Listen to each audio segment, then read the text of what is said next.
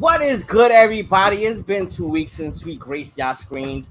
A lot of shit has gone down. We didn't get to talk about Obi. We got Miss Marvel. We got movies dropping. So this episode is gonna be jam-packed. It's the greatest podcast in the motherfucking universe. This is the After School Club. So let's get this started.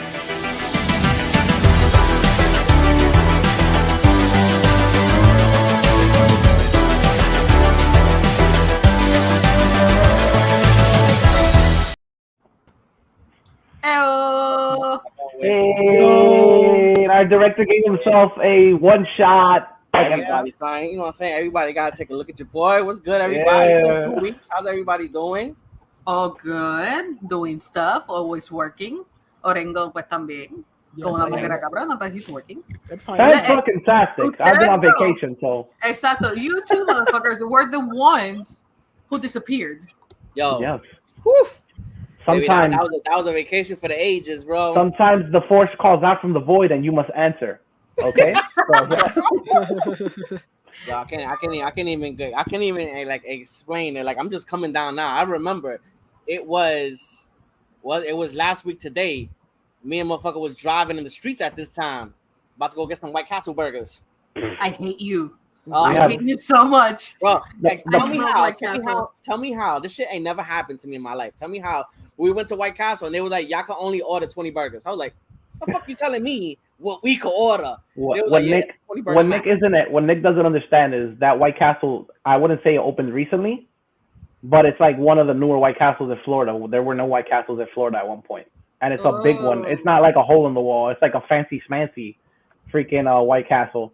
So the lines get so long, they have to limit the burger consumption. But of course, like, you know, I'm from Jersey and Nick is from New York, which was like only 20. I was like, Nick, get out the fucking car and go inside. Yeah, I was 20 my ass. Come on, 20? Outside, out of here. That's great.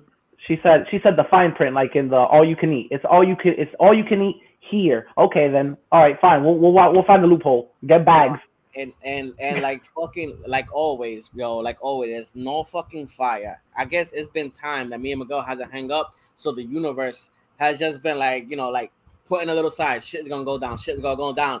As soon as we get over there, bro, let me tell ya, as soon as we get to fucking Rise of the Resistance, that fucking all the feelers was pretty smooth. Like for like fucking what I'm expecting out of Disney, 3 hours, 3.5 hours. We was breezing through shit. We was having, mad fun, laughing, eating. The rides was super cool.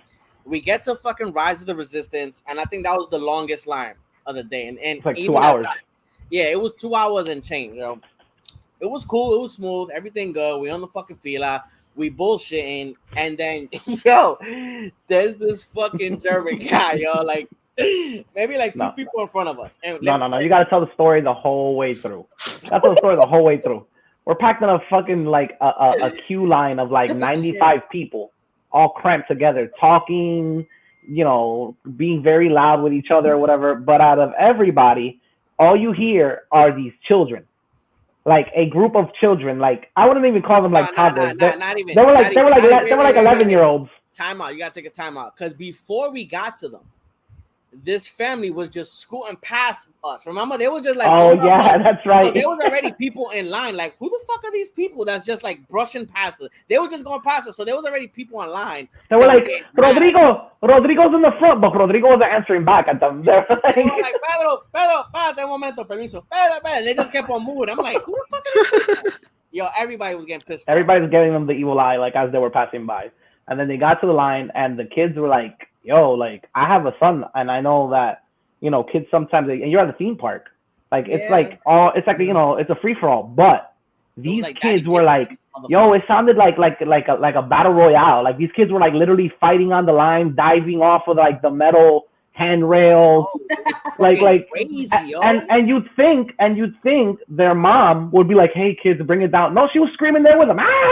She was like another little kid acting like a damn fool, and everybody in the line was looking at her like, what are you doing? Tell your kids to shut the fuck up already, So me and Nick and I were on the line, and I'm like, Nick, you see that guy over there? And the guy he was tall, he had a red shirt, and like what I can only describe as like Molly or cocaine jaw. He was doing this on the line. He was like Yo, what? He was like, oh, I'm gonna kill this people. I'm like, and Nick and I'm like, Nick, my something is going to pop off meter is like, I'm getting a spidey sense. Something is going to happen here. Like the world star meter was going to. Yeah, I was about to say that the world star. My some shit is about to pop off meter is going off. Algo va a pasar aquí. Like it's in the air. Like it's tense. You can cut it with a knife. Something is gonna happen here. Lo and behold, the German guy turns to not even the parent, the children, and he just like what I can only describe as like a Rottweiler. We were like, whoa. We was all up, bro. My eyes were locked. I was like, ooh. I was like, get the camera ready. Get the camera ready. I was like, yo, we about to world star this shit. I'm about to send this to Molucco or some shit.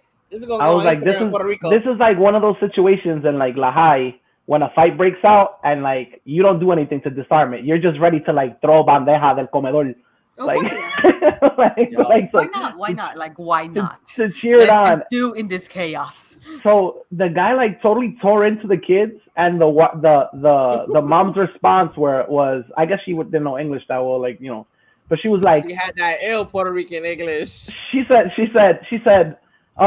my kids are not my problem; they're your problem. And I was like, that didn't come out right. I don't know if you're saying that correctly, man. Yeah, I was like, you might want to run that one back a little bit. I think you said it wrong. She was like, my kids are not my problem; they're your problem. And the German guy was like, und ich den Freiden einwandrein and all this other shit. That's what I said. It was funny as hell. It was mad international. Like all the white people were mad fucking confused because nobody was speaking English. She was speaking Spanish. This motherfucker was speaking German. He's like, hang. And this bitch is like, puñeta. And me and Miguel like, oh shit. Oh, beautiful. Shit. Everybody's mad confused. Everybody's like, what the fuck is going on? They had this big scuffle, and I told Miguel, yo, we about an hour into this. There's no security. If somebody get knocked the fuck out, they're just gonna stay on the floor. Because there's no park workers, there's nobody around. And there was a guy with the lady. That lady she had like at least 8 kids. But plus the 8 kids, there was 2 other women, and there was one guy. Yeah. The guy en Universal, en el ride the ripsaw. You know ripsaw? When you're about to go into the ripsaw, the line is so long that it takes you into these hallways. There's no security in the hallways. Although they say that they have like cameras and everything is like always being recorded. There's no cameras over there in that fucking line specific. So yo entiendo lo que estás diciendo. Esas líneas específicas así que son bien fucking largas y te llevan por unos pasillos son las peores porque algo pasó, te jodiste. Oh, no, not us. We were gonna laugh. I wasn't helping nobody. I would have stepped in. I would have stepped in if he would have started like field kicking the kids, but like I would have been like, execute order 66 of this motherfucker. Kick those kids, don't kick me. I'm like, do your thing, bro. I was like, yo, if something pops off, just give them lightsabers and let them have it out. The fucking guy, the Puerto Rican guy was like our height, and he kind of looked like body wise like us. He was a little chubby. The fucking German guy was like 6 something. He had a book bag. Every now and then he would take out like a fucking half a gallon of Welch juice or some shit like that. I was like, yo, what the fuck is gonna happen? And how the hell did he even got to pass that? I don't fucking know. I don't know. That's a good question. A bag full of fucking my guy had a bag, and in his bag he had like a V8 splash bottle with like what we assumed was juice, but it could have been anything. It could have been fentanyl for all we know. He was there with his fucking wife, Stormfront and shit. They was both there in the fila. That's the thing. In these type of parks, you cannot have just anything. And this is coming from someone that it has a family member working as security over there. He didn't just have anything. He had everything in that book bag. He had pills. He had drugs. He had. He was just handing that shit out in the fila. We got you. This ride is gonna. And then it makes me fucking laugh. Listen to this part. Every now and then they would meet up again in the fila. Because the queues, the queues are like serpentine patterns. Like you'll go down, but then you have to come back up, and you see people that are literally behind you. So every time we would come back up, me and they'd be like, okay, oh shit, they're gonna see each other's face again. I was like this with the camera. Oh shit! I'm recording this shit. I was like, yo, it's about to go down. Then came down. We finally got to the fucking ride. And out of all the motherfuckers to put that nigga next to, they put him right next to fucking me and Miguel on the fucking ride. First he was sitting in another car. And the guy, the guy that's like, he's not just an attendant. He's literally like immersed in the Star Wars world. So he has to big character be like, sir, you don't go in that car. Like, the resistance is waiting. Please step out of the vehicle. Like you're gonna miss. And the German guy didn't understand, I guess, English. So he's like, you know, that's Udin Lichtenfrieden. Like, what are you like? Jesus. And the guy's like, the guy's still in character. Like, sir, the resistance is waiting.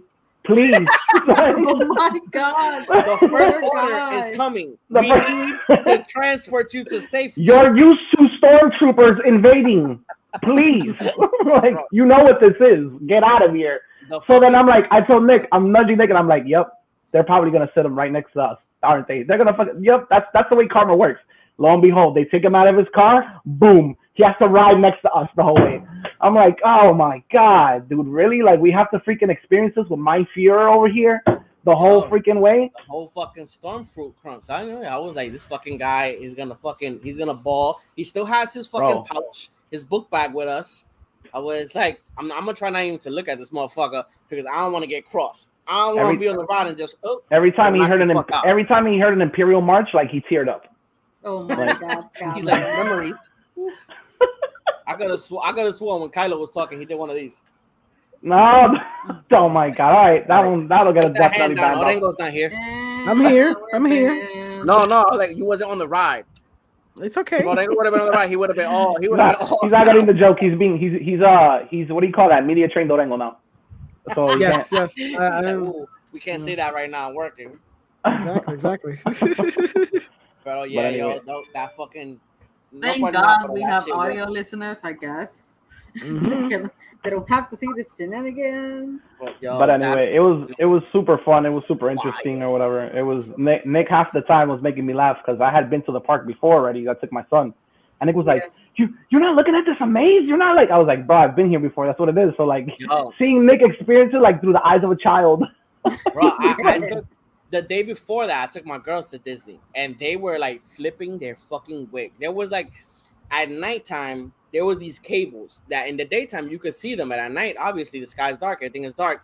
All of a sudden, there's fireworks, they're singing, and then people start flying. It was like Tinkerbell flying through the fucking thing. My girls flipped their fucking wig. When I tell you that fucking Tinkerbell, they were like fucking Jesus was floating down in Rome and shit. Like, welcome back to Puerto Rico. Yeah, what the fuck? There we go. Welcome back to Puerto Rico. Right. Anyway, there was They're like their eyes wouldn't close. They were outstanding and everything. The very next day, we go to fucking Star Wars, bro. I'm looking at the floor in amazement. I'm like, I'm touching the wood. Is this real wood? Get the fuck out of here, yo. We were online at the Galaxy Tour, and Nick goes, "Holy smack! Like, holy shit! This is so realistic. Look at this. The at or whatever. Look at this. This looks like a real tree." I'm like, dumbass. That's a real tree. That's a freaking like that's a Florida palm tree. That's not part of the attraction, asshole. Like they had it with the fucking like if you were walking around with the fucking Ewoks fucking living shit, and then they blasting the music. Yo, I was getting emotional the whole fucking day. The whole day they had the music. I was like getting emotional. Matter of fact, keep talking. I'll be right back. Okay. Pleasant weather we're having. Right? Yeah. He's gonna whip out his precious. He's gonna whip out. Yeah. Hey, great reference, by the way. Next week they're gonna do the Clerks 3 trailer, by the way. Yeah. Really? It has an official day? Oh, it's next week, papi. Yo para la mañanita voy a levantar. I'm gonna be thanking baby Jesus, and I'm gonna see that trailer. I'm gonna be so happy.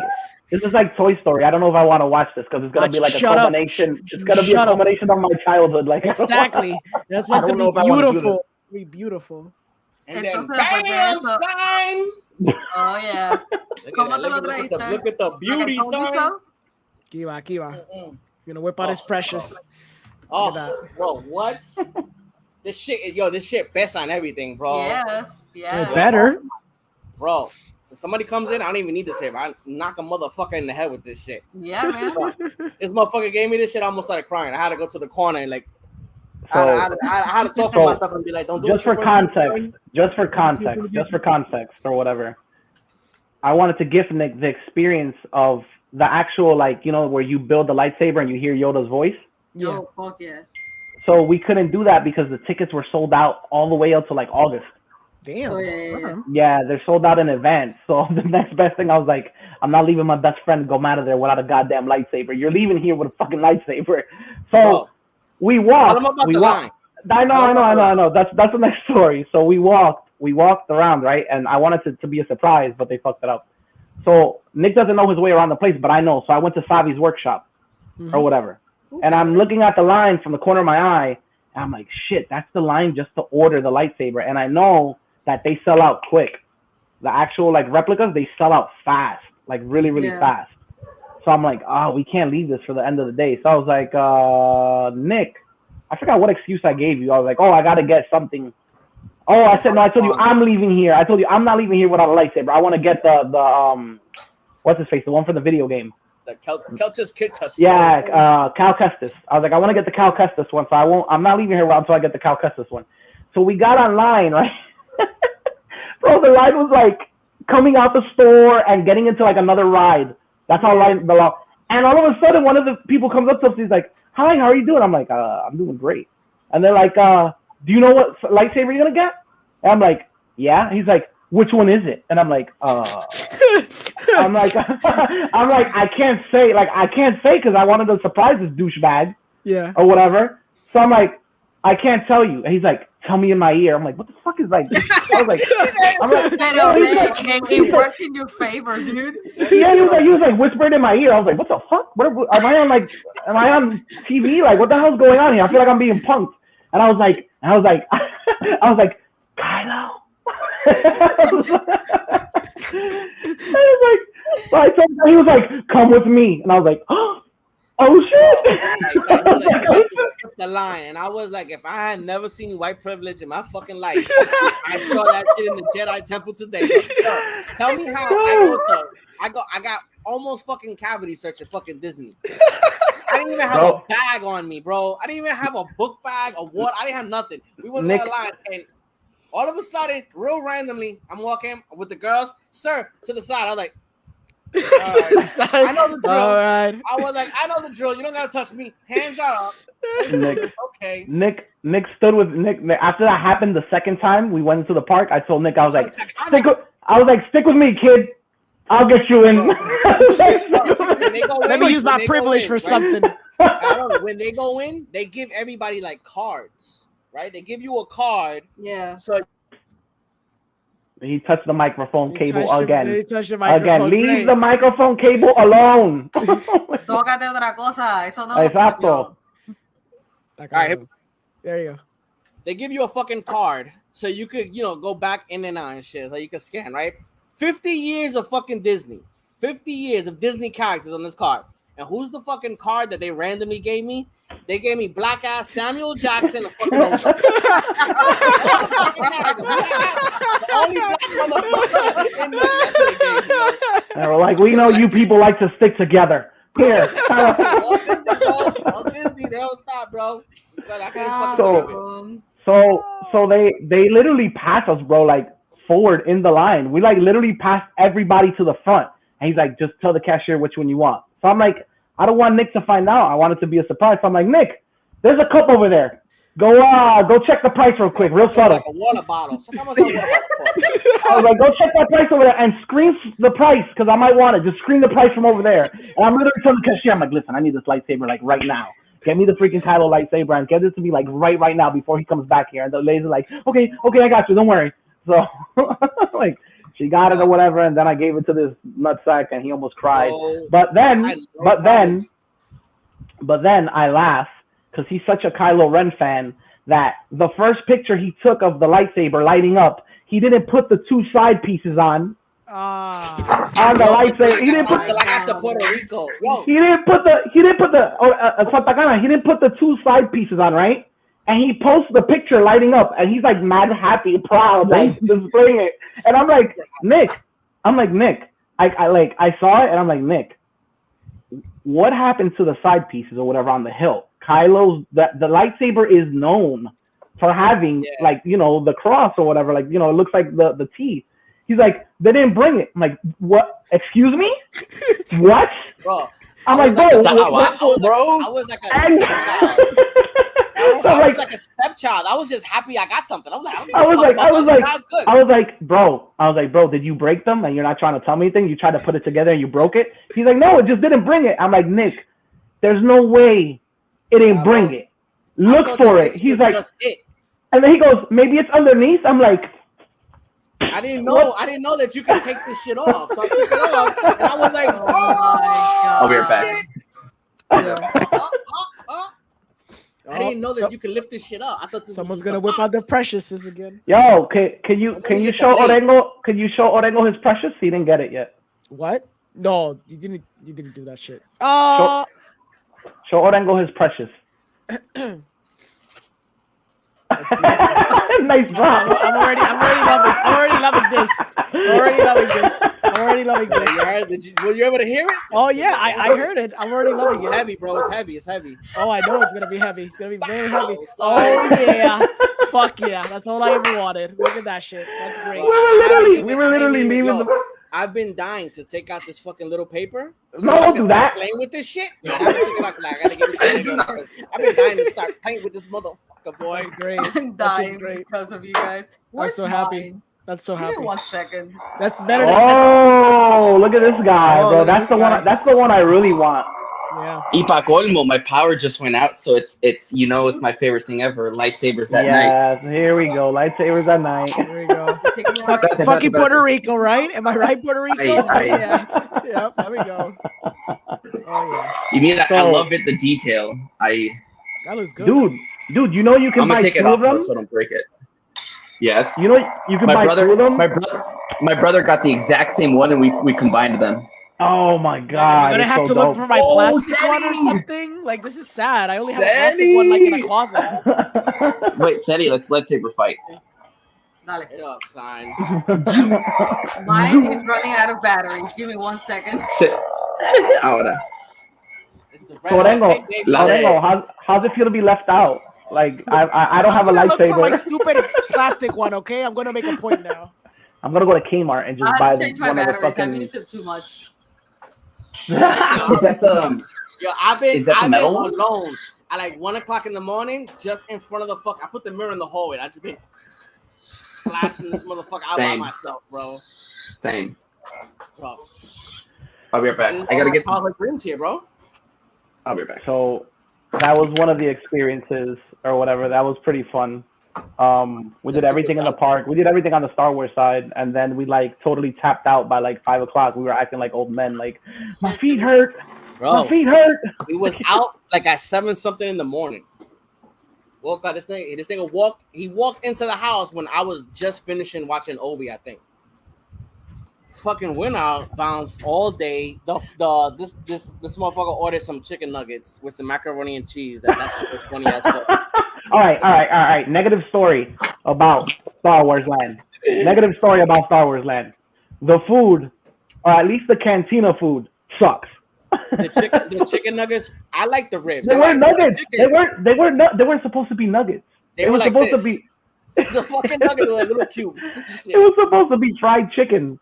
And then I was like, oh, I see what they did. They can get away with it looking super processed because it's space food. It's futuristic food. So I was like, they literally gave me, the fried chicken was literally like a cylindrical like nugget. And the chicken inside was like more processed than like the chicken you get at like McDonald's. Yo, that shit was funny. They were like little fucking cubes. Yo, they're like little boxes. You know that the muffin you got? You know what the muffin you got is the same one that Ray gets. She adds water to it and it puffs up. I want to eat that. I wanted to try it. Nick got it. Nick got it with ribs, and I was like, "Why does that look familiar?" And the other day I saw episode 7, and I was like, "Oh, that's dope! It looks identical. It's like a black muffin." They gave me some shit. They gave me some shit that I would never have eaten, like in real life outside of that park. It was like red. It was red cabbage. It was pickled cabbage, boiled or some shit with some sauce. It was good, and a blueberry cornbread muffin. Good as a nice. motherfucker. Never in my life I would have thought. Good as a motherfucker. His food was good. My food sucked. He got these macaronis. He got these fucking macaroni with broccoli and fucking chicken cubes. That shit was it was like space food. I was like, this chicken is like mad processed, bro. This is like grinded up like pollo de lata in a little cylinder. I was like, yo, the blue milk was fire. I didn't like it. You didn't like it? Did you get it with rum or by itself?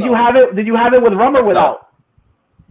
We had it with by but I had a bro. I had a like they had like the thing was called like the Mustafarian something. The Mustafar juice, bro. The moof juice. Yes, bro. Básicamente, and it's a bunch of hot sauce. It's hot in a drink with whiskey. Oh, I had that. Yeah, I had the moof juice. I had it. Yeah, we had it. They put on. They put like sriracha. They put sriracha and pineapple in it or whatever. It was okay. It just. I was telling Nick, I was like, he basically just put all the sodas in one cup. I was like, yeah, moof juice. Bro, I got a ghetto tongue. That shit was fabulous to me. I was like, what? I want another drink of this shit. Moof juice. Let's do this. In the Force Awakens, el pan que ella hace, mi pregunta es, obviamente ese pan que vemos en la toma no es edible. Do you think they used the technology that they use for like, wet towelettes you put in water and it expands? Do you think it was something just like that? A wet towelette that looks like a bread? I don't know how they did it, but it by the time it was puffed up, it looked good. It looked like that's one of my favorite effects of all of Star Wars. I'm not gonna lie, because it's all in camera. It looks real. You're like, oh, I believe that immediately. Yeah. I feel like we're forgetting the story about that part. We're forgetting one. I mean, y'all, like that whole day was shit. It was fun. This fucking guy, we almost couldn't go back in because this guy forgot. We switched cards. I had Blackie over here. He had Miguel. He had Simba. I told you. I used to be a geek and a nerd too. This guy went running to his closet. It's in here somewhere. I know it's in here. Hold on. I know. I'm about to shut these lights off just so I can have the glow. I was wondering why Orengo was. Look at that. Look at the glow. Look at the glow. I'm about to shut these lights off. Not fair, yo. I feel left out. I'm gonna go buy a fluorescent condom. I'll be right back. Orengo. It might take a while to load. Just give it a moment. Yo quiero ver your nerd. Do you know whose lightsaber hilt that is, Orengo? I think this is ObiWan, but I'm not sure. No, this is not ObiWan. Damn it! It is. ObiWan, episode 1 and 2. But it's my second favorite lightsaber. This is green. Yeah, it's green, but the hilt is his. It's my second favorite lightsaber and my first favorite. I thought that was Yoda's. No, I know it's not Yoda's. I know it's ObiWan, pero como lo vi verde, that's what always confused me about this lightsaber. Pero yo no lo compré. Cabrón. It's like $20 cuando lo compré cuando era joven. Yeah. That's a wonderful segue. Yeah. ¿Viste? That's true. Pero Lex, la de Yoda parece de Anakin with the pommel that's like a diagonal. They had some dope ass sabers there, bro. I was looking, but even to look at them, you had to get online just to look at them and shit. Man. That fucking place was fucking crazy. The park was very packed. I'm telling you, I have Star Wars stuff. I have Star Wars stuff. Bro, I used to be a nerd and a geek sometimes. Used to the be. fucking sound. That fucking crackling, bro. I'm telling you, Yancy right now is like este fucking Miguel. Comprando la mierda esta all night, baby, every day. The shit, it looks so real too on camera, because it's what they use on the films now. So it's heavy as fuck. The one I want to get, they say it's the shittiest one, and it kind of pisses me off. The one that you said? The dark saber. Yeah, the right? It's a dark saber, isn't it? The dark saber. I saw that. Is there a benefit? Was that Santa Cana scolding a child, cabrón? No, that was my stepmom scolding someone. Oh, okay. I was like, we've never heard him raise his voice. Ok, espérate, hablando de cosas que compraron, pues yo voy a decir que pues me compré esto. I need it. Oh, te llegó. That's right, you told us te llegó. Nice. Sí, me llegó un paquete de Pokémon Center y tengo los lapras por ahí. Yo les envié la foto, pero anyways, estaban regalando lapras with any purchase en Pokémon Center y le compré una blusa a Nikki y yo me compré el mejor Pokémon de todos los tiempos. Sí, me pude haber comprado un Mewtwo, un Darkrai, mi Pokémon Choco en a competitive setting tiene los mejores stats de defensa y ataque. Okay? Are you serious? Choco is a god. Él es de los mejores tanques que hay. Lo que pasa es que el HP es bajito, so it's almost not good, but si tú te vas con buenos type advantages, you can win against a whole team. Fácil. Bro, really a Shuckle, bro? Like, yes, I've used the Shuckle to win a whole team. Yo lo he podido hacer. Are you talking about like the game? Or are you talking about the card game? Or like? No. I'm talking about the game. En las cartas lo único que llegó a hacer, yo creo que fue un GX y hasta ahí. Y la carta no era ni tan buena, pero se veía cabrona. Eso sí, se veía cabrona. That's gotta be un momento sumamente humillante. Like you have like a Charizard, there like some really crazy looking fucking Pokemon. And Orengo whips out a Shuckle and he's like, take that. You want some facts? You want some facts? En la competencia, ya ponlo desde ahora, the more you know. Yeah. En la competencia de 2014 en VGC, en el video game, en las competencias mundiales, ganó un Pachirisu de dúo con Garchomp. Sí. Un Pachirisu, cabrón. Yep. Eso es lo que es equivalente a esto. I would have to Google that because that sounds just like a Chinese. It's like a little squirrel. It's like a little squirrel. That sounds like a number 5 with extra soy sauce. Like that's that one. Te lo voy a buscar y le Little squirrel. Yo, that was another shit. We was hungry, like we was getting hungry, and in my mind, I was like, "Yo, Miguel's taking me out." Miguel had this shit planned out for the longest. I don't want to shit on his plans. He wants to get ramen. I like, fuck it. We'll go get some noodles. Ramen, bro. Yeah, ramen. Son. I was like, ramen. You uncultured, disrespectful human being. It's ramen. Ramen. We went to the fucking Super Saiyan. Yo, the fucking food there blew my fucking mind. Like, that was a good first time to eat ramen. Like, beach for that fucking place, yo. I've been to a couple of places that serve ramen, and that was like one of the best. Like, I'm not even gonna lie. Bro, the taste of the meat was good. Tell me how we eating, yo, and this food is so good, and all they have blasting through the radio is fucking Unwilling Bad Bunny. I'm like, where the fuck am I? I'm like, am I in fucking Bayamon? What the fuck is going on? Makes sense to me. So for context, we were in Orlando. Okay. We were in Orlando, obviously. So it's like Puerto Rico Part 2 in Orlando. We all know that, the Great Migration. Yeah. So, so we went in, and it's a Dragon Ball Z themed ramen shop. Super Saiyan or whatever. Yo fui a Naruto. You see, Nick? So I told Nick there's one that's DBZ inspired, and then there's another one that's Naruto inspired or whatever. Sí, pero la próxima vez yo quiero ir para Super Saiyan porque Naruto está cool, cuando estaba cool. Lo que pasa es que cuando nosotras fuimos, ellos estaban como que un rebranding, ellos estaban renovándose ellos mismos porque había un montón de cosas que sacaron del menú. It was gonna be Boruto. Oh. Yeah, that shit was so good. Like I couldn't really I didn't like the chicken too much, but the like we got the brisket with the fucking boiled egg, the fucking dumplings. So we got real quick. Y'all eat dumplings? Yeah. Fried or steamed? Both. Good answer. That's the easy way out. That's the easy I mean, gun to my head is steamed. Yo prefer steamed. Steamed? Yeah, steamed. So I like them both like you guys. So like I'll eat it as long as it's a dumpling, I'll eat it fried or I'll eat it steamed. But I prefer steamed. Si tú lo quieres rápido, just steam them. You fry them. Yeah, fry them. If you want the good experience, just steam them. Yeah, steaming, bro. So we had ramen, we had the dumplings, we had that sucked though. I didn't like that one. It was like an egg roll. It was like a Philly cheesesteak egg roll, and we had Japanese cheesecake. The Japanese cheesecake that's like puffy or whatever. Yeah. Yeah, that was pretty good or whatever. But it was just funny because we got in there and the playlist was just like reggaeton. I was like, you want to know something funny? Ellos acababan de poner la estatua de Goku y todas las mierdas. Ya, porque ellos después que ustedes fueron, ellos pusieron un post ese mismo día de la decoración, porque parece que ellos añadieron mierda o añadieron la estatua grande, porque ellos están diciendo, this decoration looking amazing, or fire, or some shit like that. That's because they heard us saying that. That's why. Yo, I was so happy. I was talking to the chefs and everything. I was like, yo, this shit is fire, my nigga. Who's playing this music and shit? Two observations.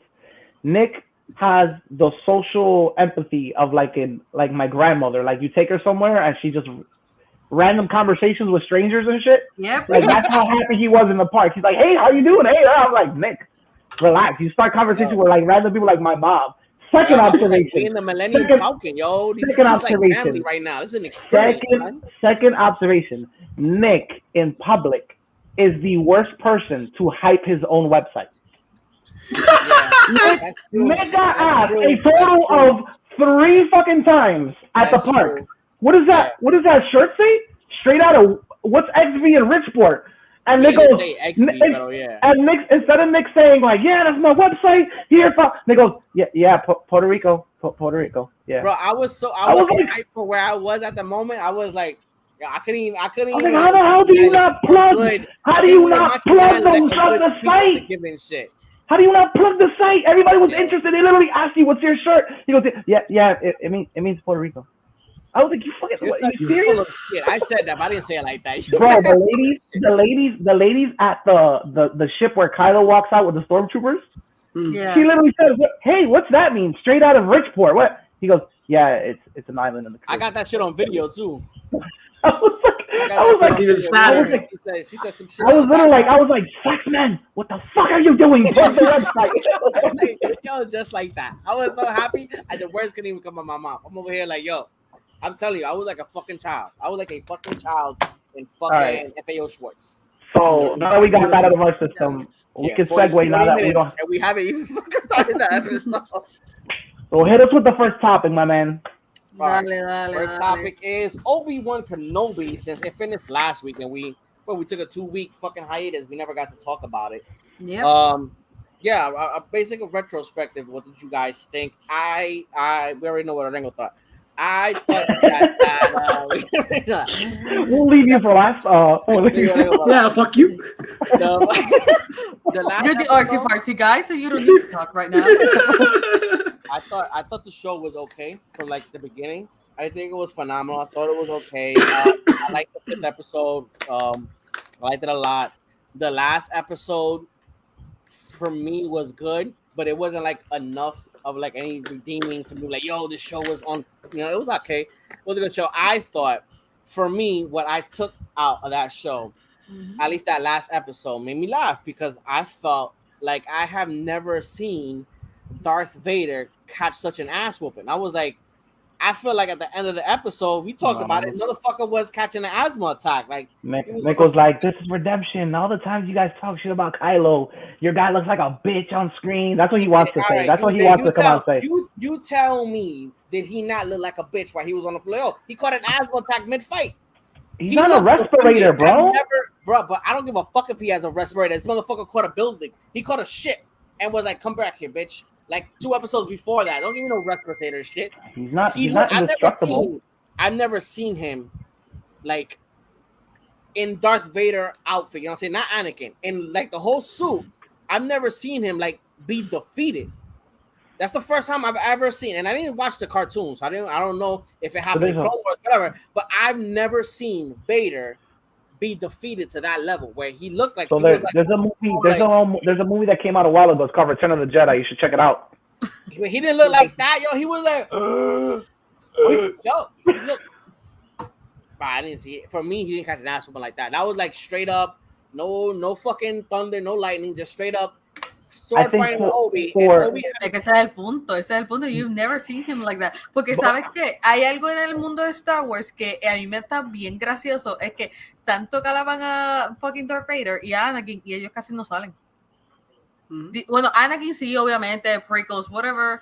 Pero, ¿cuántas veces sale Darth Vader? O sea, pónganle el timer y cuenten cuántos minutos en 9 películas y series y todo lo que hay. ¿Cuántas veces, cuánto tiempo él sale? I just saw it. I was Porque like, es lo mismo que Hannibal Lecter, que solamente sale like 5 minutos, algo así, o sea, don't quote me on that, I'm just exaggerating y qué sé yo, pero el punto es que sale tan y tan poco, pero hace tanto efecto que es como que la gente se olvida de esa parte. Y es como que I want more of him being him rather than only see him in fights and in drama shit. Bro, that shit was crazy because I felt like the last time I saw Vader, he was dragging bitches. You know, he was killing kids. He was fucking people up. When he was dragging bitches. Bro, the fucking lady, the lady with the floor, he was walking, dragging her and shit. Yo, he was dragging people. He was fucking people up left and right. And fucking in Rogue One, he had like that's the scene that most people ended up talking about. Then all of a sudden, Obi hasn't fought in 10 years and he waxed his ass. He waxed his ass, bro. I couldn't believe it. Wax that ass. No, es que él sonó como un like when you're interviewing people in the news. What you saying about Star Wars? What you saying? Yo, I was like, somebody need to get this motherfucker some milk. And he got his ass waxed. I need green. Lo que necesito is green milk straight from the teat. Yo, just go under the fucking thing and just milk it because goddamn, bro. Do you know what that alien is called? It's called Athala, and that's something that I don't know why, but it makes me laugh. That it's literally called Athala. No. It reminds me of thought. Like maybe in the alien world, that's like the sluttiest alien, and it's a thought. I thought the effect was super dope of having like you could hear Hayden Christensen's voice and fucking James Earl Jones' voice like that, like going back and forth. I thought it was really dope. But what I took from it was that ass whooping. That's the thing that you remember the most. That's the thing. That's the thing that stuck with me. I was there and I was like, God damn, Vader got his ass waxed. I was expecting that. I was expecting a little more like a tie, if anything. But Obi shed his tears and was like, "Bye, bitch," and just bounced. Got this motherfucker. He was looking for his asthma pump. So now that we got that ridiculous synopsis of the fight out of the way, we can talk about it seriously. Okay. Déjame el primero because mine is sweet and short. And coming from a Star Wars fan, I'm gonna say sweet and short. I'm gonna, instead of my own opinion, I'm just gonna channel my wife's opinion. She liked Dune better. Like Dune? Did you say Dune? Yeah. Okay. No, pero hablando claro, literalmente I was looking for her opinion on the matter. Y she was, porque no es que, okay, she's a fan, and I wanted a fan's opinion. A este punto. Because I'm saturated because of you motherfuckers. Pero I really wanted to see... Esta nube negra de opiniones que nos rodea. Nube negra. Pues, yo de verdad quería la opinión de as a fan, y ella me dijo, well, these 2 episodes were the best. I am sad, but oh my God, I'm glad it's over. Right? She's playing Xbox, so she's not going to be listening right now. She said what?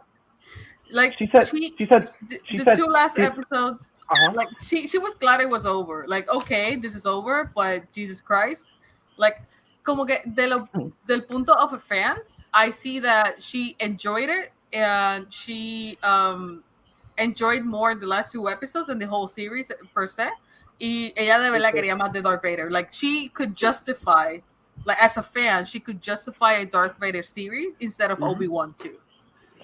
Me as a person, and because I'm estoy rodeada de ustedes, I would say the same thing. The 2 episodes were the best. Jordan la pegó con lo de las luces por parte de Deborah Chow. There were things. Perdóname, pero the way she used lightsaber lights makes Force Awakens look monochromatic. So yep. Oh yeah. Okay. And now we have a clip to live forever. You got a clip, yep. You have to Thank you, bro. That's the next reel. Oh yeah. Es que, bro, even durante el día, the lightsabers were so bright when they're fighting in Coruscant. I'm like, yes, Debbie, yes. Sorry, no, I'll let you go. You want to know something? I call her Debbie. Debbie Chow. Lil No. Debbie, Lil ¿verdad? Debbie. Little Debbie snacks, bro. No, pero mira, hablando claro. Si tú miras cada episodio y vas a criticar cada episodio, you're gonna get bored. Y es como que hay un... No quisiera decir creciendo, porque pues el último episodio fue el mejor. Es que literalmente ya para el último episodio todo se resuelve y todo vuelve a la normalidad de Star Wars. Y no sé, como que, ok, la serie estuvo chévere, estuvo cool, nostálgica, nos hace apreciar más the prequels, y como que, pues nos da esa nostalgia de Star Wars, ver cosas, ¿sabes? Como que live action de Star Wars, no solamente las series animadas que están chéveres, pero se sintió como que le hicieron mucho caso a Filoni y vamos a hacerte un world building that you don't need of a character that you already know, pero vamos a contarte los años donde él estuvo por ahí cortando carne.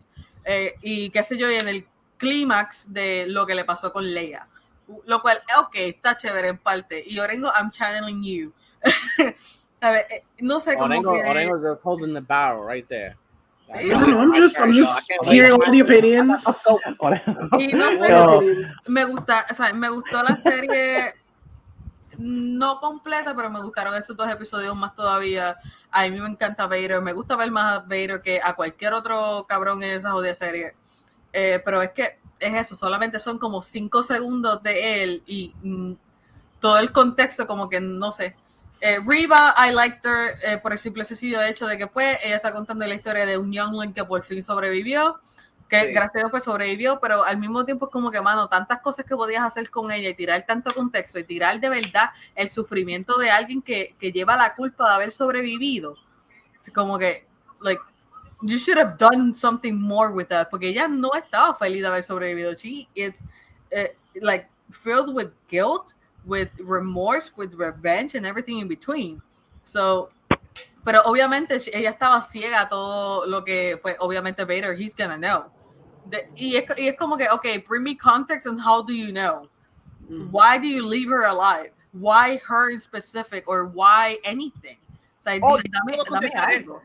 I can answer you that. I'm a really big Star Wars fan. Why? The reason why he left alive. This fucking guy hides his face for half the podcast, but when the Star Wars like, hey, I'm here. So, No. The reason why Vader left Reva alive is because Vader's a really big fan of Disney Plus, and he wants to see her show, so he couldn't kill her because he really liked her. The most evilest of evil, son. Yes. Yeah. But The real emperor is the mouse. Mm-hmm. We always knew that. I just want to keep it like that. I like Reva. I don't care what people say. I don't care about the color of her skin. I don't care about, like, la pusieron ahí, la cogieron a ella because she's good in other places. Y pues I like that she was there. Lo único que, como todo Star Wars, se ponen un personaje y no dan contexto. Y eso pasa en todo Star Wars, sea blanco, negro, sea lo que sea. Pero lamentablemente they're doing a disservice to the character. Pero yeah. We'll see her again. Don't worry. Le doy 2 guineos y medio de 5. Nice. You'll see her again. Don't worry. I hope so. May I say my criticisms? Because they're very slight. Weren't you bored? I'm not. I don't know what you're talking about. Pero he was like, I fucking love. I don't know what you're talking about. There's a lot of, okay, so here's what I'll say. John Williams asked them not to use any legacy themes, and I would like to ask John Williams why he did that for ObiWan but not for Solo. Hold on, I'll call him right now. Give me a second. Hold on. Dale, por favor. Wait, no, he's I got him on hold. He wants you to finish first. Gracias, ¿verdad? Pues John Williams for Solo to use every theme imaginable, and I believe that's for example. Wait, you're cracking up. Wait, get close to the mic. Get close to the mic, bro. Sorry, can you William hear me now? said he can't hear you. Yeah. Okay. So en Solo hay escenas, por ejemplo, in the Kessel Run, where the original themes from A New Hope kick in certain heroic moments, and it actually sucks you into the world more. So I would argue that legacy themes like the Imperial March are very important to have when we see somebody like Vader or Stormtroopers, especially Solo and Rebels have literally established that the Imperial March is an in-universe song. That's not our song. That's literally the Empire song that they composed, that they play in like Empire commercials. It literally goes bum bum bum bum bum bum. Like it's supposed to make fun of the Nazi march. I get it. So in canon, this song already exists. So why can't Vader have it? I get the argument. We're trying to do Casino Royale. These are two men who don't deserve their themes. Got it. Fine. But why? Why can't the Empire have at least bum bum bum dun dun dun dun? Like, why can't we have at least a little bit of legacy themes? That's my question, and I hope that one day John Williams will answer that question in terms of like an interview with somebody as they ask him why couldn't they use. I think his Twitter, he put an answer out there, like a short. I'm serious. He put like a short answer on the thing. There's the same question somebody asked him. I think he said something like, "You gotta pay me, boy." That's why. You got me. He's about to retire, right? He's gonna do one last movie. One more movie and he's gonna retire. Mira, I'm gonna be honest with you. The Force Awakens is some of the best work John Williams has done in like 30 years. So if that is anything to show what he's gonna give us with Indiana Jones, then I think it's a great one to end with.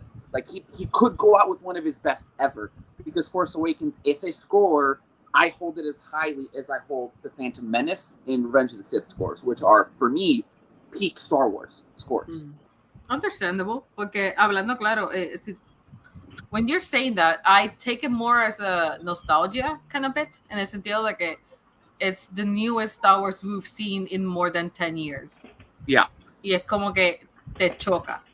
And that emotional damage, literalmente es como que va más allá de lo que, no sé, yo diría de lo que cualquier otro compositor pueda hacer en estos momentos. En la franquicia como tal. No quiero tirarle tierra a las demás, de verdad. Of course. Y hablando de ObiWan, I'm going to tell you the one cue that I think the show truly needed is you need to quote Anakin versus Obi-Wan. Because Anakin fights Obi-Wan a total of 3 times in this program. What Natalie Holt did is she created a new Anakin versus Obi-Wan, which I thought it's a really nice piece of music. I just wish that she was allowed to do what the marketing did. If you recall, the marketing literally used Battle of the Heroes and Anakin versus Obi-Wan throughout the entire marketing. So, afuera de eso, I'm glad this show exists because it's making people go back to the prequels, and I will take anything for people to stop calling me an idiot for liking the prequels. So, con eso estoy chilling. I like the prequels. I know. Revenge of the Sith is still my favorite. So sometimes we like things that are bad for us. That's just how it is. It's just you guys, my people, because you guys like the prequels and the original one. But I mean, that's why Star Wars is original y los prequels. That's where it touches my soul. I agree. I agree porque I grew up with the prequels, but I was watching obviously Star Wars before the prequel. So when I went to watch it in the movies, in the theater when I was a kid, that's a whole another experience. I remember every single minute of Phantom Menace. As I was like 7 when I saw Phantom Menace. My dad literally pulled us out of school early. He called and he said they all 3 of them have a doctor's appointment. A las 11, cabrón. He just pulled us out to go see Phantom. No, tú quieres saber algo super funny. I remember one of my earliest childhood books that I adored. Era de Star Wars. Y era como uno de esos activity books. They had stickers and they had Boba Fett everywhere. Like mine was mostly Boba Fett, Vader, Obi-Wan, and lightsabers everywhere. But mostly Boba Fett. And that's how I knew I was in love with Star Wars, porque Boba Fett era uno de mis personajes favoritos. It was like, like it was everywhere. Even the story with Django, like when they're in this fucking place, Camino. Like, yeah. Like I vaguely remember that being one of my favorite activity books as a kid. Y es como que I wish I could find it so somebody can see it, porque yo siento que I lived through that experience by myself, pues yo no se lo conté a nadie. until I met my who is now my brother-in-law. Nice. Yeah. Let me ask you a question. Do you, since you're such a big Boba Fett fan, did you like the mic? No, it's because my hand was touching. I have two questions, if that's okay. Did you like Book of Boba Fett? And two, do you like Jango Fett? Because I actually prefer Jango to Boba Fett. I prefer Jango. Book of Boba Fett. No es que me aburrió, pero es que it makes no sense why put Mandalorian in there. It had no sense. They could have done a better job. Pero I prefer Jango. Don't worry about it. I've always preferred, and I think it has nothing to do with the character of Boba and everything to do with Tamora Morrison. Ethan, okay, I'm gonna be honest. Boba Fett has 4 lines in the entire trilogy. Why are people so upset that he wasn't a badass in the new one? Pero when was he ever? Like, he got eaten by a fucking giant fucking thing, sand. A hell overhyped. Doesn't even move. It's the cool looking character that you don't know about. Like, I'd really like to know about this character because visually it's appealing. That was the whole sell on that character. Yeah. For me, Captain Phasma was this generation's Boba Fett. I will probably sooner or later somebody will jump out. Enough people will jump on that bandwagon. I will probably get story of her, like, you know, when poor fucking Gwendolyn Christie's like 60 years old, they're gonna put her into the suit again. I'm gonna be real with you, Migs. Hay una comic de Captain Phasma de 4 issues that is legitimately incredible. That's like, you understand. It's way better. It's so dope, and you're like, wait. Do I love Captain Phasma now? Well, wait till Disney takes a crack out of that storyline. Wait till Disney Plus takes a crack out of it. 3 more years. But they're never gonna find somebody like her. Why would they find somebody like her? They'll bring her back. No, they're not. Yes, they will. They're like, yo, you got back problems, right? Your bones are old and brittle. All we need is your voice and like 2 shots with you without the mask. Don't worry about it. We got you covered. They can handle it. They can definitely handle it. Yeah, they can. Or Darth Vader it. Better said. Yeah. See, Darth Vader it, porque Mando, he's actually in the suit. I mean, you that's can tell. The studio says. It's not him. Porque his stunt double has more meat because he's like. You can tell. There's times where Mando looks skinny, and there's times where Mando looks beefy. Yeah. You're right. All right, sorry, I didn't mean to take over. I'm sorry. No, it's all right. Go. It's Miguel's turn, and then we'll end ObiWan with fucking Darth Maul over here. All right. Dale, hombre. I don't even want to hear. I'm not gonna lie. It's gonna be so mean. So, in the grand scheme of things, we got Hugh McGregor on screen. That's a positive. We got a Star Wars story. For better or for worse, that's a positive. Whether it was to our liking or not, like, you know, the mileage may vary extremely. But I wasn't a fan of the series. Like a lot of the stuff, it just pissed me off because I feel like the Star Wars IP isn't just any IP. Like, it's not something that, like, I think, like, for an IP like Star Wars, anything related to Star Wars, you rip out all the fucking stops and you give it all the money, and it has to be like a thing of grandeur. You know what I'm saying? Like, there has to be on point. The series has its flaws. It has its good stuff. The actress that plays Leia, like, I say it all the time, God bless that child, protect that child. Yes. Because I was, like, totally enamored with that interpretation of Leia. She was so cute. Like, and she was a great little actress. Like, there were segments in that series with her and Obi, which were very, like, heartwarming. And, like, some of them even moved me to fucking tears. Like, I had to hold back tears. The way when they talk about, like, he remembers her mom. You have a lot of your mom in you. You have a lot of your dad in you. And he can't tell her, like, you know, your dad's a fucking psychopathic maniac right now. Of course. But he still tries to maintain, for a child, the image of your parents. the image of your parents are parents that even you don't know. You have to, like, give them a semblance of, like, you know, coño, tenerlo en un buen lugar, so even though she never met them, she has them in, like, you know what I mean? Like an imaginary pedestal or whatever. Hasta los 19. Exacto. Hasta que he almost force chokes her to death. But anyway, the part where you guys were talking about the fight with Vader, I wasn't too happy about the hand-to-hand combat was really cool. The segment with the rocks, I could have done without that, to be honest with you. I think it was a little bit overboard for me. Like, I want to see you fight with swords, bro. Like, I'm really not interested. That you can use the force, toss each other around, but the whole rocks thing, it was a little bit too much. I love the rocks. Now, where Nick says that he's over there catching an Asmo attack, that to me was one of the most powerful fucking scenes in that entire series. If you would have gave me 6 episodes of that, I would have been, my socks would have been blown the fuck off. When they're having the ass whooping or that conversation they had. The conversation, the heavy-handed dialogue. You know what I'm saying? The fact that he he basically, like, you know, you see at its best how he's like, he still feels guilt over Vader. He feels responsible. He's like, he's still, like, you literally see in his face in those last minutes the last glimpse of hope disappear. Yeah. Like, the way Ewan McGregor acted, you see it in his face. He's like, all right, I give up. Like, there is no bringing you back anymore. You know what I mean? And then the whole dialogue where he goes like, I'm not your failure. You know how I'm not your fucking cabrón. Like, I was driving to pick you up, and I was one hand on the wheel, one hand like this. I was like, oh, choked up. I was like, I can't believe this shit is happening right now. Like, it was a powerful, for me personally, it was a powerful moment. It worked. It shot on all cylinders. Mm-hmm. I have a question. Yes. Did you like what they did with the lighting in that scene? God damn it, you and the lighting. No, but I'm saying. Lo tenemos engranado aquí ya. Yo lo único que estaba pensando, Jordan.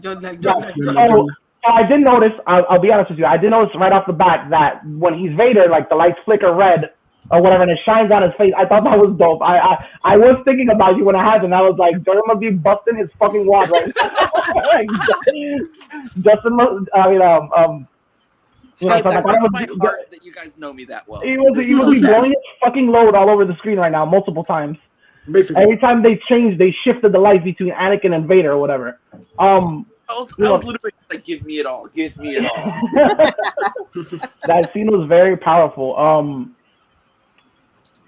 I think I'm going to echo something I heard, and I'm going to admit it wasn't originally my idea, but when I heard it, I was like, shit. That is so true. The way they ended it with him seeing Qui-Gon, yeah, I would have switched that. I wouldn't have ended the series like that. I mean, unless they're baiting us because they're gonna make, they're gonna continue this story. Isn't Qui-Gon gonna be like in that what if type of cartoon? No, but what they're insinuating, right, is that Qui-Gon's gonna train him to be a fucking Blue Force ghost. Am I right? Star Wars fans? I think so. Right? Yeah, that's all the point. He's gonna receive the ultimate training. He's gonna become a Blue Force ghost or whatever. Yeah, absolutely. I would have preferred the series to end with Obi-Wan saying, well, hello there to Luke. Because that scene gave me fucking goosebumps. Sí, cabrón. And I would have preferred you ended it right there because that's literally how the fucking confrontation, that's literally how the encuentro begins in episode 4. Yeah. Like, I was like, that would have been so fucking perfect. Why do you have to? But again, I have a feeling they did it like that because they want us to literally lead us into either a season 2 or a continuation of the story in another series. Season 2, Pero baby. si no vas a hacer Season 2, si tú lo estás dejando en las manos de todo el mundo que lo vea, lo promocione y hable y sea toda la mierda, para eso termínalo donde tú estás diciendo. Like, it was such a missed opportunity in my mind. I was like, Jesus Christ, Disney, like you had it, bro. You had it right there in your hands. Like that would have been a roll the credits, yo. But we got, for some people, it was Liam Neeson apparently took a break from chasing dark skin colored people because he, Disney totally forgot about that when they brought him back. Yep. You don't remember it? Oh yeah, I know. I saw there's an episode the Atlanta, yeah, where he's actually there because he's in a canceled bar. I saw him. Okay, so leading up to it, I heard the rumors he was gonna be in there. I was like, there's no way they put that man physically on that screen. There's no way like está calientito still or whatever. Like when you bring up his name, so I was like, there's no. And now when I saw him, I was like, oh my God. They totally put him on screen. I forgot. So I think he was at some sort of like interview, or it wasn't an award show. It was some weird like I think he was promoting a film, right? Yeah. Stupid train movie. Yes. And he got on stage, and one thing led to another, and he told the story about how a person of color assaulted his girlfriend, right? Mm-hmm. And then I guess he thought he was, Charles Bronson, and the phrase he used was, "I was literally looking for black people in the streets." No, black bastards. I was looking for black bastards to fuck up in the street or whatever. And you literally heard in the room everybody go, "Ooh." Literal. You literally like everybody carry well tomorrow morning. El fucking disco se rayó. Like everybody was like, "Yeah." No, we can't. That was a bad choice of words. We can't back that one. It sounds like when somebody has to admit something where they're blackmailing him. No, dude, this was bad. Por eso como que te tienes que tirar al medio, pero se tiró al medio, pero en vez de él hacerlo pasito, he dove off the cliff, no fucks around. Esto fue después de George Floyd y él quería enseñar a la gente que era liberal. Timing, talk about timing. So, él dijo eso para decir, tú puedes empezar racista y cambiar. Y en Atlanta, él dijo, yo no cambié esta todavía, que fue bien cómico. Yeah. What? He said what? In Atlanta, they make a joke about it. He goes, no, I still don't like black people. I'm just pretending to like them. Algo de ese estilo. And he showed up in the episode to say this shit, so it made me love him more. And like, cabrón, I respect him way more because he did that shit. I agree. Yeah, he's willing to apologize and then make fun of the mistake that he made. Exactly. That's a beautiful thing. Yeah. Okay. The power of money. All right. Privilege, baby. I actually get away with that joke. Oh, definitely, yeah.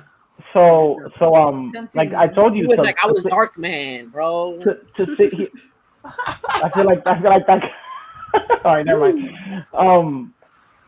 Like I said, like the series in all, there's things that like I can't stand about it just because like I think it deserved a whole lot more. But those little moments like where it really gripped, te toca el corazón, that stuff works. It's just the product as a whole just pisses me off a bit or whatever. I wouldn't say like, come on, to sit here and be like, this is the worst fucking material I've seen. Like I like Moon Knight. Come on. You know what I mean? Like, it'd be hypocritical to sit here. It'd be not hypocritical to sit here and be like, this is the worst thing that Disney's put out. Moon Knight was pretty rough, yo. Like, all they go was like, all they go is Wayne, bro. Just tranquilo. Just hearing all you guys' opinions. Right. So the heartfelt stuff works. I know logically it creates like everybody's read the articles. Like, it creates more problems. It does with not. fucking canon and. It does. Really, it totally does. Pussies. Damn. Me cago en el canon. Love it. Vamos allá. El canon de Star Wars is bien flimsy. Leia literally says she remembers Padme. So suck my balls, bro. Nice. Another clip. Suck my balls. So I actually sat down the other days and I was just like, okay, let's start watching movies from the trilogy again just to refresh. And then when I got to like the worst ones, I was like, oh, so they're just trying to match this tone of like, it's just bullshit at the end of the day. Like, we do with characters whatever the hell we want or whatever. Like, we've seen this. Nosotros hemos visto esta actitud anteriormente con el IP. So it softened the blow kind of, I guess. But I was just like, oh, pues, what it is what it is.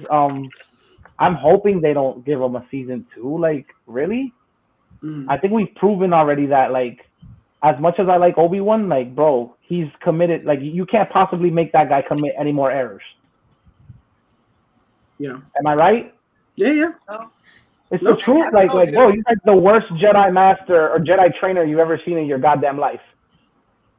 Es que cuando lo pones de una manera súper resumida, sencilla, y like, tú dices, este es la peor persona del universo, he fucked up, like, he shouldn't have gone to work that day, y es como que hubiese salvado. Let me ask you a question. Otra cosa que yo escuché, and I was like, yes, that's also super important, or whatever. The dialogue that Qui-Gon has with Obi-Wan, like, after everything that happened, like, I left you this child, your one job, sir. Before I took my last breath, I was like, make sure you don't fuck this up. He doomed the full universe because he could have killed them right then and there, and he didn't. And the conversation is like very upbeat. Like it's very, I don't know, it's some of the stuff, like I told you again, I don't think the series is horrible. It's just some of the dialogue is like very good, and some of them is like way out of left field for me. Like I can't get behind some of the dialogue in that. You know, I want my heartstrings to be tugged on a constant basis. Hey, let's become Blue Brothers. No, it wasn't even that. It was just like, hey, I've been here all along. It's just you never saw me. Like I understand what they were trying to do, but like I felt there was like heavier shit that I would say to like if there was, so if I had a father figure, right, and he died, like giving me an important task, and I haven't seen him in a shitload of time, like the first thing I would like talk with him would probably be like, I'm sorry, like I fucked up. Yeah, like you gave me this immense task and I failed you and I failed him, and look at the fucking monster now that we've created. You know what I mean? Like it's gonna be like, hey, where you been? Yeah, you know what I mean? Like I don't know, it was just weird. But then again, it's just, I guess this thing has the Disney Plus stamp on it. You know what I'm saying? Yeah. What are you smirking about, a-hole?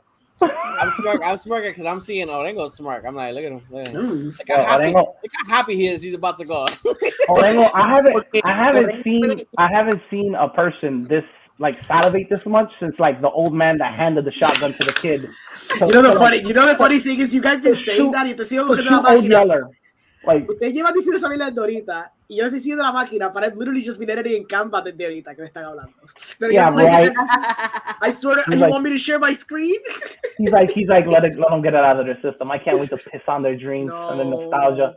I can't wait to smear my genitals all over their art. You literally saw my plastic lightsaber when I was a child, so I mean, come on. Yeah. You have to dust it off. You brought it over here, and it was like, have to dust it a little bit off. You opened it, and it was like, yeah, basically. Pero mira, if Orengo shits on it too heavily, all we gotta do is remind the viewers that he likes Batman v Superman, which is a mortal sin. There you go. Ese es el barómetro, ¿me entiendes? It's like the move. Yeah. What's wrong? Go ahead. All right, the mic is yours. Motherfucker got a one shot and everything. So, the last episode was the best one, pero eso obviamente obvio. So I'm not even gonna go over there. It just, y me pasó con el quinto episodio y me pasó con el sexto.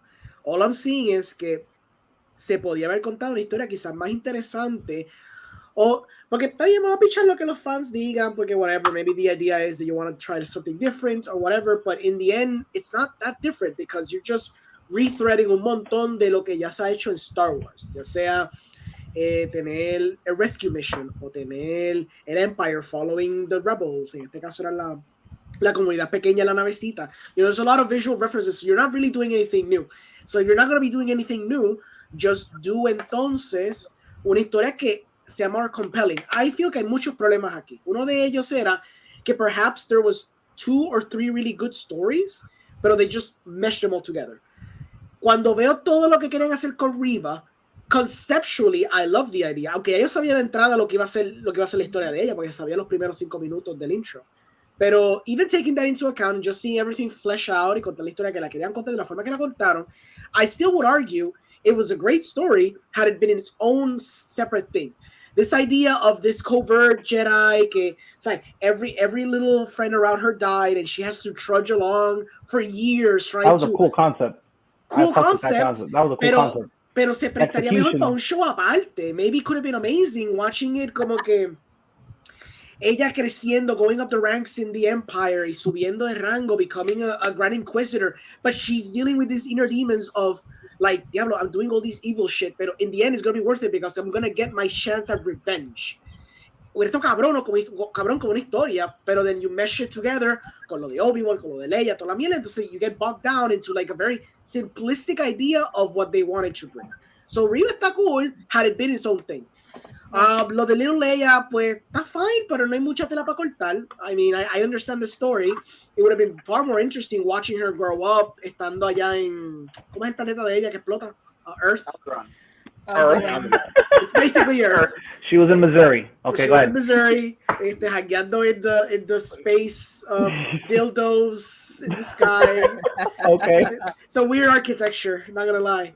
Eso está contado como un show aparte. So ahora, yendo with the ObiWan stuff, cuando están saltándose a puñas y mierda, yo estoy igual con Miguel. Those 5 minutes where they're having a dialogue, where everything is running on all cylinders, where you're seeing great fucking performances de parte de Ewan McGregor. You're seeing Hayden Christensen enseñar esa dualidad of like Anakin, ya que no es un Anakin, ya él está totalmente tostado, torcido, jodido por el dark side or whatever, and just seeing this man being like, it's okay, Obi-Wan, I absolve you of your sins because I'm the one that killed myself, and like I'm the one who destroyed myself. That shit's amazing. Yeah, that was like, yeah, esa pendeja. Beautiful. El juego con la luz estaba bien cabrón. All these elements function perfectly in those 5 minutes. Lo que me dio a entender era, todo este show should have just been a 5-minute short film. Todo este fucking show, because claro, the aim was to have them fight again. And the aim was to have este tipo de catharsis to where Obi-Wan gets absolved or gets como que ese weight lifted off his shoulders to realize que él no fue el culpable de haber creado este monstruo in the end. So I understand why. Claro, I mean, that's the philosophical aspect. The actual aspect era que ellos querían hacer un rematch y buscar la forma de hacer el rematch. But at least there's some level of justification. What I think estaba de más era que 6 episodios, casi 4 o 5 horas to get to that justification was too much. This obviously was meant to be a movie. Ya el escritor creo que habló de que iba a ser una trilogía esto, and if you can kind of pinpoint a little bit, you can kind of see dónde está más fleshed out la historia, and it's towards the end. It's not at the beginning. Incluso there's a lot of repetition. Por ejemplo, cuando está pasando episodio 4, que está pasando el Revolut de que está en episodio 5, perdóname. Cuando están en el bunker, están tratando de que el Empire no se los lleve para el carajo. They end up escaping. For then the next shot to be the Empire still following the rebels. Again, es como que, okay, so el quinto episodio varió nada en cuestión de plot, porque you're just back in the same status quo where Obi-Wan has to leave them again so they can fuck off and be free from the Empire. So claramente el quinto episodio era en esencia era filler. It was great philosophically, this idea of the head match versus the actual physical match que estaba pasando entre Obi-Wan y Anakin, cabroncísimo. It's great. You know, guys, you know that I don't like the superpowered Darth Vader, but I know people like it, whatever, que se joda.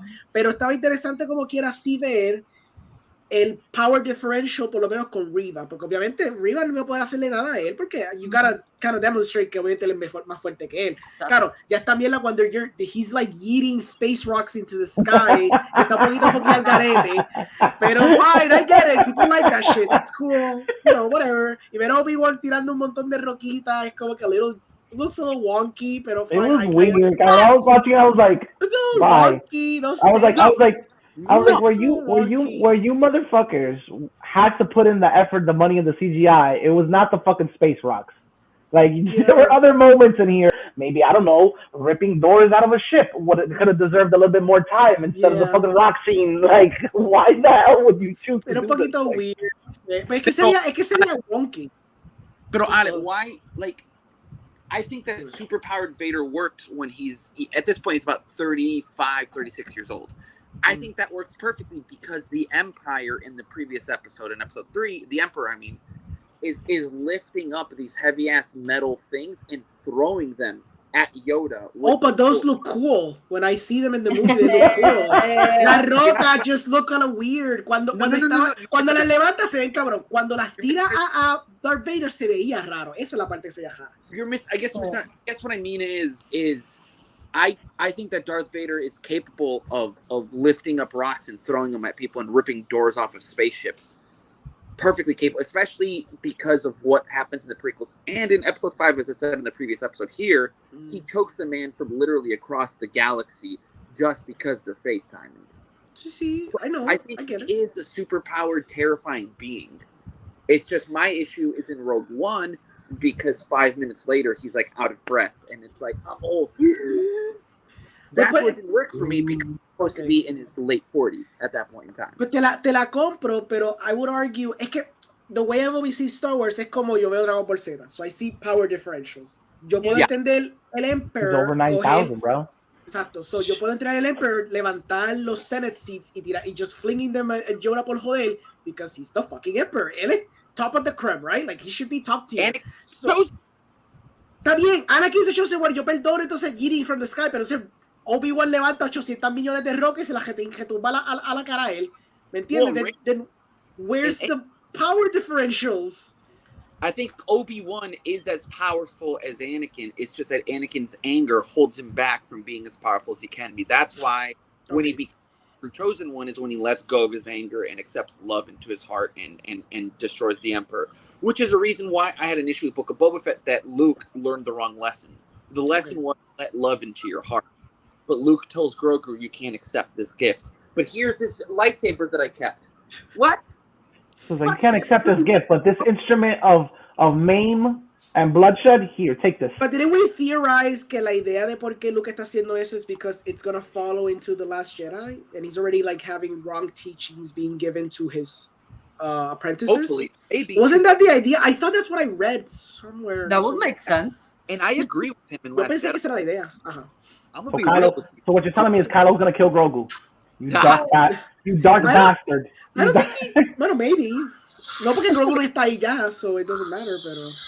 I thought originally that was going to be the idea. I thought the idea was they're going to leave it with Luke y eventualmente they're going to link it up to The Last Jedi. Era porque Kylo mataba a little baby Grogu. But I guess that's not the idea. But I do agree, though, with Luke. I think that part of growing up as a Star Wars fan is realizing that in the prequels, the Jedi were completely wrong. 100% wrong. Yeah. So when people got mad at him for leaving the Jedi Order, I was like, you clearly haven't seen the prequels. Yeah. Because you're supposed to walk away being like, no, yeah, the Jedi were wrong. So was the Empire. But so the fuck were the Jedi. Yeah. Fucking I agree. hubristic Esos piece. son ningunos santos. But yeah, it shows me la capacidad de que este show pudo haber sido algo bastante interesante, un actual character study. No tener sprinklings of a character study a través de los episodios y kind of like culminarla al final with a little tight bow y tirarte par de easter eggs y par de cameos para entonces sufragar al fanbase. Y sé que para mucha gente llega al punto que that's enough. Pero you know what? Like, if you had Palpatine, vamos a ponerlo, because fuck it, ya pasó una semana. Si Palpatine sale en el jodido show, why instead of using him as a cameo at the end, why not use him as a show in the show as a character, como que un character, como para añadirle más contexto a Vader en donde él está right now in his headspace. Más odio. I love Exacto. Why couldn't we get an episode donde 10 minutos era entrenamiento de Palpatine con Darth Vader? Le está diciendo, oh, use the Force. What's wrong? My apprentice is Obi-Wan fucking you up. Es como que, no, master, he's not fucking me up. Bien cojonado, estrella algo contra el piso y se va volando en la navecita a buscar a Obi-Wan en el tercer episodio. Sí, porque Something like that. Si tuvimos que soportar los tantrums de Kylo. Sí, Kylo. Si tuvimos que soportar. Ya Anakin también threw tantrums, of course. So, vamos allá. Pero exacto, pero ¿por qué no podemos tener tantrums de Vader? Exacto. Además de lo que hemos visto, además de rip a ship apart. Exacto. You know? So why not have Palpatine diciéndole eso como que, oh, hold your anger into something more useful, idiot. ¿A qué sé yo? Alguna línea, alguna mierda, algún entrenamiento. Because we've never seen the Empire, el emperador entrenar a Darth Vader anywhere, right? Or maybe we do in cartoons, pero we haven't seen live action. This could have been a perfectly good chance to show it. Good 5 minutes. You're onto something because in the comics, there's Palpatine gave Vader 3 gifts. I'll tell you one of them, which is really heart-wrenching. And this would have been a great scene. He literally, you know, Padme's silver ship from episode 1? He literally gives him the exact same one. I'm not saying the model. I'm saying the one that Padme drove just to Vader. He's like, do you smell that? Do you smell that? It's not pine trees. It smells like your dead wife. So I would love to see Palpatine, because Palpatine is the ultimate villain of Star Wars. So I would love to see more any day of the week, as long as it's not somehow Palpatine return. I don't. Sí, claro. Pero aquí el contexto funciona. He's literally supposed to be training Darth Vader. Darth Vader, sure, ya está entrenado, pero he's not training the dark side. I'm pretty sure que tuvo un momento donde el emperador le decía, hey, this is how you, qué sé yo, force choke a bitch better than you were doing before. Qué sé yo, algo así. Yeah. But do it better now. Like, this is how I do it. Like I get it, like, there's something in the torque of the finger. Algo así, qué sé yo. Like, this shit, it would be cool. ver algo de eso, porque entonces, eso es lo que voy a hacer, porque entonces, instead of leaving también Qui-Gon Jinn, para lo último, you could have had a dual fucking scene to where you have el entrenamiento del emperador y Darth Vader contrastado con el entrenamiento de Qui-Gon Jinn y Obi-Wan. Y ver cómo Obi-Wan está entrenándolo from Beyond the Grave versus como el emperador. Y entonces, lo cool de Qui-Gon Jinn, que siempre ha sido nítido, es que he's not like the standard typical Jedi. He's very, ¿cómo te digo? Very weird with his methodology. It's like a weird great Jedi, but he's not a great Jedi.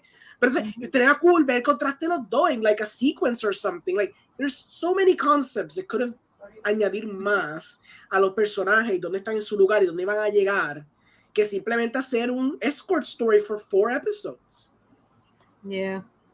Eso es lo que yo estaba tratando de decirlo ahorita, como que we need to see a Darth Vader story que no sea cómics.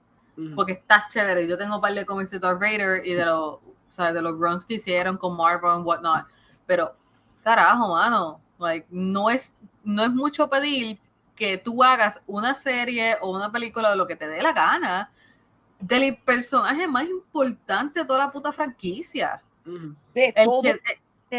Vamos a ser honestos, Darth Vader is probably the most famous character in the history of cinema. No, the two le ganan Superman y Spider-Man. Exacto, No, they're not. Those aren't film characters. I'm talking about film characters. Spider-Man aren't film characters. They were around since one was around since 34, the other one was around since the 60s. Yo digo de cine, I can't think of anything more influential than Star Wars. A single movie. Bad Boys.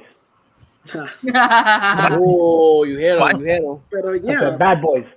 Yeah. Es eso. No sé por qué no le dan el contexto a uno de los personajes más importantes de la historia de like, entretenimiento overall. Porque hasta un nene pequeño sabe quién es Darth Vader y no ha visto nada. No ha podido ver nada y ya sabe quién es Darth Vader. So I hope everybody likes Vader because this isn't the last we're gonna see him. We're gonna see him. Yeah, again. I know we're gonna see more. That's for sure. We're gonna see more of him. Va a salir en flashbacks, lo más probable. And I'm pretty sure también, and I'm pretty sure eventually they're gonna push a little red button cuando estén desesperados. They're just gonna do a Vader show. Ese va a ser su ultimate jaque mate. Cuando las cosas estén bien malas, de que si yo Mandalorian Season 3 no funcione for some reason, do not say it's not gonna work, but if it didn't, ellos van a hacer panic button, Vader series, go. Hold on, I want 3 episodes of like 2 hours each of just like him staring himself in a mirror, black and white, just having inner monologues, like, you know what I'm saying? Like, my skin is charred, but I am still whole. Una pregunta. You know what I'm saying? Like that type of...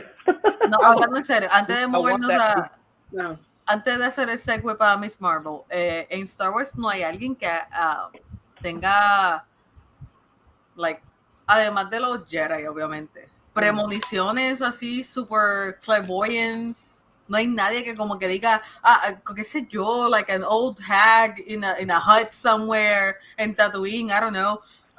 Maybe she can predict the fucking future. Miss Cleo, she got a 1-800 number. Before we jump off of this topic, right? So, again, I kind of wish Dega was here. There is already time travel, right? Like, okay, forget about the cartoons, what they established in the cartoons. The fact that we have Ahsoka in the live action. Hay que ver cómo lo hacen. Es que cómo lo hacen. So it already matches up. The fact that she mentioned she's looking for Ezra, right? Did she? Thrawn. She's looking for Thrawn, right? But the fact that she exists in this universe and what they established in the Rebels, like her whole existence is a time jump, isn't it? Yeah. Hay que ver cómo lo tratan en la peli. Te digo, la peli, the show, whatever que hagan. Yeah. Yes. She fought Vader and then disappeared. Yeah. I actually have 8 episodes left of Rebels, so there is a possibility that she goes up. Último punto que iba a traer, último punto, ya, full último punto. Jeremy Jans did a review del último episodio, and he mentioned lo que yo llevaba diciendo desde hace meses largo atrás, of my ideal ObiWan show, and there is a fan trailer que someone cut up 4 years ago, que era básicamente como un character study of ObiWan just in a fucking desert for like 2 minutes and a half. Yes. Y es como que, yeah, like I've always been saying this shit and I didn't know someone actually made it. So cuando lo vi yo dije, yep, that's the shit I would have loved to see. Obviamente nunca va a pasar. Pero it's on YouTube. It has like 60 million views, algo así. Está nítido. Shit. Yeah. I'm sure Disney saw it and they were like, we're totally not gonna do this. Oh no, for sure. Porque dijeron, where's the we're fighting? not making money off this motherfucker. No, for sure. Yo sé que no. I get that. I really Vamos keep the peace with vamos this. We can't sell no toys with that shit. No, fuck no. Exacto. It's gonna be like a bag of sand and then ObiWan. That's gonna be the two toys you can sell. No, Right, so pero lo puedo usar de Halloween costumes. Ooh, fucking sand. Yeah. We're gonna go from one Disney Channel fucking Disney Plus show to the next. It's going to Miss Marvel. Miss Marvel, if I'm correct, which episode was this? Episode 4? 4. 4, right? Okay. Episode 4 just came out. Don't let Orengo talk about it. Don't let Orengo talk about it. I've only seen the first one todavía, don't worry. 3 either. No, because I just want to interject that as I'm watching this, the goddamn title of the episode is called Seeing Red. Are you kidding me? The goddamn episode is called Seeing Red as she goes with her mom to visit her grandmother. Yes! I was loading the pistol and I'm about to shoot myself because I was like, I cannot believe. Full circle, cabrón. Like they might as well have called this shit Red Panda. Like, I was like, look, if I thought that she got her period while she was over there and visiting her grandmother because like. Let's start with you. Go ahead, Miguel. What did you think about the last 2 episodes? This episode picked up a lot, bro. This one, the last one was okay. It wasn't bad. I liked it, but this last, the one that they did now, or whatever, that one was like really good, really good. They keep on touching of the whole annexation or whatever, the whole separation between Pakistan and India, right? Yeah. Pakistan and India. They touch on it very hard at the end of this episode. It was a very, very good moment. It was you know what we talk about all the time, and I wouldn't say it's as heavy as Tulsa, but it was the way they filmed it and the way they showed it. I was like, wow, that's really dope. I have a feeling when they meant that Captain Marvel is gonna reinforce the direction that the movies are taking, they did mention they kind of spoke about incursions again.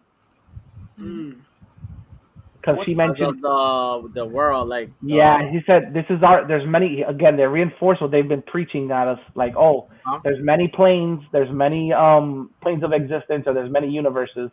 If you hold a bangle that if they get a contact, they can merge their world with ours. That's an incursion.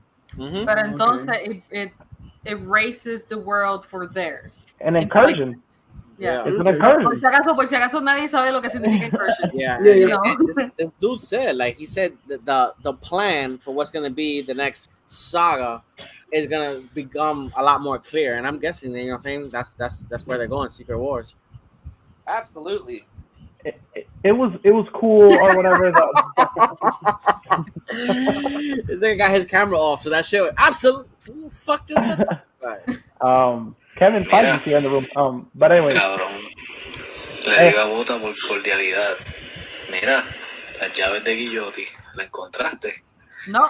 Y me dice, ¿dónde está la llave? Orengo, are you? Is that you? Convencido yo y Guillotti que tú la Yo, Orengo. I'm good. I'm muted. We are right. What the? I had to mute Orengo. You have to mute you, but that's not. That was weird. It was supposed to be muted. That sounded like Am I muted right now? Am I muted right now? No, we can hear you. I saw you. I saw you. Where's the fucking keys? I saw you touch it, and you like. He was like, te dimos dinero para tu proyecto, pero el cuerpo, Qué weird. No podemos resolverlo. Am I muted now? Am I still talking? Am I still talking? No, I can't. Yeah, I'm hearing you right now. Yes, we can hear you. What the fuck? We can hear you. We can hear you. Listen to it. We can hear you, but before we could hear like a conversation of like where somebody left the package. Cabrón, as that we heard, cabrón, ¿dónde están las llaves? El cuerpo está tirado allá atrás. Llama Roger. Forgive me. I gotta fix this. This should be muted. So, yeah, perdóname. All right. Anyway, if there are any weird transactional interruptions. We're talking about Disney. This guy's fucking throwing bodies out in the back. Anyway, so the episode was pretty cool. The introduction of the new characters was pretty dope. Again, like the cultural interaction she has like with her family. Like I think as Latinos, like we can relate to a lot of the stuff. Like when she went to go see her at the airport, and they made like a big thing out of it with the cousins. I was like, mala mía, but my wife said the exact same thing. Yeah. Like ella me dice, coño, pero es que las madres latinas se parecen en tantas culturas a la vez. Yeah. And I was like, fuck yes.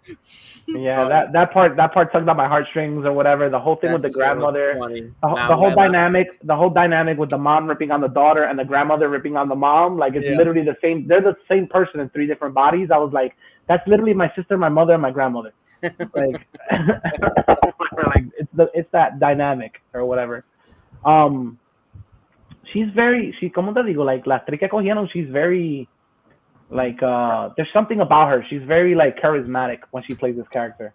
She's very easy to like become enamored with, like just like the little girl in the Star Wars show. Like they're cherry picking actresses that really embody the character to a certain degree. Finally. Yeah. You know, great.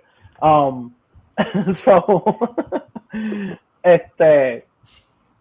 the action I thought the fights were actually pretty cooler in this one than the episode before. I wasn't digging too much the fight scene they had in the wedding.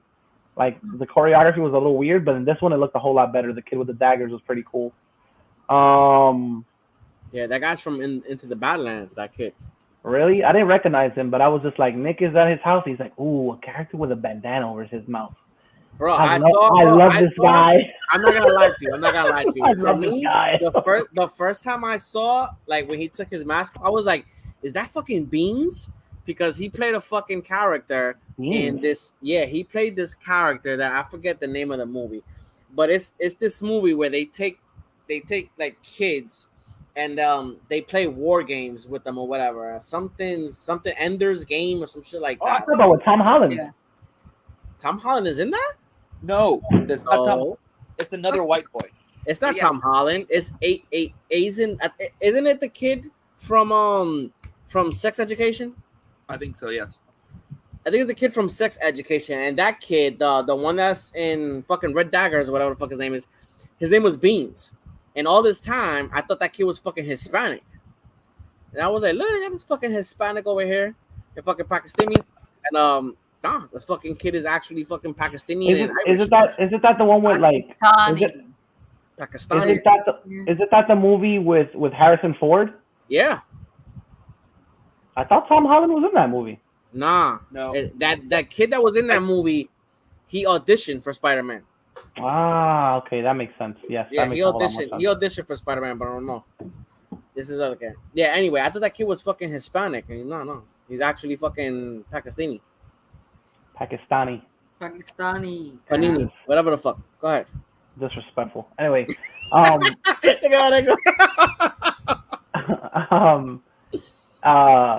the dynamic with the bangles or whatever was pretty cool. She seems to be coming more into her own element now with the power. She's like more confident in it. I thought that was pretty cool. Yeah, the way she uses it, yo. Yeah, I'm really sad that this show apparently is like nosediving with the views. It's a shame because it's a pretty decent show. It's not like at first I was like, at first I kept on telling myself like, oh, like this show's gonna be a hard sell because I don't feel like it's aimed at my age demographic, but it's pretty good. It's pretty decent. Like it's not a bad show. Not because that's what I'm saying. Like not because I love the character to begin with, but this is a totally different interpretation of Kamala Khan. Yes, they have elements from the comics, like her attitude and her way of being and her family dynamic. But everything with the mysticism, that's out of left field, dude. That's not in the comics. They did a good job with linking her culture to the power that she has. Mm-hmm. Unless now they change it with the movie. Unless now, Captain Marvel comes on and she's like, yeah, that cultural stuff now, it's a space bangle. Like I'm a Jin too. Yeah, I got powers too. Hey, you see that chick over there? She got powers just similar it's all from space. No religious stuff up in here. United Nations of Jins over here. Yeah. I found it curious that they keep on pointing to the fact that it's genetic. It's genetic, like it's in your genes. Because go ahead. No, mala mía, pero cuando tú vayas a decir lo que vayas a decir, yo creo que va a estar con el pensamiento que tengo. Okay, it is genetic, pero it feels a little bit of a fuck up that the other people aged and the grandmother didn't. Y es como que, is it because she's half human? Is it because of this? Is it because of that? Ahí fue cuando yo vine, oh, why am I going in such a theory void? Because I'm never gonna get an answer to this, and this is probably some bullshit. I don't think they know yet. It's gotta be. It's gotta be because they have human, because it surprises me to begin with that the fucking the main antagonist, the villain, had a fucking kid that's 17 years old. But she seemed like 35. That's what I'm saying. Obviously, like 45. Yeah, obviously, I think if they mix, it's like Gohan and fucking Goku. Like, I guess they just get less powerful when they mix the fucking blood, and so like they age. Pero entonces, cuando tú vienes a poner eso en perspectiva, why is Kamala different? You know, why is she more powerful? You know, como que te hace pensar mucho y te baja un void. Eso es lo que me molesta un poquito, irme como que en ese void, como que tratando de make sense of it.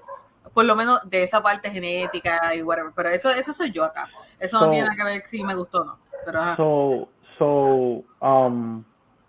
the one thing I'm finding interesting is that they've already established, like, I think it's Disney's way of like validating everybody's culture or everybody's religion. Of like, you know, Shang-Chi had like their realm or whatever. They had their place on Earth, but there's also like a hell realm.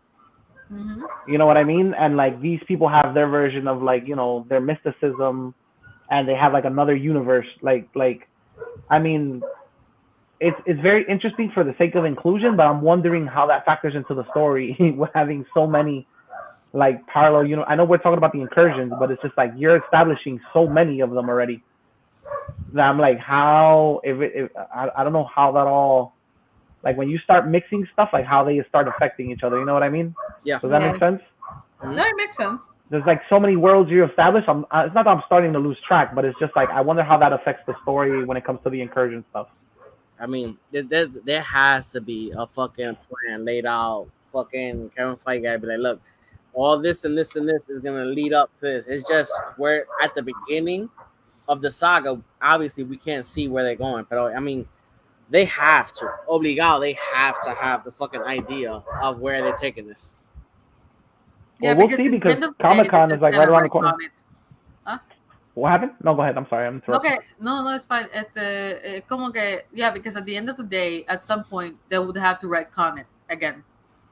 Mm-hmm. That's why I'm curious. Like I told you about the movie, the Miss Marvel or whatever. I'm hoping that, you know, they stick to their guns and they let Kamala be who she is and what they've established, because it's very good in the series already. Like it's very heartfelt and it's a good interpretation of the character. Like I really dig it. That blue outfit that she got, the vest, that's what's gonna be her actual outfit, right? I think she's gonna alter it. Yeah. I think she's gonna alter it, and it's gonna become the uniform. And then the movie's gonna alter that, and it's gonna become another thing. It's gonna become this multi-million-dollar shit. Have faith in Nia Da Costa. Nia Da Costa está cabrón. No, pero acuérdate que it's just, a veces it has to do with color palettes and shit. Y a veces diferente production, diferente costume designers. I don't think the suit, I've seen the suit, the new one, and I don't think it has the M. So there you Doesn't it have like an S or some shit? No, I don't think it has the S. I'm sorry, the S. I don't think it has the S. I could be wrong. So then maybe in the movie you'll get the S, like you know, a real pimped out version of the S on the actual. Yeah. I'm wondering because obviously I don't know the fucking comic. Stay away from the internet, by the way. I saw a picture and I was like, that's way too clear. So that has to be in a trailer. Like that has to be a leaked part of a trailer for the next. You already sent it to Sally? No, I haven't sent it to her yet. I've been just too busy at work, but she knows. She'll probably. Let's put it this way. The person that comes out is not one of our most favorite heroes. The only thing that I saw, and I don't know if it's the same thing that you saw, was like a credit. There was information on the end credits. It said hairdresser to Mrs. Wow. No, I saw literally a hero standing next to her, which we've seen already. Who? I saw a hero, which. Who? The hero isn't bad. It's cool. It's a cool hero, but we've seen him already. So I wonder. Don't say shit. Don't say shit. Don't say shit. Throw that shit in the private chat. Yeah. Private All right, spoiler time, I guess. It's on Twitter. It's on Twitter, people. Fuck it, throw it in the private chat. This is one of those things that I don't like. Okay, I'm interested in the spoiler. Yo estoy bien atrasado porque no he visto los últimos 3 episodios. So. No, si tú siempre estás perdido con las bolas del pejo atrás. Exacto, atrás. Mira. Yo solamente voy a decir que el episodio me encantó, me está encantando la serie entera. Estoy igual que tú, que es como que So, private chat. Cool. Man. I'm disappointed. I think I read that. I think I read that already. She goes, I'm disappointed. I think I read that. Es como que so sad. Anyways. Yeah, that doesn't make too much sense to me, but okay. It makes sense to me. It makes sense to me because it happens in the comics. Yeah. It makes sense to me because it happens in her like origin comic or with whatever. That like character or the man. Yes. No, with that character, with that specific version of that character.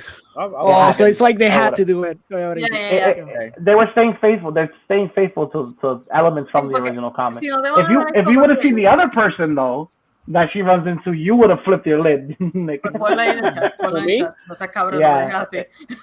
comic. No, it's not gonna be in the show. It's not gonna be in the show. No, pero déjanos como que fantaseando por lo menos. Like. All right. There's a school dance. And a certain malicious person shows up at the school dance. Magneto? Yeah, Magneto. Totally mixes that. You're saying that I would love it. So I'm like, who the fuck is going like? Just out of fucking nowhere, Magneto shows up. Yeah. You said just in the comics. And he grabs all the spoons and forks in the dance. If it's just in the comics, and I said a malicious person. Magneto specifically to me, that's my nigga. So I was like, okay. All right, Nick. And he's wearing a yellow shirt. That's lo más cabrón de todo. All right. Who is it? It's Mustard Man, Mustard and Ketchup guy. He's an asshole. Who is it? You might as well. It's just in the comics. Loki. Get the fuck out of here. She has an interaction with Loki in like her origin comic. She has like a really funny interaction with Loki or whatever. She has an interaction with fucking Loki. Magneto is so much fucking more exagerado than fucking Loki. For fucking because Loki's a prankster and he's a malicious prankster. Magneto's like an evil person. Like it doesn't quite. Yo no sé, mira. Tú esperas que Loki esté en High School Musical, not Magneto. Come on. I wouldn't expect Loki to be Loki. I could see Loki come into the room and people be like, "Oh shit!" But I could see Magneto come into him and people are like, "What the fuck is gonna happen?" Like a pin drops in the room. Like you're not supposed to be here. Anyway, I still got faith. End credits. A cockatoo comes out. Let's keep it moving. No, hablando claro, mira, me encanta la serie, me encantó el episodio, incluso, o sea, más todavía por la historia del Partition y cómo la representan en lo último del cabrón episodio, que ok, sí es CGI, whatever, pero es el feeling, like, todo el mundo se va a quejar de que este episodio fue bien político, te están tirando la historia en la cara, se van a quejar que porque necesitamos repetir esto y esto, no, para que te des cuenta que la mierda que el hombre blanco hizo, no solamente en Estados Unidos, en Puerto Rico, en South America, like en India también, en todos estos sitios. Orengo's a lighter shade of white too. I don't see you guys jump out. No. My guy looks he hides it behind a cheesecake brown. You're like pasty. Oh yeah, really? Orengo looks like a cheesecake brown. Check this out. Dale. What do I look like now? Still pasty as fuck. What you look like his shirt? Pero es eso como que para que tú veas que el dolor que esa gente tiene que pasar porque está bien que lo mencionen en una serie regular, que lo enseñen en una serie, pero estamos hablando de Disney. Estamos hablando que Disney se está tirando como que del cliff diving, chévere. I think they heard la queja about a certain series that treaded a little too lightly on heavy subjects. In that shit. I'm like dead ass before this series. I never even heard of that. I've never even heard of the fucking Partition before this fucking series. So like I'm dead ass interested in seeing what the fuck is all about.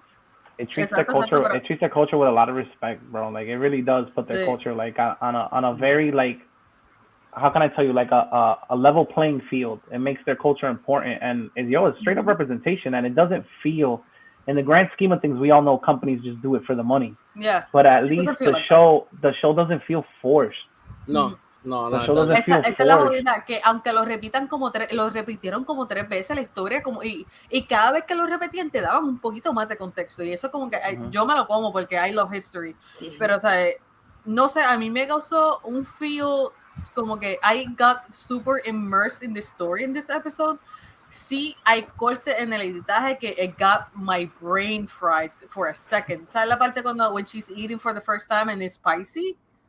Hay un corte bien mal hecho ahí, mano. Lamentablemente. Sí, porque ella se lo come y de momento está en la cena, ella está así, como que agachada, que sí, se lo está comiendo, y de momento ella aparece así, mirando a la cámara y como que. No, it looks very weird. Y no fue el único corte. Y mi esposa me dijo, there are things in the series like some of the CGI and some of the shots are a little iffy. No, yeah, for sure. Pero te digo que es como que el show de verdad como que it immersed me. Yo lo acabo de ver el episodio, it truly immersed me. Y las dos estábamos como que, oh my God, como que I want to know more about this. I want to read the comics a little bit more. I like the fact that everybody sold the series short. When it was announced, everybody was like, nobody's interested in this chick or whatever. I was like, I'm fucking interested in this chick, but like, everyone's like, who gives a shit about Kamala Khan? Who gives a shit about Kamala Khan? And this series might be like one of their better ones. Pero es que los números son bajitos, though, los viewership numbers. Yeah. Pero they should have known, porque te están tirando un character que te está acordando de Captain Marvel, y a nadie le gustó Captain Marvel, nadie le gustó Brie Larson, vamos a ponerlo así como todo el mundo lo dice. I like Brie Larson, pero mis opiniones son las mías y I'm not gonna enter into that combat. Pero the thing is, te estamos dando un personaje totalmente diferente porque nuevo. Y nuevo. Exacto, totalmente nuevo. Le cambiaron los poderes so it can fit the canon, and can fit the canon, can fit para que cambiaron los poderes para que el cómic sea como la serie y la serie sea como el cómic. Por eso nada más. Además de que pues everybody's gonna make fun of it. Oh yeah, this is Richard's daughter. So vamos a tirarnos a la ignorancia y qué sé yo. Pero I adore this character even more because the actress sells us very well. No solamente ella siendo en vida personal, vida real, así como que a fan of Marvel movies, pero me la vende como que, okay, you're selling me the character so well. And you're selling me the story very well. Para lo que yo esperaba, entiendo, ellos tuvieron que haberlo pensado de que, okay, esto no va a ser número. We're just gonna tell the story anyways, because it has to tie in with the movie. Pero I don't know, es como que no he tenido tiempo de super procesarlo, pero mi pensamiento es como que such a representation. Aquí está super fun la historia. You get immersed.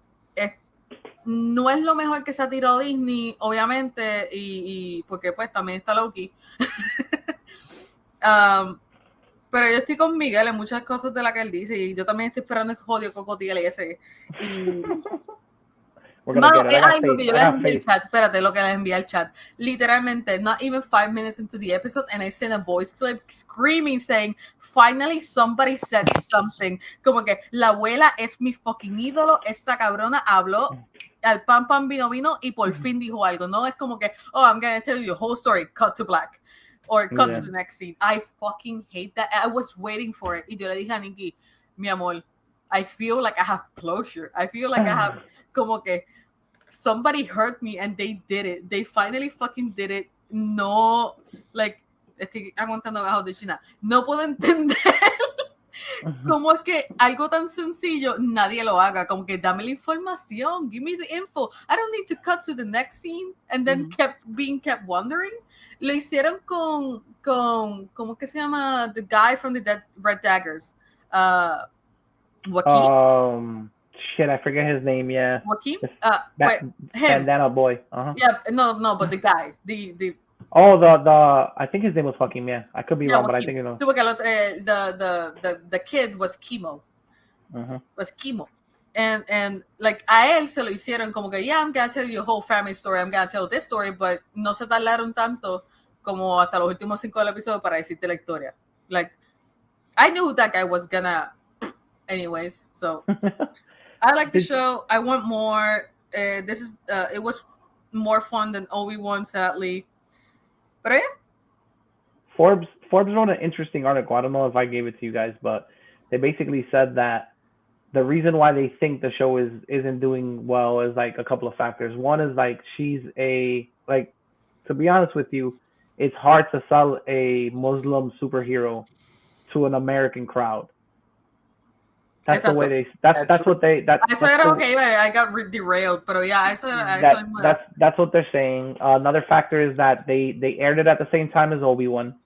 So I guess I don't know how you segmentate those two or how you say that. Like that kind of doesn't make sense to me because they're not measuring viewers on the same day that it comes out, right? They're measuring viewers constantly. ¿Verdad? Am I wrong? Mm-hmm. Yeah. Okay, I'm wrong. Okay, perfect. So they said that. They said there's a couple of things or whatever regarding the viewers. They said the age demographic, it feels like it's aimed more towards little kids than adults. So es que cuando vienes a ver, es como que comparar China con botella. Yeah, I didn't think that like, you know, the people that were seeing, I've personally been watching them back to back, but you know, I guess I'm a loser of posse like proportions because I watch them back to back or whatever. Pero a lot of people aren't watching. It's a shame too because it's one of the better shows. Honestly, I think it's literally my top 3. This shit is way better. This shit is way above.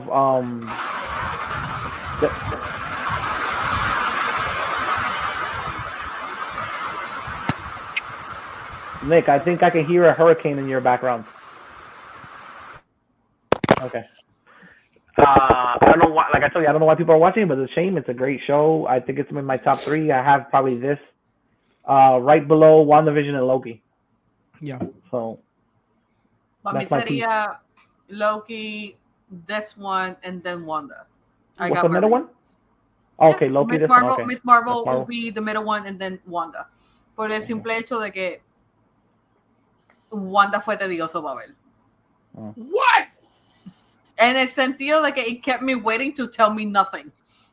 Para decirme, oh yeah, she got the Darkhold. That's it. You're como que, what? Give me more. You got more. You got a Doctor Strange movie. You got a whole little Doctor Strange movie.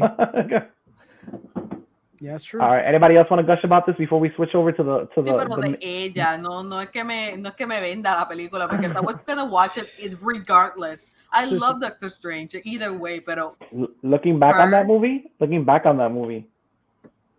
that might be one of the worst Marvel movies they put out. Whoa, that's ballsy. That might be one of the worst movies, and I liked it, but that might be one of the worst movies they put out. Like, yeah. In terms of story, it's like danos break porque no hemos visto Thor. I know that could be true. Yo estoy pompeado. Yo también estoy about Thor, pero so I've heard like everybody keeps on raving and ranting about Christian Bale's performance, but you look like you know something.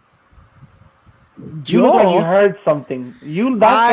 I've not asked. Yo me he aguantado. I'm gonna see it on Tuesday, I believe. Pero no escuché nada lo que Jordan dijo. Y no me vas a llevar, dale. We can talk about that later. Mira. It's a no, pero we can talk about that later. I haven't asked. Yo leyendo lo que aparentemente Bale hace en la película y que sé yo que, I feel like I'm not gonna like that character at all. Por más que quiera decir. But that's normal part with you. Like it's hard for you to like stuff like. Exacto, I know. You wake up every day and you're like, what am I gonna take a shit on today? Exacto.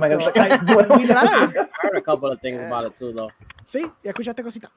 I heard some things. I heard gore. I heard Christian Hey!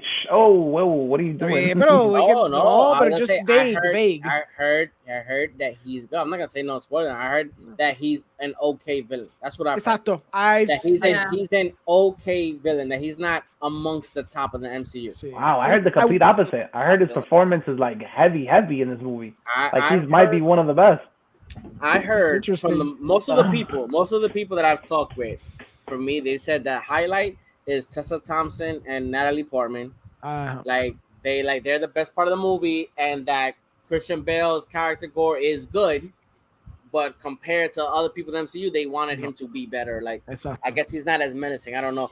From what I'm understanding, nobody's told me that, but my guess is that somewhere down the line they go, and I don't know if he's like full on fucking just kill everybody, or like they try to explain the villainy, and like I don't know if I think he just becomes cookie cutter. Ese es el problema. I don't know. I don't know nothing about Gore. So I know about Gore, and the character does have a sympathetic backstory.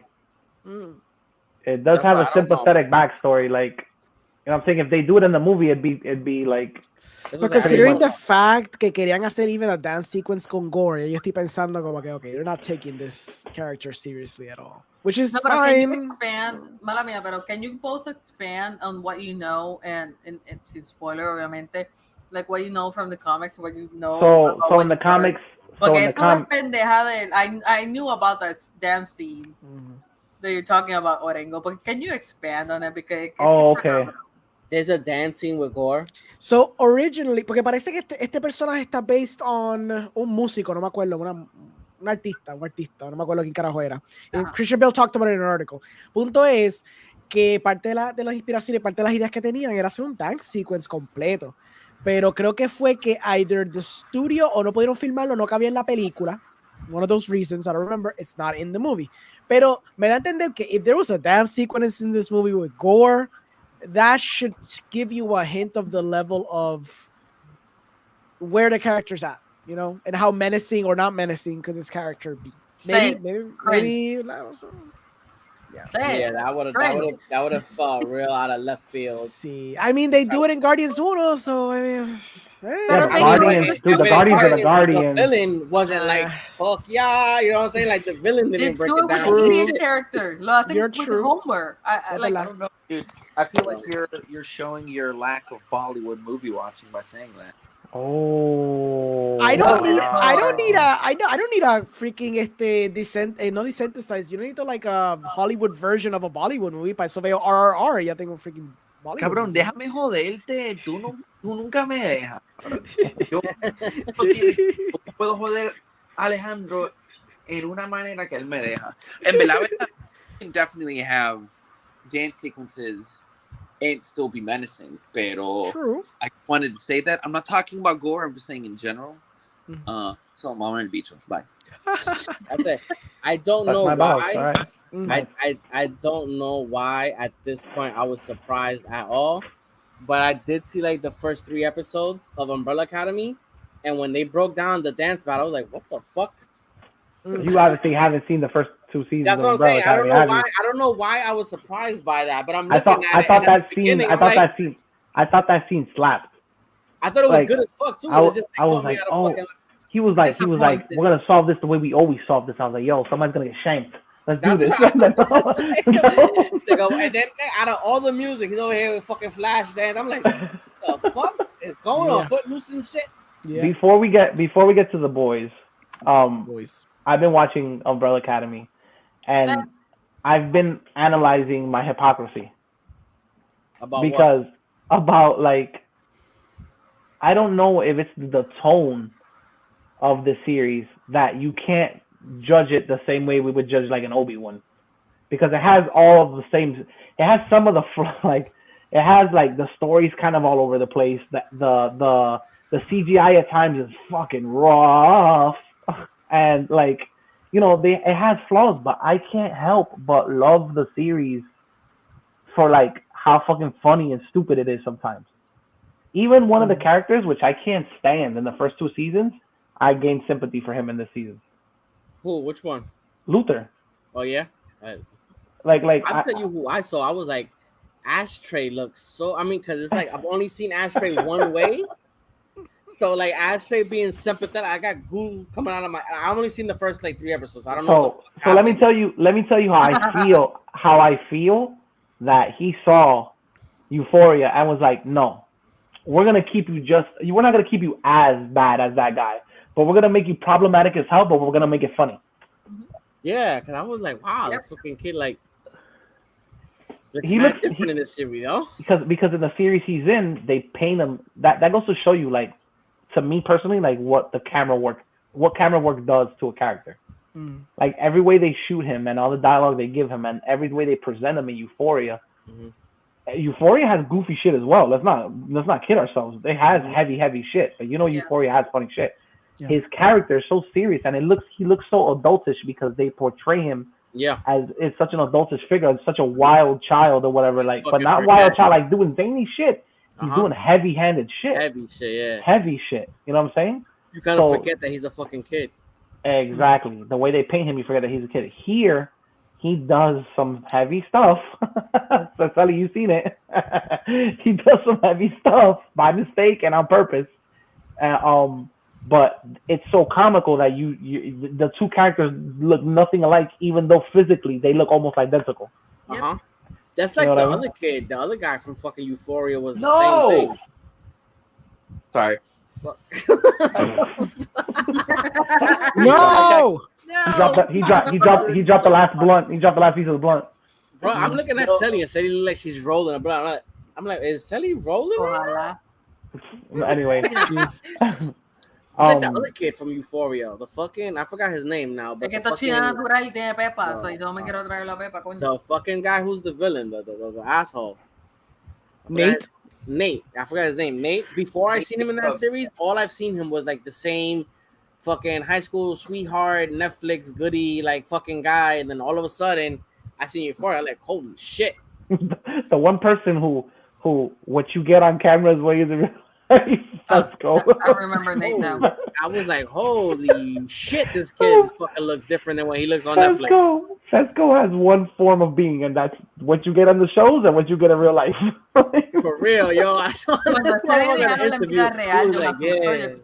No, cuando ese nene habla en vida real, yo me asusto y digo, this motherfucker is playing a prank on me. He's not this nice. He sounds like the exact same way. Like, he's just high as fuck. Yeah. You saw the video. You posted the video of him at the restaurant. You posted the video of him at the restaurant serving the table before he became famous. Yeah. Or whatever. Somebody posted it. He was basically waiting tables before he got his break or whatever. I could just hear his voice like, "Yo, you didn't order mozzarella sticks. I don't know what you're talking about." Like, I seen this motherfucker I think in a music video with Mia Khalifa. I think it was I think so. Some shit. Sí, está en uno de esos videos ya. Yeah. Okay, wait. You saw him in a video. Fesco. You saw Fesco in a video with Mia Khalifa. I think so. It was a Karol G music video. It's a music video. Okay. I was like, yeah. It wasn't that type of video.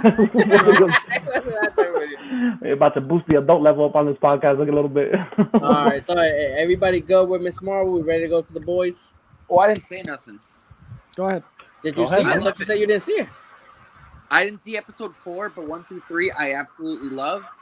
I just wanted to say that I don't understand why the ratings are going down, and not ratings, the viewership is going down, because the show is only getting better. I have a friend that said he only got 1.5 episodes in and he gave up, and that made me sad. But did he say why? Maybe we can get a gauge on why. Yes and no. He said, he's racist. He's racist. All right, never mind. Go ahead, no, he said it feels like what do you not Lizzie McGuire, but he said it felt like That's So Raven.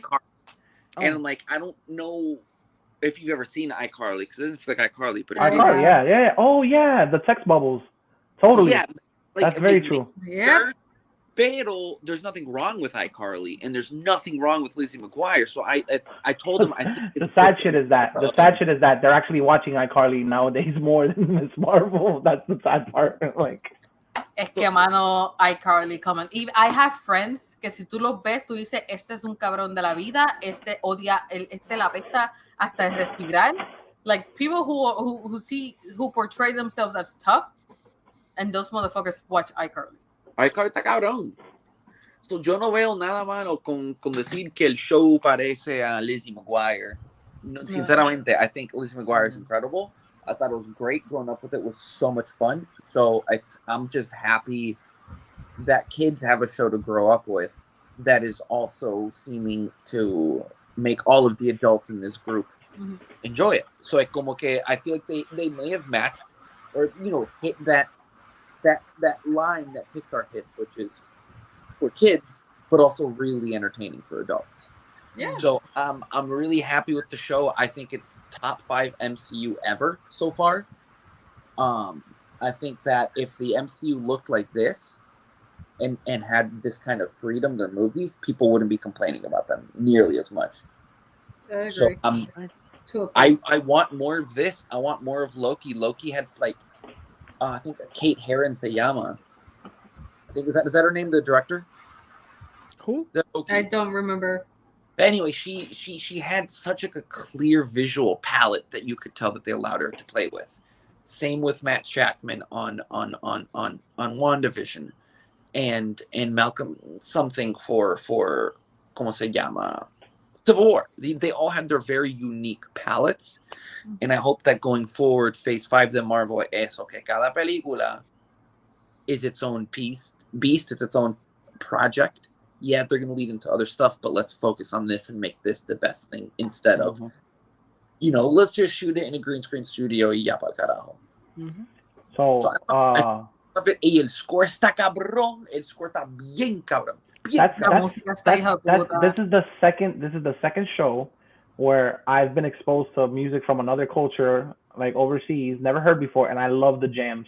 Moonlight was the first one.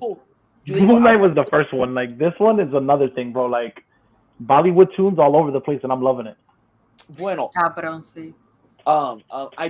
Yes, the needle drops are great, but I was referring more to the actual like the score to the show, like her theme, really. Oh yeah, that too. I think musically, this and Moon Knight musically knocked it out of the fucking park. Moonlight had such an incredible score, such incredible needle drops, like you said. So, Marvel is no longer the people we used to make fun of for having bad music. I think that they have finally moved on from that. And so maybe this is the first glimpse of them moving on to director-driven projects, like this may be a new ground for them. And I'm hoping that that's what happens. So Orengo hated it. Does anybody else? I'm the one who's like very hyped about it. Pasa que no tengo tiempo verlo. That's the only problem. Orengo has been that was the most underhanded anti-hype comment I've ever heard. Like, I really love it, but I do more important stuff on my time. Sorry. Yeah. Tuve una catarsis, no tuve como que un existential crisis el otro día porque me di cuenta de otras cosas. So I aproveché el poco tiempo que tenía. I started just watching other movies instead. Pero yeah, Lahane for the 40th time. He just needed to understand those Steadicam shots better. Exactly, that was part of it. Yeah. Quick question: antes que brinquemos los boys, did this guy's movie ever make it over there? Oh Jesus Christ, the body horror movie. Crimes of the Future. Yeah. Eso salió en Fine Arts y está en VOD ya. Wow, that quick, huh? Yeah. Okay. Did you see it? Nope. Vi otra. I saw Men. But no, we're not. But that's neither. I want to say it because that's exactly what I wanted to avoid. That's what I wanted to avoid. So let's just talk about the boys. Let's talk about the boys for a while. That's the most scene that I've ever in my life. Time out. Just tell me. Show me an expression about the ending. Whoo! Let's go. Let's go. God, I was horrified in my chair. That's the expression. I think my genitals se encogieron un poco watching that. Like what the? Cabrón, no entiendo qué pasó con Alex Garland. Wasn't he like one of the greatest sci-fi writers of all time for a long time? What's happening now? Men is the thing that we need to unpack later. Like, let's go to the boys because I'm telling you, no, we're not gonna go there. I've been trying to avoid it. That's why I wanted to just not mention it. Did you like it? Mixed. Okay, mixed. All right, that's acceptable.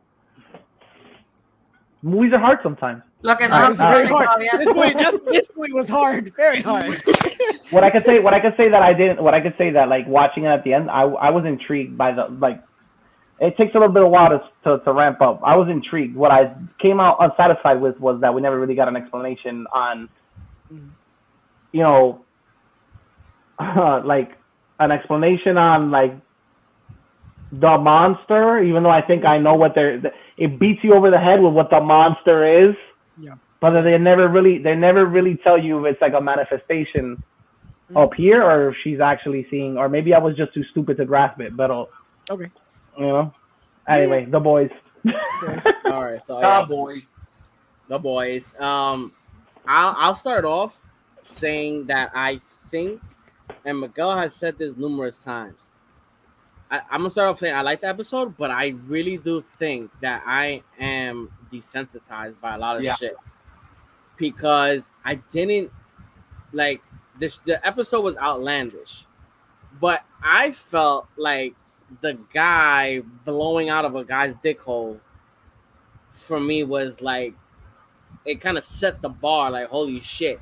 So when they hyped this episode to the level that they hyped it up, like this is gonna be the most insane shit that you ever like. I was like, I saw it. I was like, it was cool, but I really wish they didn't do that. Yeah.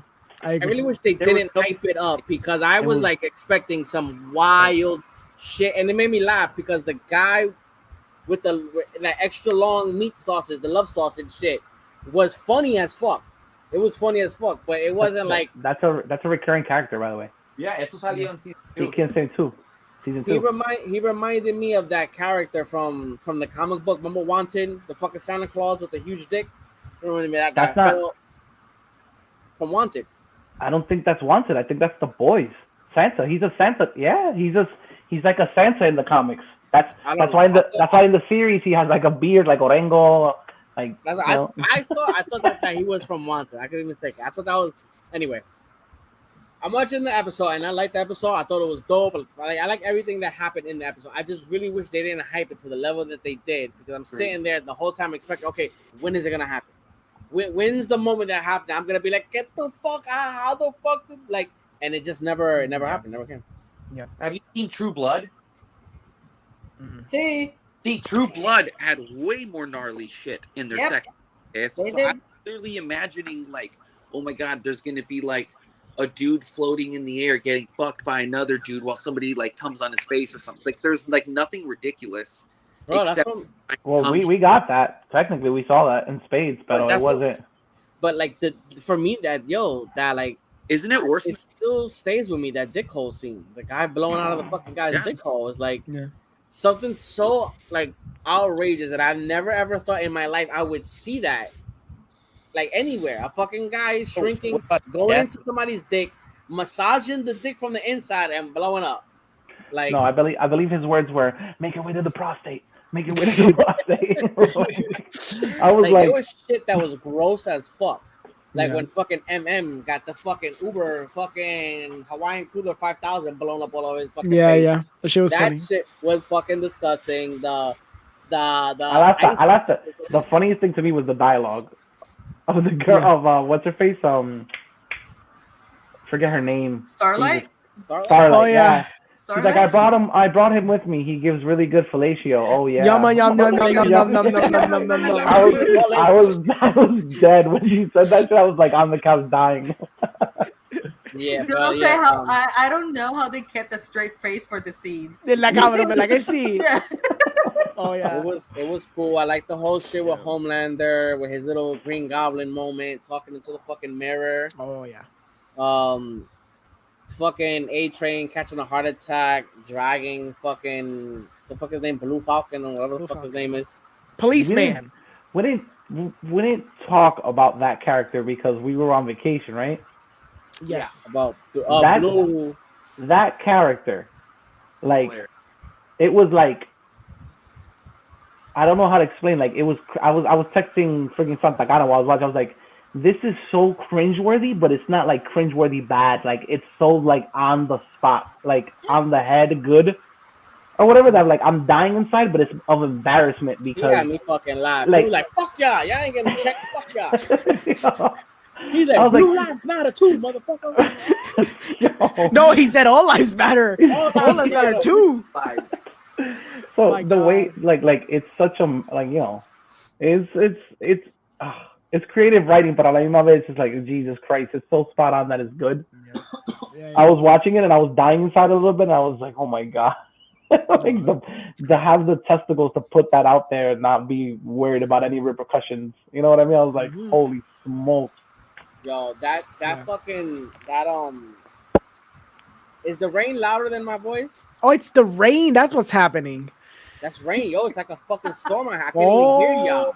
like, I'm trying to pegar my I thought you were pouring yourself a bowl of Rice Krispies or something. Exacto. Yeah, I had the fucking Rice Krispie here. Was it crack fucking something and pop? You're fine. Lo que pasa es que yo pensé que era hissing noise otra cosa. No, yo, it's fucking pouring out here. The fucking thunderstorm. Anyway, I was gonna say now. The fucking Starlight shit at the very end when she's like, "Yo, fuck everybody" on Instagram and shit. Yeah, it made me laugh because then they put the Voight shit out today. Like if it was an actual press release from Voight saying, "Yo, that bitch went haywire. We don't know and shit." And I was like, "Yo, that shit was funny." I was about to post that, and in my mind, I was like, "Yo, I just posted some shit about like abortion on the fucking page about women's rights and all this," and I was like, "Damn, I don't know if I should post this shit right after saying, yo, abortion rights, and then fuck that cunt. These fucking women don't know what they're doing." I was like, "Not a good look right now." Not a good look, son. So you saw the riff they did, like they took a shot at when they did the John Lennon song. Yeah, remember when the stars were? Yeah. Oh my god, bro! I was in my chair like this. I was like, Jesus Christ! Like, that was so good. Oh my god! Like they've been so on point con el social critique de los celebrities. So fucking on point. Ustedes llegaron a ver, mala mía. Looked exactly like Kristen Wiig. Yes. Pregunta, ¿ustedes llegaron a ver no sé si siguen a la marca, en verdad, pero hay un anuncio de The Deep de Liquid Death. Thoughts? ¿No lo han visto? No, Liquid Death no creo. Oh, wow. De verdad, lo tienen que ver. Pero es un anuncio, The Boys estaba yo creo que en break entre Season 2 y ahora. Porque fue bien early on in the pandemic, I think, or some shit like that. Anyway, este punto es que sacaron un anuncio with Deep con Liquid Death, and it's so funny. Like, es como si lo hubiesen sacado de la misma serie y todo. Like, it's hilarious. Lo tienen que ver. So far, I think the show, like, besides, I know a lot of people will be like, "Oh, it's all about shock factor" or whatever. Like, I think the show also does like a good job of like fleshing out a lot of the characters and that whole dynamic of like they're becoming extreme hypocrites. Yeah. You know what I'm saying? Of the one thing they decided to dedicate their livelihood to was like eliminating soups, and now they're starting to teeter that line of being just as bad or even worse than they are. Like, I love to watch, like, you know, the downfall, especially Huey.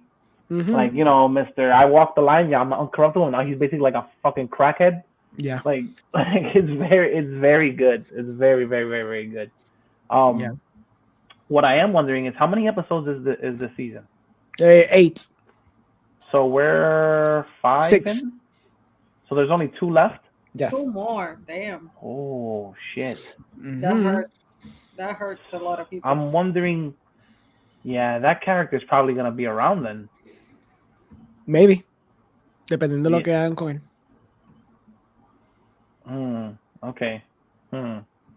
I mean, it is Jensen Ackles. Like, exacto. They weren't gonna have him for such a short period of time. They probably tienen que sacarle el jugo. Exacto. No van a exprimir. Yeah. I wonder how this will play out then. Yeah. Very interesting. Dude, Homelander, like I told you guys before, that actor is so fucked. He has a tough road ahead of him playing another role because he's so good in it. Yeah. He's so good, bro. He's like, I was trying to explain to one of my friends like that doesn't watch shows. Like, this guy is literally like the epitome of malicia. Like he's fucked up other villains in my book for me already.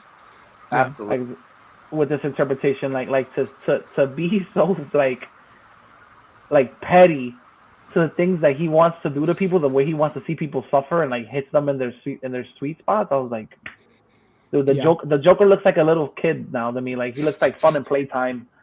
Yeah. This character is out there. How about any of you guys? What do you guys think about the series so far? El shock factor como que no me sorprendió tanto, en verdad. Como que la cuestión de la orgía, el hyping, como Nick estaba diciendo, como que it didn't do it for me in the sentido, okay, they were hyping it up and what? Just people having sex? You can go to any site for that. Like, The comics, though, handled it differently. That's what it is. They did show stuff from the comics, but there's stuff that they left out. There's definitely something that they left out. Exacto. Pero es como que es que a mí, yo vi ciertas reacciones en social media y que sé yo, que todo el mundo estaba bien, no, que este episodio está bien cabrón, y cuando yo lo vi yo estaba como que, move on, alguna otra cosa, o sea, pasó algo más, como que, estoy como que de mismo vote, como que, no sé, como que tanto, wow factor, shock factor que tiene la serie y cosas que, como yo le había dicho a ustedes, muchos de los tropes que a mí como que me cansaron un poquito, pues, como que yo creo que todavía estoy en ese cansancio del show como tal, como que, es que no sé, es como que it tries so hard, but at the end it doesn't even matter. Orengo talked about the power levels, and this show is like doing that. Like, I think they established that Homelander is like a force to be reckoned with, because he literally. Eso sí. You had Butcher, you had the real Captain America, and you had Huey on him, and like ninguno puede. They still couldn't get the job done, or whatever. No, but I appreciate Homelander. I appreciate the actor. Hey, vale. Okay, all right, okay. I appreciate Careful. what they're doing. I appreciate the portrayal of what they're doing. I appreciate it. En ese sentido, cabrón, más ninguno. I hate Homelander. It's like, I appreciate Homelander. I agree with a lot of the. I agree with that man. No, never. He was dealt a bad hand. That's all. I would never agree with that dude. Not even in my craziest days, I would agree with that motherfucker. Pero es eso como que I am tired of the tropes of the como que I am tired of people hyping it up, and then when I watch it, it's like just another regular show that I just watch on Sundays. Yeah. That's the thing. Yo creo que eso es lo que más me molesta del show. Y es la reacción de la gente hyping it up, y después yo lo estoy viendo, pues como que it doesn't really faze me. Don't ever watch a movie with Nick then. Don't ever watch a movie for Nick. Nick was like, Lightyear changed my life. I want to be an astronaut now, Miguel. I'm like, you all are right, so full of shit, bro. I believe him. He said that. You're like, if I could travel into space and sacrifice 20 years of friendship with you, I would do it like this. Like, I stand by what the fuck I said, and I put it everywhere. That fucking movie, the first act and the third act, to me was fucking great. I fell asleep during the second one, but no matter what anybody tells me, the fucking just first glancing over that shit. I know the first act and the third act was fucking great to me. I fell asleep in the middle, but they still, no matter whatever. He was like, beep boop, beep boop, beep. What's going on here? What y'all were saying about fucking Homelander? Yeah. I feel like Homelander, like the actor, after the show is over, I feel like for me, I think it's gonna be a little easier for him. I don't feel like he's going to get pigeonholed so much, for the simple fact that in real life, he looks so drastically different. Yeah. How he looks in the series. Exactly. Like when you see him next to the other actors and shit, like on the red carpet or whatever, I was like, I don't know who the fuck that guy is for a minute. I was like, who the fuck is that? What the fuck is that? Es lo mismo como están poniendo las fotos de ellos en Cena. That's his money maker, cabrón. Yeah. Pero anytime he busts one of these, I'm gonna be like, fucking Homelander. Oh, yeah. Por eso es que lo están presentando con el meme de así, cuando Kyle Urban y él estaban en Cena. So, yeah. It's cool. It's amazing. It's funny. I loved it. Estoy de acuerdo con ustedes. I feel like, en especial, ya yo no culpo tan solo el marketing, yo culpo a John. I'm gonna blast John for a second. Wow. Because John saw the whole series. Y yo le dije a John específicamente, no tienes que decirme nada, John, pero is that Herogasm episode akin to like Sausage Party? Y él se sonrió y como que he alluded to saying yes. Y en mi cabeza yo dije, pues está bien, Seth Rogen hizo Sausage Fest, por ende, digo Sausage Party, perdóname.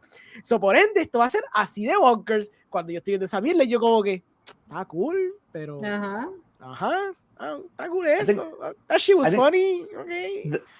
The scene with the Asian character... ¿Cómo? The scene with the Asian character and the prostitution scene with a different level of like dildos, Oh, yeah, even that was more. That was way more. Exacto. Es como que it's weird that this was. Es más, hasta lo de Seth Rogen con la tipa, the little cameos, even that shit was like infinitely better and funnier, cabrón. Okay.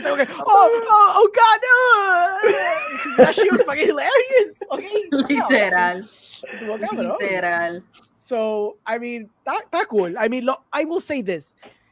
Even though que no fue como que amazing el sequence o no fue como que como resaltó tanto, I appreciate que at the end of the day ellos están para contar su historia.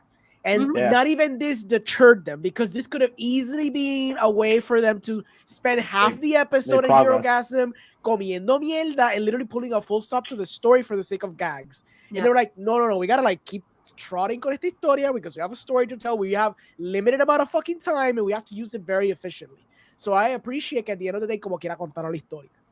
Y que ni esto fue un detractor para la narrativa que están contando. And they're making it bleak. They're making it bleak as shit for a lot of their protagonists. Like the whole scene with what's her face? I forget her name. The chick that blows up everybody's brains.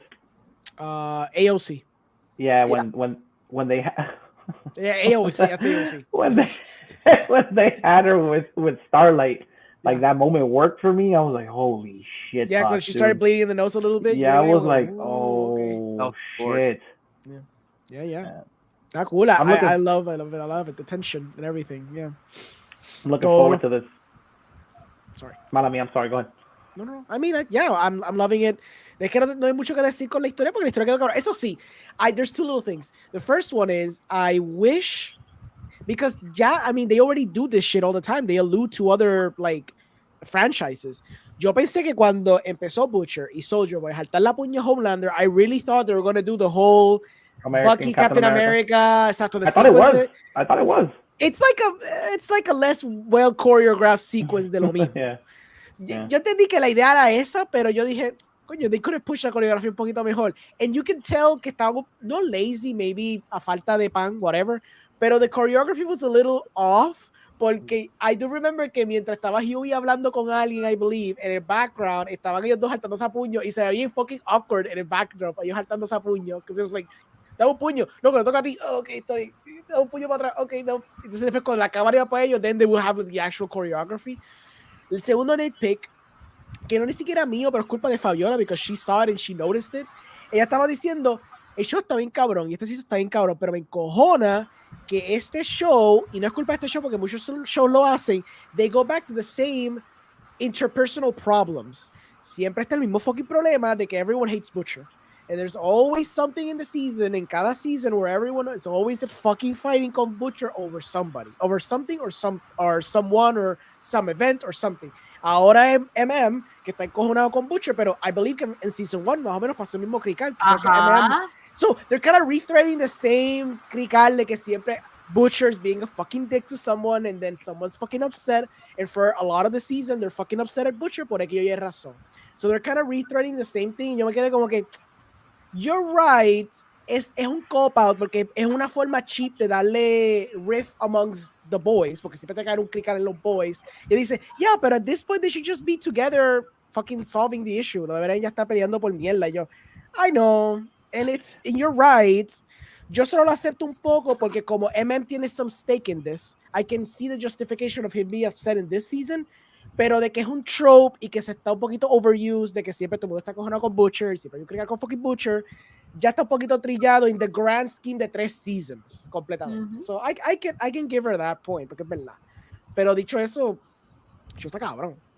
I like the development they gave to I forget her name. Damn, I'm really bad with names. The Asian character. No, the Asian. Miko, yeah. I like the development they give her now. She literally feels everything. She feels human. Yeah, that's a very cool concept now. Huh? Yeah. Dude, her performance is so fucking dope. Yes. Yeah. Very, very good, dude. Very good. To think that poor girl was relegated to a DC movie. It breaks my heart. Oh, ¿verdad? Yeah, that's true. And they gave her like 2 lines in the entire movie, like, and they covered her face in a mask. That crying scene cuando está con la espada estaba cabrona. Yeah. Oh, of course. Scene. Yeah, of course. I mean, yes. I think it. Está cool. I remember that scene. By the way, just for the record, I never said I didn't like the show. I love the show. Okay, they're overusing shit like you just said.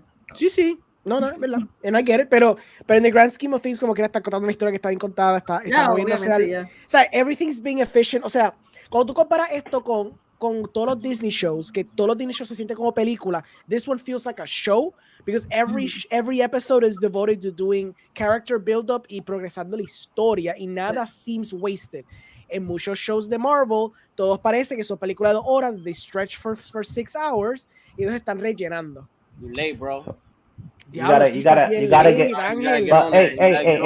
What are you doing with your time? Hey, you're late. You're late, pero coge cuál beneficio ahora que you can binge watch it. That's true. Yes, you know what I mean? Yeah, I think that's better. I think that's better to binge watch it, bro. You don't have to wait till every Friday like we do. Yeah.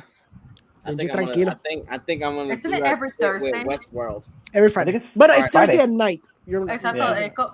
Sí, porque todo sale hora de Greenwich allá en UK, so sale acá el día antes. Lex, tú dijiste Westworld. ¿Qué tú has visto de Westworld? I saw the first 3 seasons. That's what I'm not so tú estás bien. So you're in the crazy train. Solo. You're in the crazy train. Sí, porque yo empecé a ver los 15 minutos de episodio 4 y yo dije, I'm so fucking lost. Y era porque no había visto los otros 2 seasons anteriores. So I think I'm gonna be lost as fuck anyway, because they took so long from season 3 and 4. Like I forgot so much shit. Oh, it's easy. Everyone's a robot. Apparently, they're basically all robots now. That's it. There's so much shit that happened that I was like, when the fuck did this happen? When they had the trailer, I was like, when the fuck did that happen? I'm stuck in purgatory with Westworld. I am literally the theme of the first season. Y quédate con el first season because it's fucking I started watching Westworld. Jesus and I watched fucking Christ, Angel. Ángel, pero puñeta, Breaking Bad, tienes que verlo completo. You literally don't have a satisfactory arc si no has visto todos los seasons de Breaking Bad. Cabrón, yo quiero un full clip. Story. No, espérate. Yo quiero un clip de Santa Cana cuando dijeron y con el voiceover de Orengo, así como que, what? Bro, yo quiero un clip de esa mierda. Game of Thrones, I guess I can maybe forgive you, but I would still say you need to see it all the way through. Yeah. Pero prioridad Breaking Bad. Breaking Bad, bro. Breaking Bad and Game of Thrones? Come on, son. I'm gonna have to put that on scene in there now. And I'm not fucking with you when I say que pre-streaming world, ¿verdad? Que donde toda hora es como que streaming y todo es contenido de streaming. Breaking Bad era de esos shows donde hicieron de principio a fin una historia coherente que, aunque eso estaba construido season a season, porque obviamente esto era el mundo de televisión donde era season para season. Of course, he had a probably overarching arc, pero se nota que había momentos donde he was winging it a little bit. Pero he nailed that ending so good de que honestamente el tipo es un maestro. So, sí, de verdad que... What's his name? Vince Gilligan? Vince Gilligan. Y me dicen que Better Call Saul también me dice que está bellaquísimo. Sí. I haven't seen Better Call Saul. Fíjate. If you don't finish, Angel, if you don't finish Breaking Bad, we'll tie you to a chair and we'll break you bad. We'll give you meth. We will make you snort meth. Lo vamos a poner como en el primer episodio de la serie. Yes. With the fucking pandemic, bro, there's no excuse, bro. You know what I mean. You're a year and a half in your house, bro. No excuse. Exacto, no excuse. Para hacer ese podcast tuyo, just go fucking see Breaking Bad. Bro, you have a perfect 10 a 15. I'm right there each season, son. I've binge watched Breaking Bad, like literally like start in the morning and then like I didn't even notice, and when I look at my blinds, it's like nighttime already. Like that show, it gets its hooks in you, like really, really good. And I've been trying to fucking get Yancy into that, and she can't pass the first season. Like for her, it's so fucking slow. I tried to watch that show with my mother, and I sat down my mother to watch it, right? And I'm like, really? Like I can't. She's gonna love this show. And then like there's like a gratuitous sex scene, and I was like, all right, we're changing this shit. I don't want to watch it anymore. Oh my god, I don't want to watch this shit with you. I don't feel uncomfortable. Never mind. Watch it on your own. That rato happened with Game of Thrones, and you know it's the tale that everybody fucking says. Like you could be watching the whole fucking show, and the moment your parents decide to come in is like when the most raunchiest shit fucking happens. That used to happen all the time with my father, bro. Yeah. All right, so are we all good with the boys? Yeah. I'm gonna be silent for the rest of the show. Let's go. Yeah, people need to watch that. People need to see that show. Yeah. Got to, bro. Podcast. You have to, my dude. You have to, bro. Forget about Jurassic Park. Put that shit on a pause. Get to fucking Breaking Bad. Exacto, gracias. All right, so yeah, we're gonna let me make some adjustments here since most of it is just gonna be adjustments. Yeah, just go ahead and talk. Go nuts. Go ahead. Miguel, you're the only one that saw Elvis. How was Elvis? So Elvis, bro. The movie is. I liked it. I thought I was very entertained by the movie. It has like some serious flaws with it. Dude, take the logo. Stop covering people on the top with the damn logo. Oh shit! Jesus Christ. Ahorita yo me estaba muriendo de la risa porque él lo puso en la misma cara, Miguel. Yeah, I was like, I didn't do that. I didn't do it on purpose. But let me just take it out because then it fucking covers what you call it anyway. It covers Brian Dynasty. Anyways, so while he fixes that, so the movie's good. I liked it. I enjoyed it or whatever. That's a good question. When you talk about like edición, what are you talking about? Like the editing of the movie. I heard it's like a bad German movie that's just fucking son. There's a lot of frantic scenes or whatever. The way they filmed a lot of the performances or interpretations of the performances. Bro, I mean I gotta retire. Angel, Game of Thrones is like fucking Succession. My bad. I just gotta act. Yo, the fans, bro, they commenting. I gotta answer the comments, bro. It's true. Got fans. Go ahead, speak, bro. Go ahead, do your thing. Like I was saying, the pacing of the movie is a little weird. They focus a lot on. It's the same director. That's how he writes that. Yeah. I would say that The Great Gatsby is a little bit better in terms of editing than this one. Oh. To be honest with you, that says a lot. But what really got to me with this fucking movie was the performances are good. To me, the performances are really good. The guy I bought El Papel de Elvis. Have you guys read anything that says to the contrary? No. But I remember having that conversation with you. Yeah. And about him singing, and I found out it's a mix of him singing because the songs are so low quality. They mixed both his voice. He sang a couple songs, but some of them they mixed his voice with Elvis. So Nick and I had this discussion. I said, Nick, how the hell did they remaster some of the songs to sound so freaking clear in this movie? There's no way. I told him, like, there's no way that it's the original track or whatever of Elvis Presley. Like, the audio was so like good in this movie. I told him, I was like, it's either somebody performing them or they did something, they butchered the shit out of it. But it does not sound, like those performances sound like live performances. They don't sound like grainy, chopped up shit. The story wise, it was pretty good. The performances were good. I would have preferred for them to spend a whole lot more time on his childhood and his younger days because they zoom past that shit like in the blink of an eye. They really don't focus that much on his childhood. They jump right into the mix of things with like his teenage years, the way that supposedly the manager found him. I have a problem. I have a little bit of an issue with it. It felt a little cringy the way that they try to justify Elvis Presley and the whole culture vulture aspect of it. Especially when you start using black artists to push that agenda in the movie, it felt like a little tone deaf. It felt like there's songs where they mix in rap, Nick, in this movie. I heard the Hound Dog shit. I heard it has with Doja Cat or some shit. Like I heard songs and I was like, this shit sounds kind of weird, but okay. So the thing with me was that because para mí fue otro issue con The Great Gatsby. They do, but they don't use them that much. But the problem I have is the fact that they kind of justify. If nobody knows the story or whatever, basically, Elvis Presley took songs which were, the majority of them were written by people of color. They're from, a certain demographic. And then his company basically used those songs to sell to a wider public, a white public. They gained the benefit of the fact that the black community was going to support those songs because they're their songs. And obviously they had the best of both worlds because Elvis Presley was a pretty white boy. so they can sell numbers. Yes, like Nick likes to say, it's the Eminem story all over again. I was right about to say it's 8 Mile, bro. It's the Eminem. It's the it's Eminem. Justin Bieber over there, bro. Yeah. But then in esta película, they basically try to justify the fact they make him a little bit of a martyr in the sense that they do bring home the fact he was raised in a very ghetto black neighborhood. Everybody was black around him.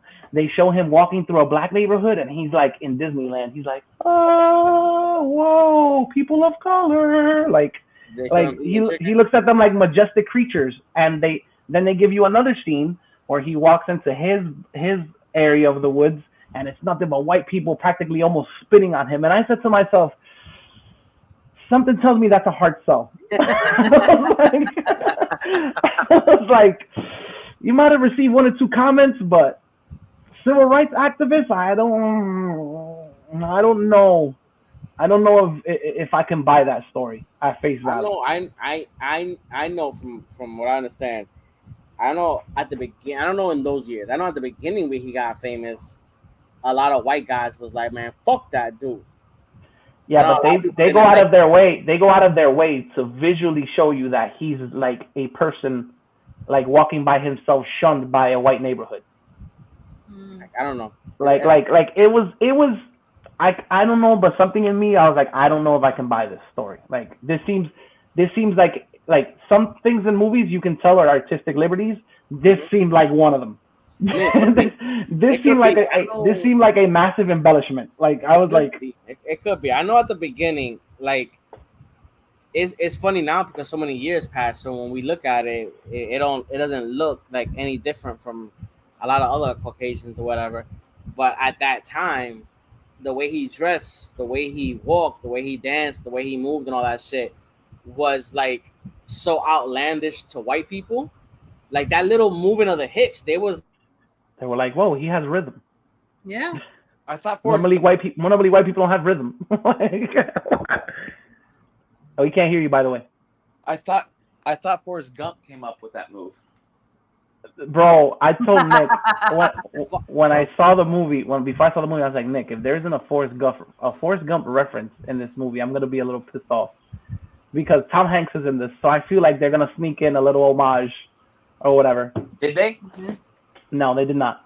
No. You should watch it, Angel. Always watch it and review it. Always. Exactly. No la vean fragmento, vela completa en el cine. Paga 10 pesos para verla. Es más, verla en IMAX. That was the one problematic thing I told you that I was like, okay, this shit feels kind of cringy, and the fact that you also use black artists in this movie to promote, you do remixes with like urban artists. I was like, that shit feels tone deaf to me. It feels worse because it felt propagandic. It felt like you were using music of black artists to paint this person, to take this artistic liberty and push this agenda a little bit even further. Like if he was part of the movement. It felt weird, bro. I was just like, I feel uncomfortable watching this shit. Esto como que me incomoda bien brutal. Anyway, that aside, the rest of the movie is pretty cool or whatever. Le pasaron la mano de nuevo when they get to his wife. The subject of his wife, and no way, shape, or form do they mention that she was 14 years old. Did they say that he was the original Pied Piper? No, they just say they refer to her as the general's daughter in the movie. So it gives you they infer that she's a little younger than your regular. Oh, we'll get to that. Don't worry, that's another quejita that I got también. What was the comment? Sorry. That he doesn't want to see a movie. He doesn't want to watch a Baz Luhrmann movie that's 2 hours, more than 2 hours. Okay. I wouldn't. If we're gonna jump to that, I wouldn't have had a problem with this movie being more than 2 hours, except that the last 2 hours of the movie are literally the same action happening over and over and over and over and over and over and over again. Excuse me, you said the last 2 hours? The last 2 hours of the movie are literally the same thing over and over again. He keeps on getting fucked by his manager and fucked by his manager and fucked by his manager. And in case we haven't been taken down off of YouTube, he gets fucked by his manager again. like I got to a point in the movie where I was like, okay, he's been dogged so much continuously. When's the fuck gonna drop? Like, you could have gave me 2 of these situations and that's it, and then showed me where he basically loses his shit with his manager, and he doesn't want to do it anymore. But you gave me like again and again and again and again and again. I was like, damn, bro. I was like, when is the fuck gonna drop? Like, this movie makes it feel like he spent like 20 years of his life doing the same thing with his manager. Like, it couldn't have possibly been like that. I heard his father robs him too and shit. His father, so the way it's portrayed in the movie is his father is a deadbeat. Like, he doesn't know what he's doing, and the position that he has within the label was given to him by Elvis to basically, like, you know, as a favor to his dad. He wants to make him feel good. It's another one of those stories where, like, an artist gets whored out completely to the label, and, like, how far are you willing to sell out or sell your soul to stay addicted to the fame? Igual que 2022. Yeah, it's not something that we haven't seen before, but it does feel kind of like the origin story of the shitty manager. You know what I mean? There's too much style. You could say that about this movie. Una pregunta. What about his death? Did they portray that? No, they did not. Oh. So spoilers, Angel, you might want to stay away from this. We all know that, if I'm not mistaken, Elvis died on the shitter, right? On the shitter, bro.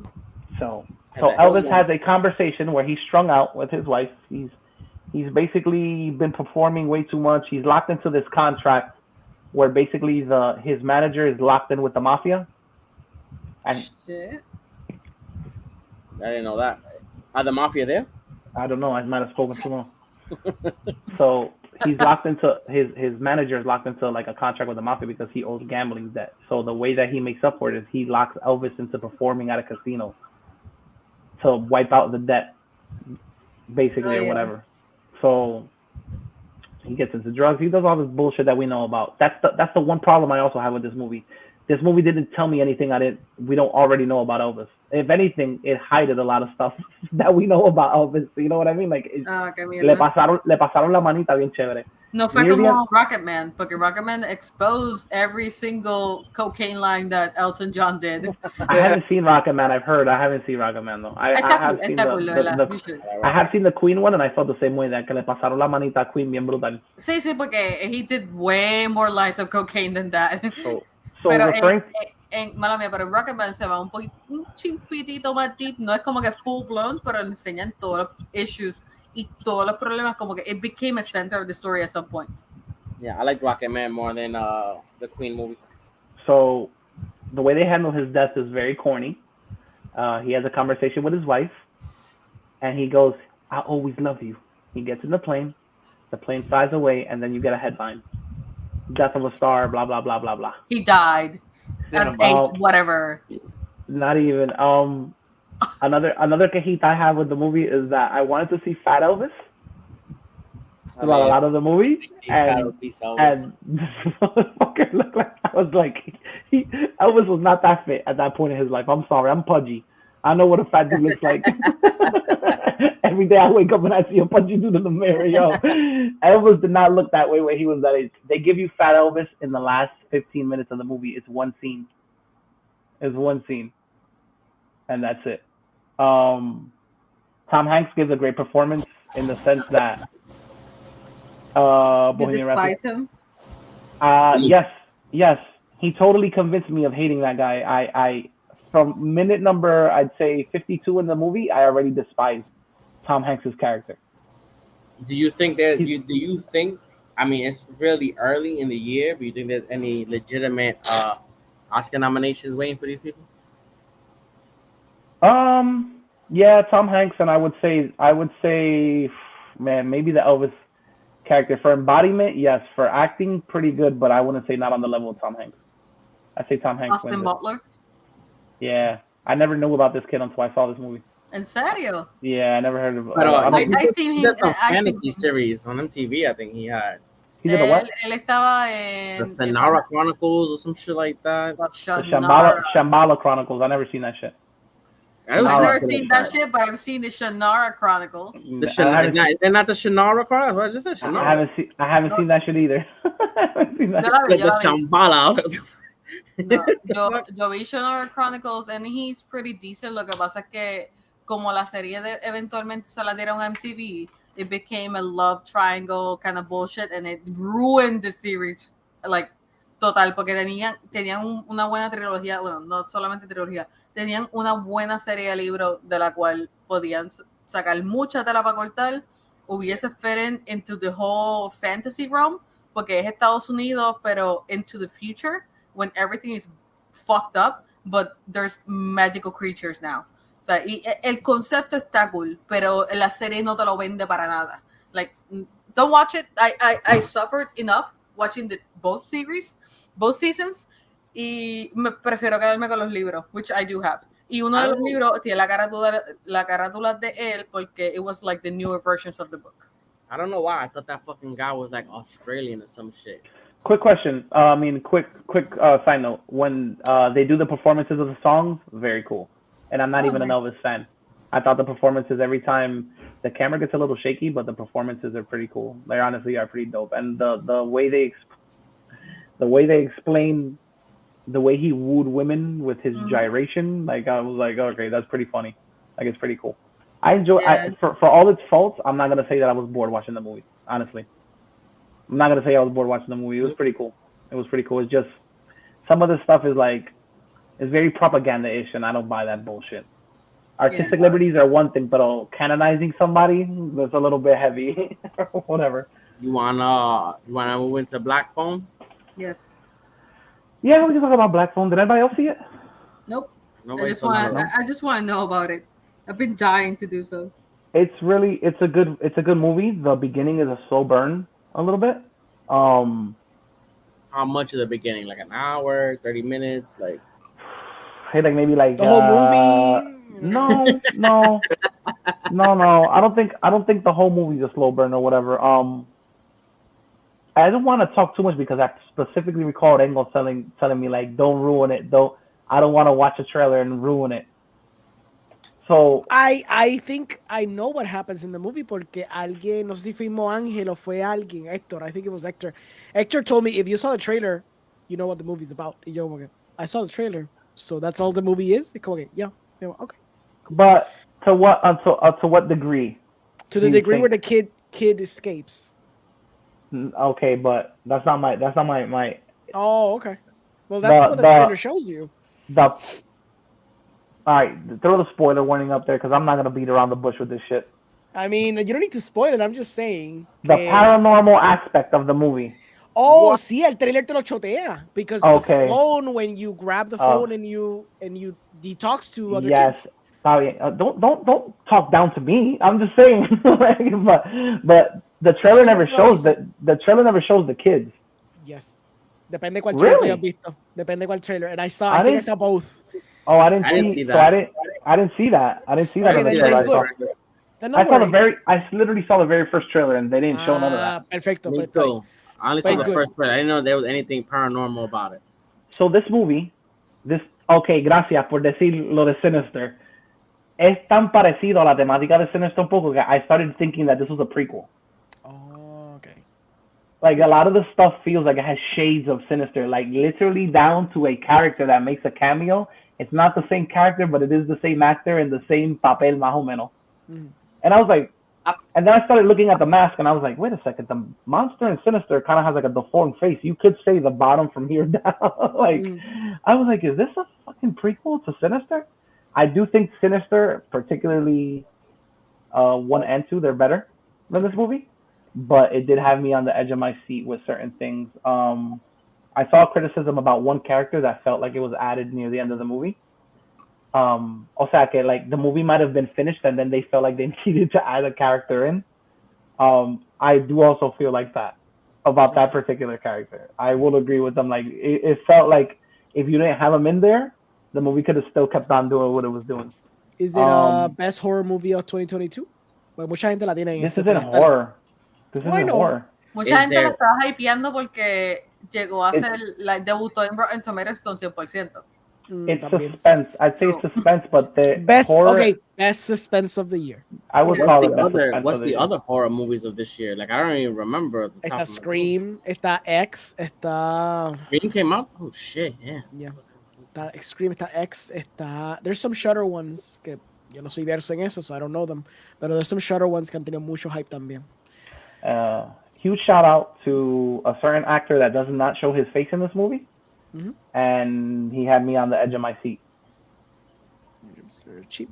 pero la atmósfera bastante creepy. Lo que a mí me incomoda de esta película y de Sinister, yo personalmente, me incomoda ver horror with kids.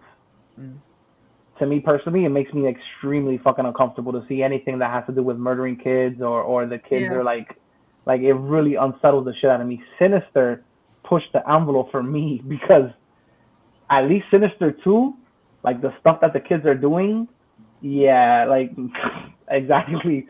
But You ever part seen 2, Doctor Sleep? no, I've never seen Doctor Sleep. Well, you never seen it? It's about child abduction all the time. There's a scene in that movie that I think if you see it, it's yo creo que sí. You're gonna like shut that movie off. And then it's the kid that they picked too. That the También, kid looked so fucking wholesome. What's his name? Jacob Tremblay or something like that. El nene de Room. ¿De qué? The Room. The Room with Brie Larson. He's in that other like that fucking comedy where they all like little kids. Wait, is Jason Tremblay? Is that the guy that does the musical where he plays an older? No. He's a kid in high school. Jacob Tremblay, no. Jacob Tremblay is. I mean, he was in Wonder. Era el nene deforme también. Have you ever seen that? I don't know if you've seen that Justin Bieber music video. So fucking lonely. Never mind. Anyway, that kid looks mad wholesome. He looks mad wholesome, that kid, right? Yeah. And what they do to him in that fucking movie is like it's graphic without being graphic. Yeah, it's not gory, but it's very intense. I agree. What happened? ¿En cuál película? En la de Doctor Sleep. Oh, okay. You lost my También he escuchado esa Sadness. The Sadness is that Asian film, right? I heard that shit is crazy. What was I gonna say? I lost my train of thought. Anyway, the guy that doesn't show his face in this movie, pretty good fucking acting. Unsettled the shit out of me. Another movie where, like I told you, it was pretty good and it had me on the edge of my seat, and there wasn't too much money spent on this movie in terms of visuals, so I think it did its job really well. I do not classify it as horror. I'll say it's suspense. All right. But I don't think it's a horror movie. Thriller. Thriller, yeah, but I wouldn't say it's a horror movie. Okay. I recommend for you guys to go check it out or whatever. Was that the last on the list? That was the last or whatever. No, I would recommend you to go watch it. Just don't expect. It's not freaking Jason, for crying out loud. No, I understand that. Yo entiendo muy bien que eso no vamos a hacer eso. Yeah, the way they establish certain things is just very fucked up. What was I gonna tell you about the? Can we talk about Men before we leave? Go ahead. Let's do it. Go ahead. All right. Why didn't you like the movie? I'm only saying this porque estoy en este podcast, but for a good hour of this movie, it was so cringe. So cringe. Cringe in what matter? In what type of way? Era todo tan estúpidamente obvio. I'm like, I get it. Oh, you're gonna keep. That's it. Oh, so the movie's just this. Okay, nice. So I get it. Pero cool. I mean, you knew it from the title going in, cabrón. Maldita sea, pero I'm expecting something cuando es Alex Garland que lo está dirigiendo. Okay, but like literally the trailers gave away. I know, y viendo los trailers yo decía, okay, el hook es para los idiotas, but I'm not an idiot. I'm obviously going to see something that's not that. But then for an hour, I'm seeing exactly that. This is my same problem que yo tengo con Promising Young Woman, where it only gets good cuando al fin rompen el molde and they actually tell me something. The same thing happens here. For an hour and 10 minutes, it's exactly what I thought it was going to be, and it delivers exactly on that, with some interesting ideas and concepts que lentamente se están slowly weaving in, but for the most part, es como que this is gaslight the movie. Okay, so I get it. Let me ask you a question. Like I told you, my interpretation, the monster isn't really a monster. It's just a mental manifestation of the trauma that she goes through with her husband. Or is there actually he's go ahead. I feel que sí. I feel que es esta trauma y esta depresión y esta culpabilidad que I want to say that the film has nuance, and I want to say that the film wants to touch on both sides. No que simplemente es men are evil, men are cruel, men are the fucking worst, y se acabó, y ella está limpia de pecado. I want to assume que Alex Garland me está trayendo a la mesa que even though she's correct in what she did, porque tú no puedes, you can't be held. Careful, cuidado. No. She's correct in doing what she did en el sentido de que no one should be held hostage emotionally by anybody. Full, eso es totalmente cierto, está correcto. Pero que llega al punto de que she feels no culpabilidad y que lo esté negando tanto también es insane, because obviously you're human, you're supposed to, you know, those feelings van a estar. Y que ella los niega por tanto la película y echa para atrás y como que se indigna de que, coño, like, oh, what the fuck, why should I feel fucking... And in the end, it's like, I want to assume that there's some sense of, no guilt, maybe not guilt, pero maybe of pondering of what if, maybe I should have done something, maybe I should have said something more, pero obviamente las emociones were all up. Ladies and gentlemen, I don't agree with this. Orengo is basically one of the characters in the movie. There you go. That's what I'm saying. That's the problem. I'm not gonna sit here and basically tell her, you know, why didn't you forgive him then? That's the problem. See what I'm saying? That's the problema. Cuando la película postula eso, I'm like, I get it. Obviamente, I understand that el tipo 100% está in the wrong. Pero que ella no sienta nada de culpabilidad, no culpabilidad, depresión. Just say depression. Just some fucking form of depression. Está bien. Cool. Depression y culpabilidad, I feel like maybe they're not the same. No, thing, they're not the same. Like... They're not the same word. Fine. I would say depression. And I think what happens at the end is a manifestation de esa depresión en todo su agujero, todas esas frustraciones, toda esa agonía. Toda esa mierda que lleva pasando por días se manifiesta en what happens in the third act. And I think it's very clever. And I actually like it inconcluso, porque mucha gente argumenta que they're very upset de que no hay una conclusión. But I like the fact que ella le pregunta a la entidad y dice, like, what the fuck do you want? And they're like, I want this. It's like, okay, dale, cabrón. It's como que, okay, that's it.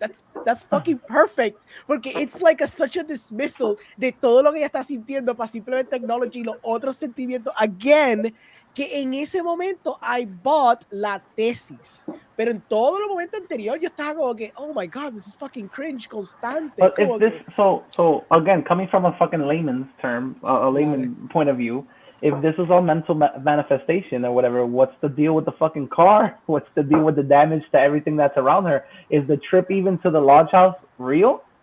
Or is this all happening with like her chilling in her apartment just thinking about shit? I think que todo esto está pasando, but I believe que obviamente the idea of using one man to become the avatar of all this manifestation, obviamente eso es lo fake. Obviamente la entidad que aparece al final, I feel it's fake. Or maybe it's real. Maybe we could chalk that up as something like real, tangible, que se formó de tantas emociones involucradas, se manifiesta. Sure, just let's make it something real. It'll be more interesting. El mundo está tan y tan lleno de hombres tóxicos que se manifestó en ese punto de la Tierra. En ese fucking reverse Ouroboros de hombres tóxicos, básicamente. That shit was great. Great fucking visual. Great way of using Cabrón, I was literally in the theater like, and it kept going and fucking going. Y yo estaba, fuck yeah, Garlic's Garden. ¿Por qué no me dices esta mierda ahorita? I'm buying this shit. This shit I can buy. Dame esto. Pero, como digo, es como que era texto bien obvio y era subtexto bien interesante. And I don't know que era que él pensaba que necesitaba tener el texto obvio para entonces jugar con esa idea ya que la estableciste. Pero era tan fucking on the nose que era como, y Ángel lo dijo, es como que men are bad. Es como que Garlic descubrió el fucking fuego. Pues sí, I know. And ¿cómo te digo? I know que tampoco son temas que se tocan mucho en el cine hoy día. So I understand que alguien tiene que setear la barra para que una vez tú setes este tipo de temática y narrativa y whatever, se pueda entonces elevar con otra persona. Pero fue tan basic for the most part que yo me quedé como que, pues sí, loco, I get it. So again, I'm reiterating. I'm not agreeing. I'm regurgitating. Dale. Somebody told me that the role of the sister was to basically establish that the worst toxic males are created by women. Okay. I was like, where the fuck did you get that from? Like, I was like, where the fuck? That's a statement. I was like, where the hell? And I guess because she kept on talking about her baby, and like the girl's going through all this shit, and she keeps on talking about like her son. Yeah. Or whatever. So I was just like, that's a stretch and a half, but I guess. A stretch and a half. No, I was like, I guess. It's a statement you would hear from Roger. Yeah. I mean, cosas interesantes porque I think someone asked me, there's one of the characters that's not as bad as the others, but in the end, he is. And I'm you're talking about the housekeeper. Exacto. That to me, that was like I think like they paint him like that so that you can literally say he's the worst out of them. Exacto. Like I feel like that's the idea. Yeah. Like they're very blatant about him hiding his intentions behind the nice guy shit. Exacto. Of like, just guide me. I'm a nice guy. I don't know. Like, you know, Exacto. Take your clothes off in front of me. See what happens. Like, you know, like that type of fucking attitude. Exacto, por eso. Sí, yo como que. I mean, there's interesting ideas. The idea with the little kid con el deepfake, very interesting. Samuel estaba cool. There's very interesting concepts, pero que se manifiestan towards the end, cuando ya la manifestación coge su último apogeo and all that shit develops, y me quedé como que, ok, este es el Alex Garland que me sabe contar un tema en particular con visuales bien bizarros, como pasó en Annihilation. En Annihilation no es Natalie Portman diciendo, oh, woe is me, my fucking husband. Es manifestation a través de fucking virus y ciencia, cabrón. Y mujeres literal muriéndose left and right. I don't want to talk about that movie again because I've heard so many theories about that movie. Like, I'm about this close to just like burning any physical copy I find in my past. Like, the last thing I heard about that movie... Yeah, the last thing I heard about Annihilation is that it's literally a story about cancer. It is, yes, because it is. Esa es la cosa, pero la forma que él lo juega es tan interesante porque it's not blatant about it. It just uses el biodome que ellos estaban en ese shimmer or whatever as the metaphor for cancer, as a metaphor.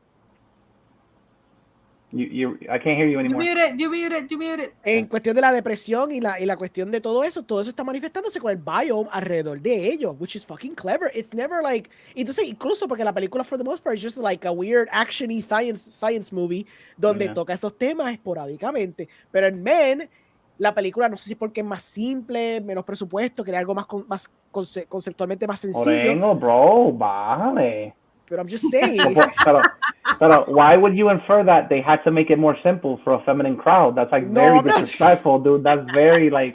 No, porque you're basically you're saying that they had to mansplain in the movie so that the female crowd could become empowered and understand it. That's a very disrespectful tone, bro. Like, I need you to dial it back, okay? I need you to dial it back. We respect the feminine community in this podcast.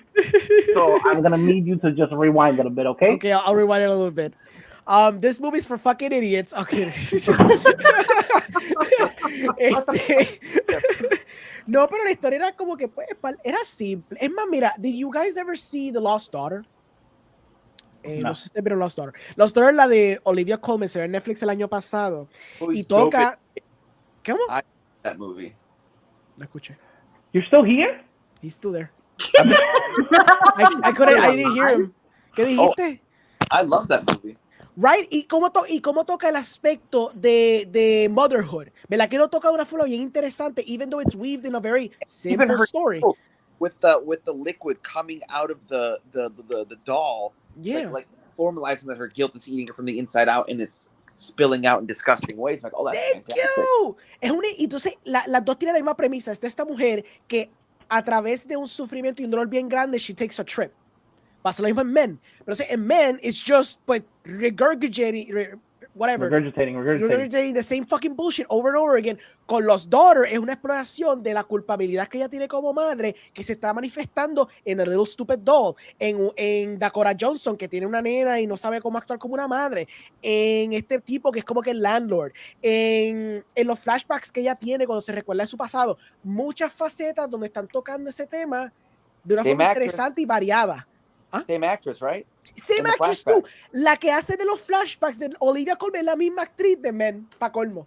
So she's even dabbled in esta idea of motherhood, feminism y toda mierda. One of my friends sent me also a message that said that same actress was in something for Netflix called I Think I Want to Break Up or something like that. I Think I Want to End Things. I'm thinking about ending things. I'm thinking about ending things. Yes. Was that one good? It's a very fascinating movie donde el tercer acto lo fucking detesto.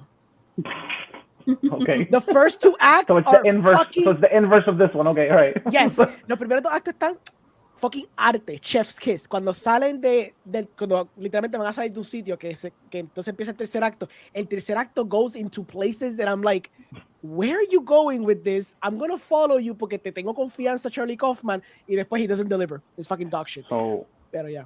I'm gonna explain my experience. Dale. Watching Men. Dale. And I bullshit you not. This is not an exaggeration. This is not a fucking. This was like going to watch Get Out, and I went to watch Get Out, and the majority of the crowd was they were black. Mm-hmm. So I felt like a little uncomfortable because the tension in the room was very like anybody who was not black, like I felt like all eyes were like on you. This was filled with like 90% of women in this theater. Okay. At the iPick. Yeah. Cabrón, like literally, like when I got my drink from the waiter, I was like, "Thank you so much. I appreciate everything you do." like, like it literally felt like, bro, like you could cut the fucking tension in the room like with a knife, and like you could hear the snickers, like literally you could hear like, "It's totally like that, isn't it?" Like, yeah, fucking, they never believe us. Like it's like literally, cabrón, like it. Yeah. I bullshit you not. That's why I literally said to I sent Nick a text. I was like, I feel a little, not that disclaimer, not that I identify with any of the toxic behavior that was displayed. Yes. But there's always a but. But like, dude, the fucking hate for men was in full force that night. Like, which is fine, and I get it. I mean, I understand, porque para eso está la película, está diseñada para esa misma cosa. Lo que pasa es que, y esto aplica para todo, no importa el tema. I like my messages done in not a blatant, stupid ways, donde no estás escupiendo en exposition. Yo quiero que si tú vas a tocar eso, por eso es que me encanta The Third Act. The Third Act logra encapsular muchos de los temas que él quiso tocar en a beautiful fucking visual metaphor que tenía todo el sentido del mundo y estaba bien logrado. Puñeta, just give me more of that. That was fucking great. Get Out está cabrón porque es eso mismo también. Es jugando con what is perceived as the black experience versus the white privilege experience, el contraste y el choque, pero de una forma bien freaking surreal, Steppenwolfish. Y queda cabrón, y está bien logrado, because you're not literally just telling me, well, white men are assholes. I know they are, pero do something. You're in a visual medium. You have so many thousands of different ways de tocarme este tema on such a fucking interesting way, porque tú le escupes como si fuera texto. Por eso es que digo que con Men, pues funciona in the end, cuando todo al fin coge su apogeo, excelente. Pero for the most part, me pasa lo mismo con Professional Woman. Es ese tercer acto cuando pasa lo que pasa, que I'm like, that's fucking interesting. They went there. That's very fucking bossy de la directora. Crazy. Right? That shit was crazy. Yeah. Loved it. Por eso. Promising Young Woman, like I was watching the whole movie and I'm like, okay. And then it comes to that third act and I'm like, what the fuck? Yeah. When what goes down. I was like, what the fuck? Exacto. And they commit to that. And I'm like, whoa, how do you keep going with this? That's what I was like, where the fuck is it gonna go now? I was like, holy Exacto. shit. And that's very interesting como tocan entonces ese tema y cómo el final resultado termina siendo lo que es. Pero that's why film is too interesting para ser simplemente vomitándome el mensaje. Like, there's just so many more interesting ways to tell me the story. Tell me what you want to say.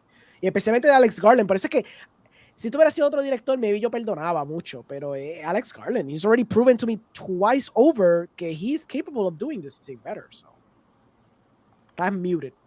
Te tiraste. No, you're not. You're doing fine. You're fine. He's muted. Yo lancé. No, Miguel is muted. Miguel también. Miguel is super muted. I'm not muted. No, Miguel is super muted. There you go. No. You muted again. There you go. Dale, pa. Oh, your mic is dead. Okay. No, I mean, you're not saying anything. Maybe your mic is dead, pero you're not saying Check anything. your mic because you're not muted, but we can't You're not muted, but we can't hear you. So, sigue ahí testeando. Pero ya, eso es lo que pasa cuando hablamos de Men, ¿ves? Men are evil. ¿Te escucharon a Miguel? No, Miguel todavía no, por si acaso. Shit, We'll let you know cuando te escuchemos. ¿Qué dice este? Us es otro que tengo mis issues. Los primeros dos están chéveres, pero al final se descarrila porque está la exposition dump. Que no entiendo quién le dijo a Jordan Peele que tenía que explicar su concepto to anybody. Porque para colmo, cuando llegas a la escena final, cuando está everyone agajado de mano en la fucking montaña, yo completamente entendí lo que quiso hacer. Pero for some reason, he needed to explain his weird governmental fucking bullshit que estaba pasando. Y yo me quedé, pero why, cabrón? I don't understand why the need to explain this. Él hizo súper bien esos primeros dos actos, que eran magníficos. Y ese final está espectacularmente, on a visual level, magnífico. Todavía no. Pero ese tercer acto, I don't know. I mean, unplug your mic. Yeah, maybe unplug your mic o cambia los settings o algo así. I would say que yo obviamente estoy pompeado por ver la de Nope, porque Nope. Even though que Us, pues tú sabes, 2/3 me gustó, pero el último no. He's still like very good. He's very good at what he does. He's very fucking good, and he clearly has a knack for directing. So, yo estoy pompeado por la cosa rara que nos va a traer en como 2 semanas, porque yo creo que es ya mismo. Really? Shit, we're that close already? I think we're very, very close. Sí, yo creo que si no es a mediados de julio, tiene que ser a finales de julio. Pero estoy casi seguro que ya mismo. I felt like it wasn't that long ago. They just dropped the fucking first trailer. Yeah. Lo que pasa es que y eso que atrasaron la película, va a venir en abril, pero atrasaron un poquito. Pero yo estoy pompeado para verla. But yeah. Está cool, whatever. I wanna see other stuff. Mañana voy a tirar mi listita de top 10 hasta ahora del 2022. Que me di cuenta que está bien mala la lista mía, está bien anemic. Se nota que no he visto mucho. So I'm gonna try to fix that for the second half of 2022 porque de verdad me di cuenta que he fallado en muchas películas que he querido ver que no he tenido break de verla. So, I heard that movie with Antonio Banderas and Penelope Cruz. Is it Penelope Cruz? Cruz. It looks great. Sí, la de Official Selection. I was invited, pero no pude ir porque yo pensé que me tenía que quedar en mi casa editando y pues nunca me dijeron nada y me perdí el chance de verlo. So, la veré cuando pueda verla. I went to Fine Arts a couple of days ago. I took my wife to see I forgot the name of the movie. It's a Spanish movie about this guy that he goes to see he chases down this guy that's banging his wife or some shit. ¿Cómo es él? Some shit like that. The movie was fucking funny. It was funny. It's one of those dumb movies. There's shit that happens that obviously can only happen in a movie. Fucking guy got a gun pointed to his face and he's just letting them have a marital fucking conversation without shooting nobody. Yeah. But it was funny. It was funny. And then when I went there, that's when they showed the trailer for the Antonio Banderas movie. Okay. I was like, that shit looks pretty fucking good. Sí, se ve bueno. Mira, Ángel nos preguntó qué piensa la filmografía de Jordan Peele. I like la filmografía hasta ahora, to be completely honest. Yo sé que solamente tiene 2 películas, también es very hard to gauge, pero para mí Get Out está excelentísima. Como ópera prima, excelentísima. I really like Get Out. I didn't like Us too much, but I really like Get Out. So, Get Out está bien cabrón. Está for one. I think that's not bad, honestamente. Y para directores que, verdad, empezaron tan trepados. Yeah, I think it's fine. Es que con Nope, el twist que el twist de Up es bien obvio desde el principio. So eso es lo que no me gustó. Yeah, I agree. You hear me now? Yeah. Hey, you're back. There's probably like an echo every time you guys talk because I'm using the laptop mic. Okay. Is there an echo? You're good. No, I don't hear an echo. You're good. Because I use good shit. That's why I don't. But yeah, that's my spiel about men. All right. That was I had to leave during the podcast because I didn't want to be associated with that opinion. No, I understand. La toxicidad. I mean, we talk about the boys. I'm gushing about the boys. It's okay when the men are around. But when the men are bad... I'm trying to have a dating life, so I don't agree with those opinions. Before we say our goodbyes and everything and we go, I wanted to ask, has anybody seen The Bear? Yeah, no. I'm in Tallahassee. A lot of them around here. The FX, there's a show on FX coming out about a chef from this guy that was in. Okay. Time out. This is what happens when you have like over 10 years of a friendship with somebody. Oh. I saw the trailer, right? I saw the trailer, and I sent it to Nick, and I go, bro, there's something here in this series. Plug it on the page. As I'm sending him that, Nick is uploading the trailer to the page without even like. Wow. That's beautiful.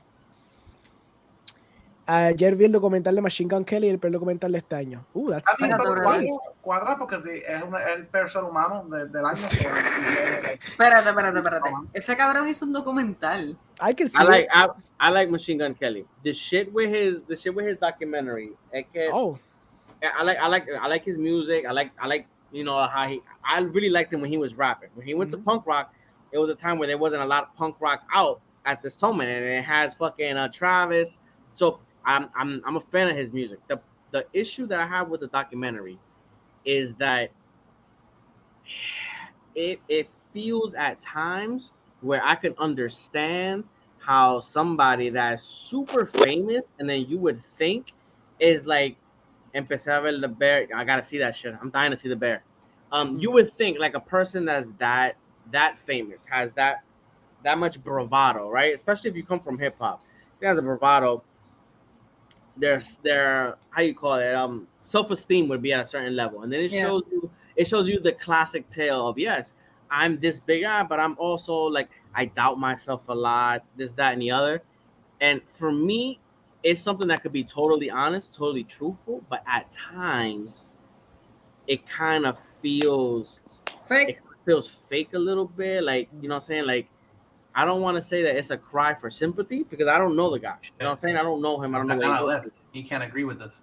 There's a lot of things that like happened to him recently and shit. Like, you know what I'm saying? His pops died. His girl had a miscarriage, so he lost a child. Like Machine Gun Kelly? Yeah. Megan Fox had a child and lost it? In November last year, yeah. Oh shit. So there's, you know what I'm saying, there's parts when he talks about, you know what I'm saying, he was on tour or whatever, and his pops was in the hospital, and it was like, yo, I told the hospital, if something gets bad, let me know. You know what I'm saying? So I could talk to him, at least do it to see what I could do. And it was like, yeah, something went bad. His pops called him, and his pops was like, like he heard his father die on the phone, which is a lot of shit that sounds like very traumatic. And there's a side of it that you don't see. He has a kid. The constant battle of, I want to be this rock star. I need to stop doing drugs, but he has an addictive personality. So he substitutes, okay, if I'm not going to do drugs no more because drugs take me this, now it's just going to be work. And I'm going to be like, I'm a person that never gave a fuck about numbers. Now I need this number one album. I need to hit number one because he's replacing, you know, that addiction of drugs with addiction of being, you know, number one, having numbers, blah, blah, blah, blah. So there's a lot of shit that I thought was cool. And like I said, I enjoyed a lot of it. It's just something that you never know. You know, it's like when you see a person like a Meryl Streep or some shit that's like this incredible actor, and then they go up, get an Oscar, and they start crying, and you don't know if it's really like, because they're such great actors or whatever, you don't know if they're faking it or not. There's something that happened in the documentary that I'm like, I don't know. You know what I'm saying? Like, there's moments where he's... ¿Dónde está el documental? Porque si yo vi el de Motley Crue, puedo ver este. It's in Hulu. Is it in Hulu? Yeah. It's like again, I'm a fan of his music. I'm gonna say I like his music. So what you're telling me is Machine Gun Kelly's a great actor? I'm not saying that he's a great actor because mejor que Amber Heard. Because it's like how you way better than Amber Heard. But it's like how you say, like, there's moments where, since I don't know the person, I don't know if it's 100% genuine. His music, to me, I like his lyrics because it sounds like the real shit that's happening to him in the moment, where he talks about losing a child, when he talks about losing his pops, when he talks about, you know, not necessarily having the self-esteem that you would think he has. It sounds realistic. But then there's moments where you in the documentary and they do, like, you know, the pause and they start talking, and it's like you can't really know, you know what I'm saying, how realistic that is, because it just feels like, you know, what everybody does in the documentary when they're like talking about their life and they're like, yeah, and then things turn. I was like, I'm on the bar. I liked it. I enjoyed it, but there was parts of it that I was like, feel a little fugazi. The fact that you're watching that documentary, sometimes, you know.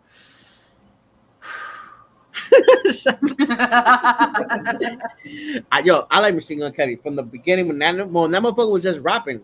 I was a fan of him. When he got to punk rock, I was like, yo, it's been so long since I heard music that just had that energy. Just like it felt like Blink-182. Just like you don't hear a lot of punk rock like that now. I got nothing but respect for the guy. That album is fucking bananas. I got nothing but respect for the man.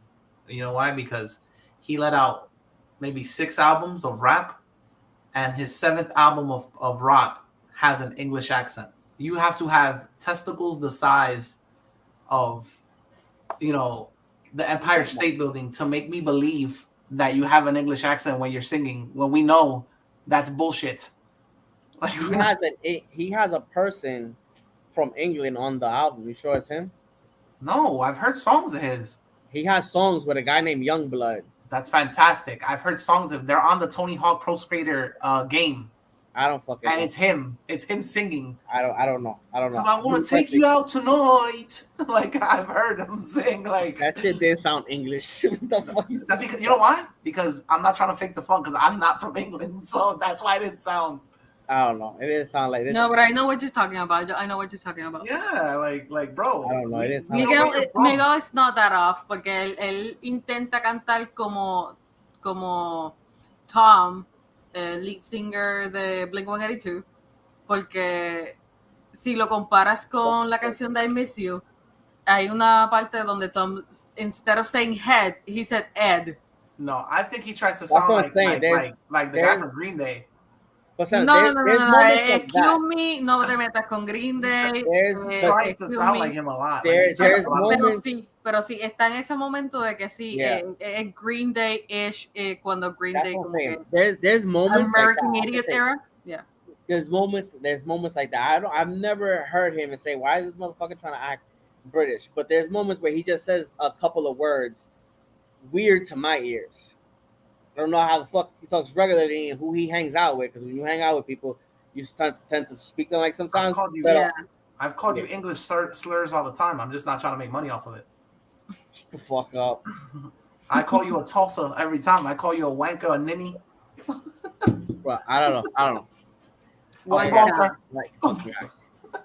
we were saying before we started talking about MGK, the fucking the bear shit. Like, I'm really hyped to see that fucking show. It's not out yet. Bear came out. The whole season, I think, came out. Yeah. That's what I'm saying. It's on FX though, right? Yeah, that's a lot of. So that would imply que está en Hulu. It's on. Yeah, I think on Hulu. If I'm not mistaken, like the whole season dropped. Yep. There's a lot of rumors talking about Disney might pick that guy up for a certain role. Oh fuck.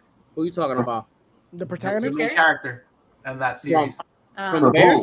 From that other stupid show. Fucking like that guy, yo. Yeah. Shameless was my shit. Son, Lip. Yeah. Did you guys see el rumor de lo de Doctor Strange? Digo, Doctor Strange or Doctor Doom. Oh my god. Yeah. What was that? With Howard Stern or some shit.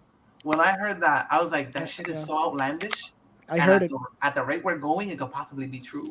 No, pero it's not that he's doing the role. Es que parece que he has like a bit. Yeah, no, I think he has a bit role in the movie. I don't think he's doing the role of Doctor Doom. Mucha gente como que misconstrued that.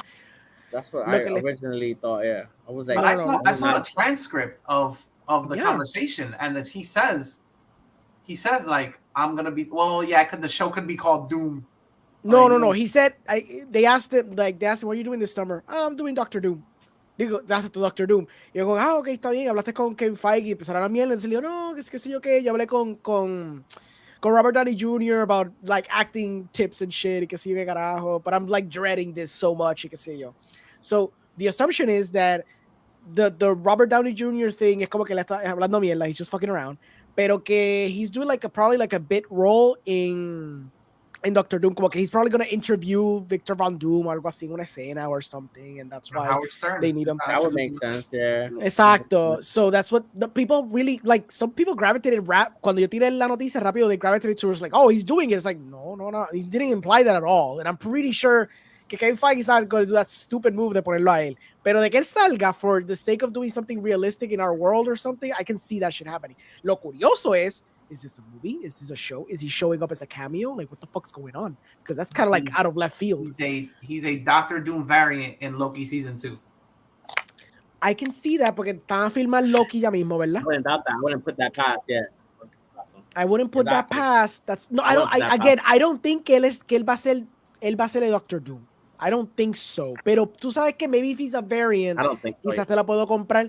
I believe more likely that he's in a scene with Victor Von Doom. And either they're doing this maybe for Loki, porque es verdad, Loki creo que es lo próximo que van a filmar. Pero hay que ver qué van a filmar este verano. Si hay algo que se anuncia que van a filmar de Marvel, ya tú sabes que that's it. That's the one. So, I know definitely they said they were going to film, I think, Loki, because I think they moved Blade, no? Mm-hmm. Puede ser. So you might be right. I think there's announcements coming up soon. Is it the Comic-Con announcements coming up soon? That's true también. So puede ser que aquí, ya como pasó esta mierda ahora, Kevin Feige must be like, fuck, cat's out of the bag. I gotta like let the world know que tenemos ya the Fantastic Four. Reed Richards, Howard Stern, all the way. I go for it. Vamos ya. Me está muy contento. Oh yeah, for sure. Or maybe he is. Because you know that drove traffic. That generated hype in cabrón. ¿Me entiendes? So that could work. Yeah. that's not that big of a leak, especially since nothing really, technically. Sí, él no dijo, oh, it's gonna be played by this guy. Do you know that guy? Como que si hubiera hecho una mierda así. He didn't really leak anything, but it did generate interest. So now people are gonna be waiting. And the next villain in the Blade series is played by Howard Stern. He could play Dracula. Comic-Con is coming up.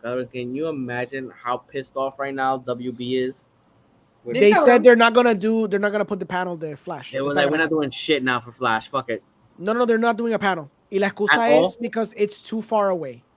So the it's too far off. They can't do it. It was like, yo, this guy done fucked us over so badly. I'm pretty sure they had a whole thing. They probably had a whole trailer, and now they're like, yeah, we're not gonna talk about it. It's next year. It's okay. If they didn't spend the amount of money that they spent, that shit would have went directly to HBO Max. They were they were like, you know that cheetah we spray painted red to come running past the stage?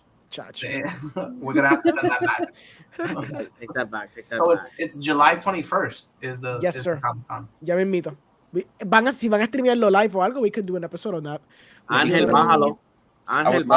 Ángel, you're not wrong. Bájalo, Ángel, why? We don't need it. You're correct, bájalo. sir. I need it. I need all the Loki I can get, bro. Bájalo, son. Bájalo. Yo te apoyo, pa. Yo te apoyo. I would like, you know what? Give me a season of Loki and have Loki appear at the end and make what's her name be the whole first.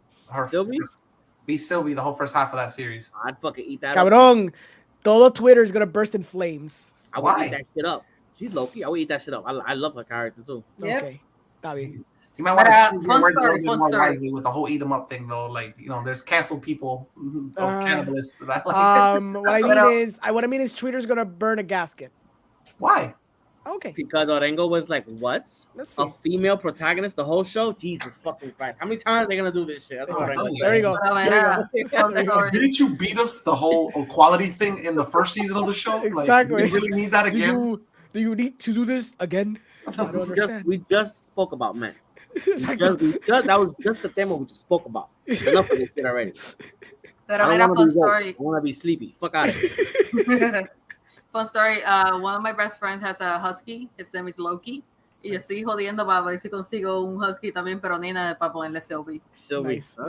Yeah. Bro, me and Miguel was walking around the fucking park, and I saw this guy with the fucking Loki fucking cockbook. Bro, I couldn't help it. I had to go up to the guy and ask him where he got that shit. I was like, fuck. For that, I will go to Epcot just to get that fucking helmet, yo. So, one other quick rumor I heard, and then we could close the show off with this. Did you guys hear about the Madam Web project? Yes. Yeah. So, did you hear that it's supposedly not a Madam Web project? They're just naming it that? Yep. No, I didn't hear that. Wait, what? So supposedly, the Madam Web project isn't really a Madam Web movie. It's an Avengers female super Spider-Woman thing. It might be. Yeah. Like a Spider-Man into the Spider-Verse, but also Spider-Woman into the Spider-Verse. Look at Orengo's face. Look at the disgust on Orengo's face already started. Es que cuando ya tú ves la tercera actriz grande que la está metiendo en la película, you're like, exactly. How is this Madam Web at this point? The girl, is it the chick from Harry Potter, that movie? There's a couple. Está la de Euphoria. Está Dakota Johnson. Está this chick. Emma Roberts. Emma Roberts, ¿verdad? También. Yeah. There's a couple. Me molesta Emma Roberts porque ella, pues, en vida real no es la mejor persona, pero pues. Emma Roberts is supposed to be another Amber Heard. Didn't she like fuck up Quicksilver? Yep. Varias veces, mano. Really? Yep. Ella le caía encima a ese cabrón. Y hay un incidente que pasó en un hotel. No, hubo un incidente que pasó en un hotel. Fue bastante público y a ella no le hicieron nada. Wow. A ella no le hicieron nada. She's isn't she what you call it, his niece? Julia Roberts' niece? Yeah. Okay. Damn. Bro, that's Hollywood gold. You fuck with the Por Roberts. mí el MCU puede hacer de series de Marvel. They're not gonna stop because they need to sell a streaming service. That's the problem. Yeah. Angel, what would you like to see, Angel? What would you like to see? What would you like to see, Angel? I would like to see all of them burn. That's true. true. I would like to see the whole MCU just burn and never make burn to a crisp. Yeah. That's interesting. Que eso sea como un Spider-Woman into the Spider-Verse. Ángel, lo que quiere ver Ángel es a trilogy of mixtape. Lo que quiere ver. Angel said he wants to see mixtape 2 and mixtape 3. So meow. That reminds me, we have to do a commercial for our sponsor, Mixtape. This episode is brought to you by Mixtape. They are releasing a brand new toy for the film that you play the cassette and you are destined to fall in love. So please buy them. I think it's $39.99. You can get them at Walmart. That shit was the Puerto Rican version of what was that movie? Love Potion number 9. No, it's a Puerto Rican version of the Rick and Morty episode. También. It's a Puerto Rican. I haven't seen the Puerto Rican version of "Fuck Your Consent." That's what that's the Puerto Rican version of. There we go. That's the one. Puerto Rico's already known for that. Woo, that's a spicy meatball. Okay. Right there, that's a spicy meatball. He is not wrong though. Ooh, I'm not wrong at all. That's like kind of like what we're known for the past 2 years is yeah, really terrible men. No we in that subject. You want to Google and type in Puerto Rico feminicide? Have some fun. There's no we in consent. It's terrible. Jesus Christ, that sounds the worst. That's the worst. You made it just the worst. Maybe we do need to all sit down and watch Men again. Maybe we didn't get it. Nah, I'm gonna watch it again without you though, because you just gave it just a horrible turn. That's why I want to talk about it. That's why I want to talk about it. Like, now I'm not gonna get no female critics on fucking cinemas after this fucking episode, bro. I would love to get all of them actually. You know? I would love to send it to Watchmen with Orengo and have Orengo go just blasting. Be in the middle, like. Mira, yo para Promising Young Woman, yo traje una pareja y yo dejé que ellos dijeran su opinión y dejé que ella también dijera su opinión. So what she said, she was even worse than me. I was actually trying to bajarle. She went over saying like, no, esta película es una basura, es super mierda, es clichosa con core. Y yo, well, you know what I mean, like. You know, the third act's kind of cool. Nah, it's basura. Yo, whoa, okay, goddamn. that took a turn. I did not. Try to mansplain again. Yeah, he doesn't learn. Este cabrón explain to a woman a movie directed by a woman, written by a woman, starring women. And she hated it. She hated it. I'm trying to defend the fucking movie.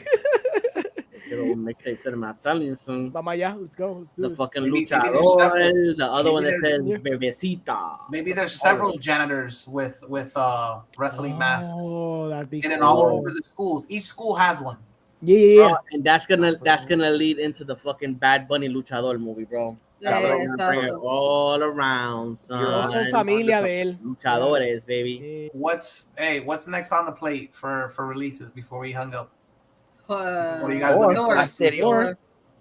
I'm so shocked that like Santa Cara wants to see Thor, like Mr. Oh, lighting, and I'm so snooty with my music, my movie privileges. I want to see Thor. Like that's you can ask Orengo que Taika has been one of my gods since I saw a movie called Boy. He's been one of your gods. He's been one of your gods since they said he's gonna direct Star Wars. That's why. He's liked them. He's liked them before. I can defend desde que Boy salió, which is the first one though. So desde que salió, 2010. Since his first movie in 2010, I've been a fan. Yeah, I think he's fantastic. And I was not excited for this movie whatsoever. You can ask Orengo. I went on many rants about this, and the reviews have made me excited. Mala mía, I'm going to interject for a little bit, por un momento. Yo tengo un pet peeve de acordarme de muchas cosas que yo leo en el internet y leo de gente que tiene páginas aquí en Puerto Rico. A mí me da gracia y me alegra escuchar que una persona como tú, Jordan, y estoy hablando bastante en serio, una persona como tú que sabe cine y sabe qué es la que hay, se atreva a decir que le gusta Taika. Porque yo vi un post una vez de una página aquí de Puerto Rico diciendo, yo no sé qué carajo es lo que va a pasar con este tipo en X película porque lo único que sabe hacer son comedias. Oh, that was Orengo. That was totally Orengo. No, it wasn't. What the fuck? No. That sounds like his vernacular. That's exactly pero estamos hablando de gente que lo único que sabe ver son las películas donde lo invitan, donde todo es comercial, donde todo es comercial, no es fine arts, cabrón. Damn, todo es comercial. You were on a road. I was gonna say that's Orengo. That keeps going. The only guy that goes to the fine arts releases, that makes like no sense. Pero that makes no, like, what part of Jojo, like, did this guy start laughing when it revealed the feet in Jojo Rabbit? He's probably like, Omiko, she got hung. That's hilarious. That's probably what they said. I saw Jojo Rabbit. And I went to like 5 people to like literally promote the shit out of that movie, and 5 people were like, "I'm not gonna watch that shit." I'm like, "Whoo, holy shit!" Nice. They're like, "I'm not gonna watch that shit. That's depressing as hell." I'm like, "Dude, it's so good. It's so incredible." But you know, if they don't want to get the name of the chubby kid, but if they don't want to get depressed, that's understandable. I can get that. Pero cabrón, la gente decir que he only does comedy shows me a severe lack of understanding of what a director is, because you're basing it off of his acting performances, not any movies he's directed outside of Ragnarok, which I've been on record saying my love of Taika Waititi, he can give you the most ridiculous jokes and then make you cry in a second. Boy, tiene una escena where it hard cuts to his birth of his brother, and his mom is just sitting there dead, and Taika's sitting there crying, and it's like a 4 or 5 second cut, and then you cut back, and it's just like... Es como que el range que tienen estas personas para hablar de ciertos actores, de ciertos directores, de ciertos films, es lo mismo que yo tengo de Astronauta. Pero, by the way, el concepto de Fine Arts, yo solamente menciono Fine Arts para que sepan de cuán far off this person is. No, I like the idea. How far off this person is en el concepto de que they don't know what the fuck they're talking about. No, es verdad. Okay, lo que pasa es que han visto las 2 otras películas que han salido grandes de Taika. That's all they've seen. So that's all they have their base on. But la cosa es que he's only directed one of them. The other one, he was just an actor in, which is Free Guy. Yeah, exacto. Cualquier cosa de A24, nada más en Fine Arts. I think Fine Arts is a necessity in Puerto Rico. We need Fine Arts. If it wasn't a Fine Arts, and a lot of these movies, they wouldn't have to put them in the fucking regular salas. A mí me da gracia que hasta el sol de hoy todavía tenemos Fine Arts movies as it is in the Fine Arts cinema. Por eso, a mí me da gracia de cómo es que sorprendentemente todavía tenemos Fine Arts. Because it's a necessity. I went over there, and there was hardly nobody there. I went in, I got my little fucking meal or whatever. I sat down, the seats are super fucking comfortable. Pero it could have been that was early in the day too. But yeah, man, that shit was empty. When I went to see Everything Everywhere, I think there was a maximum of maybe 15 people. And then right after, I saw The Northman, and it was about the same thing. Maybe like 15 people. Damn, qué sad. La gente antes de postear mierda en el internet, por favor, que pise. Mínimo que pise el frame, la entradita. La puerta mínimo, cabrón. Porque, coño, hablan tanta mierda. If the idea de que lo que le saca, espérate, depende de la película, pero se mueve por fichureo. Pues sí, they have to. Ok, so yo entiendo lo que tú quieres decir. Si tú lo que quieres traer a la mesa es el hecho de que Fine Arts trae mucha película española y castellana, porque eso es lo que vende para mucha gente aquí en la metro, te la doy, es verdad. Because pues, in the end, they do need to make money. Pero ese espacio es necesario porque that's the only place donde limited releases can get a shot at there. Y también hasta las películas puertorriqueñas, o por ejemplo el mismo Picando Adelante, que después que tuvo su run, extendieron su run en Fine Arts porque le dan una sala para eso mismo. Ahora, what I would argue es que hasta cierto punto es medio elitista que solamente hayan 2 salas, dos cinemas de Fine Arts y están todos across the street from each other. That's fucking insane. Y que esté en fucking San Juan, cabrón. Exacto. Diabla, pero una cosa cabrona. I would proponer lo que hicieron hace como una década atrás, que sea que los domingos, si no me equivoco, cojan ciertas salas o hagan una de 2. Lo que hicieron con Northman y Everything Everywhere, que expandieron a diferentes salas across the island, o segunda opción, que los domingos tengan un bloque de películas que están en Fine Arts y las presenten los domingos en los cines de aquí. Porque a hablar claro, no todo, nadie en la 7ª semana va a estar viendo, o maybe they are watching Top Gun en la 7ª semana, porque los chavos lo demuestran. Pero qué sé yo, bad guys. Ay, no, qué sé yo, Bad Guys, algo así, que una película que estuvo como 6 semanas y Bad Guys ya para la 3ª semana, no was fucking watching that movie. Tú puedes reemplazar eso por otra cosa. Si dejaran la comemierdería del monopolio que tienen con los cines entre la compañía y entre los cines locales como Excelsior y versus Caribbean Cinema, si dejaran esa comemierdería, entonces podríamos disfrutar de más películas y pudiéramos ir a, ¿sabes? Esto le va a traer chavo either way, porque hay gente que, o sea, que conozco que no se va a tirar el viaje de ir a fucking San Juan cada vez que sale una película Fine Arts o que sale algo así. Pero están dispuestos para verla. ¿Y sabes cómo se sabe que están dispuestos? Porque cuando traen Luzca en Mayagüez... ¿Sabes qué? I totally disagree. Tú quieres ver Fine Arts, gasta dinero, montate tu fucking carro y apoya a Fine Arts y vete a San Juan y a comer mierda, bro. Con la gasolina tan cara. Y paga dinero, porque el cine no es de gratis tampoco, okay? Look at this privileged motherfucker. Mira esta mierda. Look at that fucking privileged motherfucker. You can't make it to San Juan, well, that's tough luck, okay? Well, fuck you, I guess. Enjoy your fucking trash cinema. Maybe sell your house and move closer, right? Mira, continúa.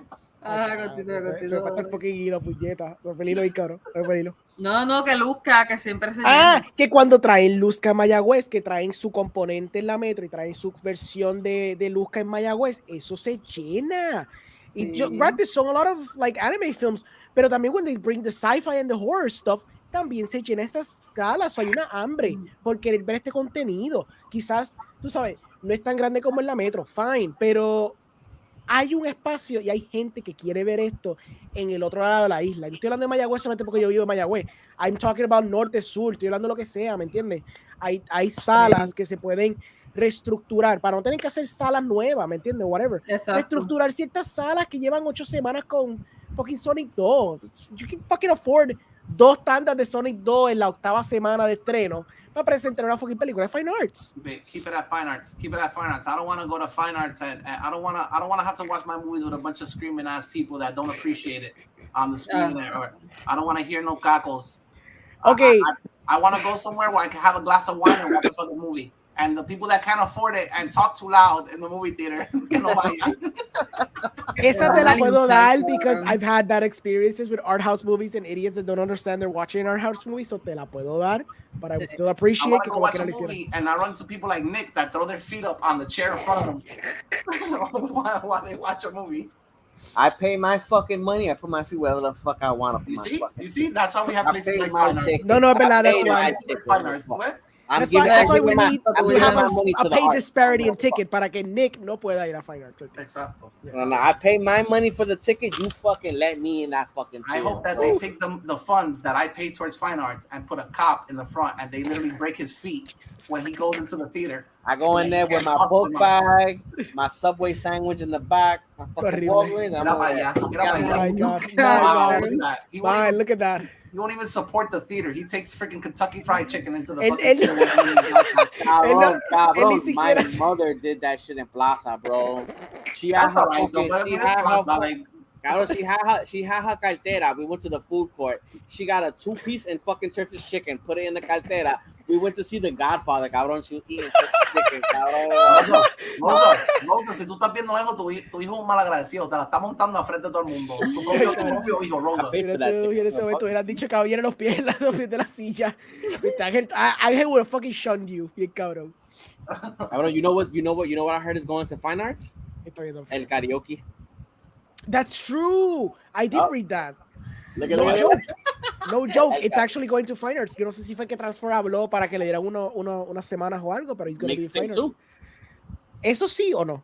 Mixtape. When I went to Caribbean Cinemas to look what was coming out, it said both mixtape and karaoke is coming out to Fine Arts. Pero eso es normal, because what la tendencia es, lo presentan en los cines normales, después hay un break, o si no continúa, en las salas de Fine Arts para extender un poquito la duración. Para la gente que no tuvo el chance de verlo inicialmente, tienen un breakcito para verlo, como pasó con Picando Adelante. That thing's been for months ya corriendo en el cine. So.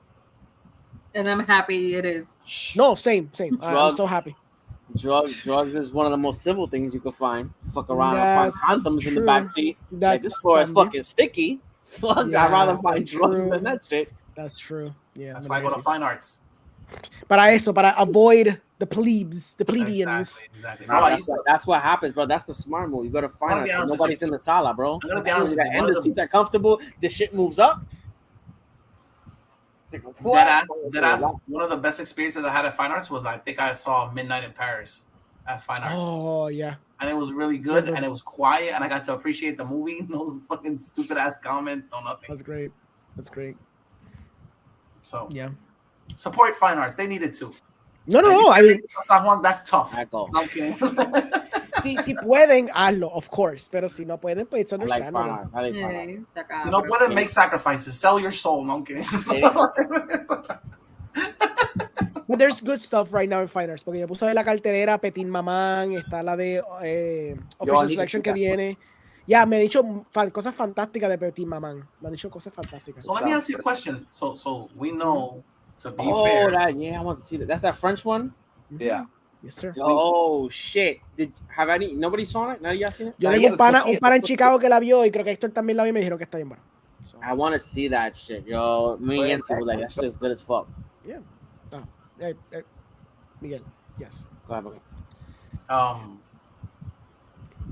What was I gonna say? Oh, that we know that there's like, to be honest with you, there's only like one chain of movie theaters, like Suddy said in the whole island. Yeah. But why don't like the very few independent theaters that there have access to any of the fine arts?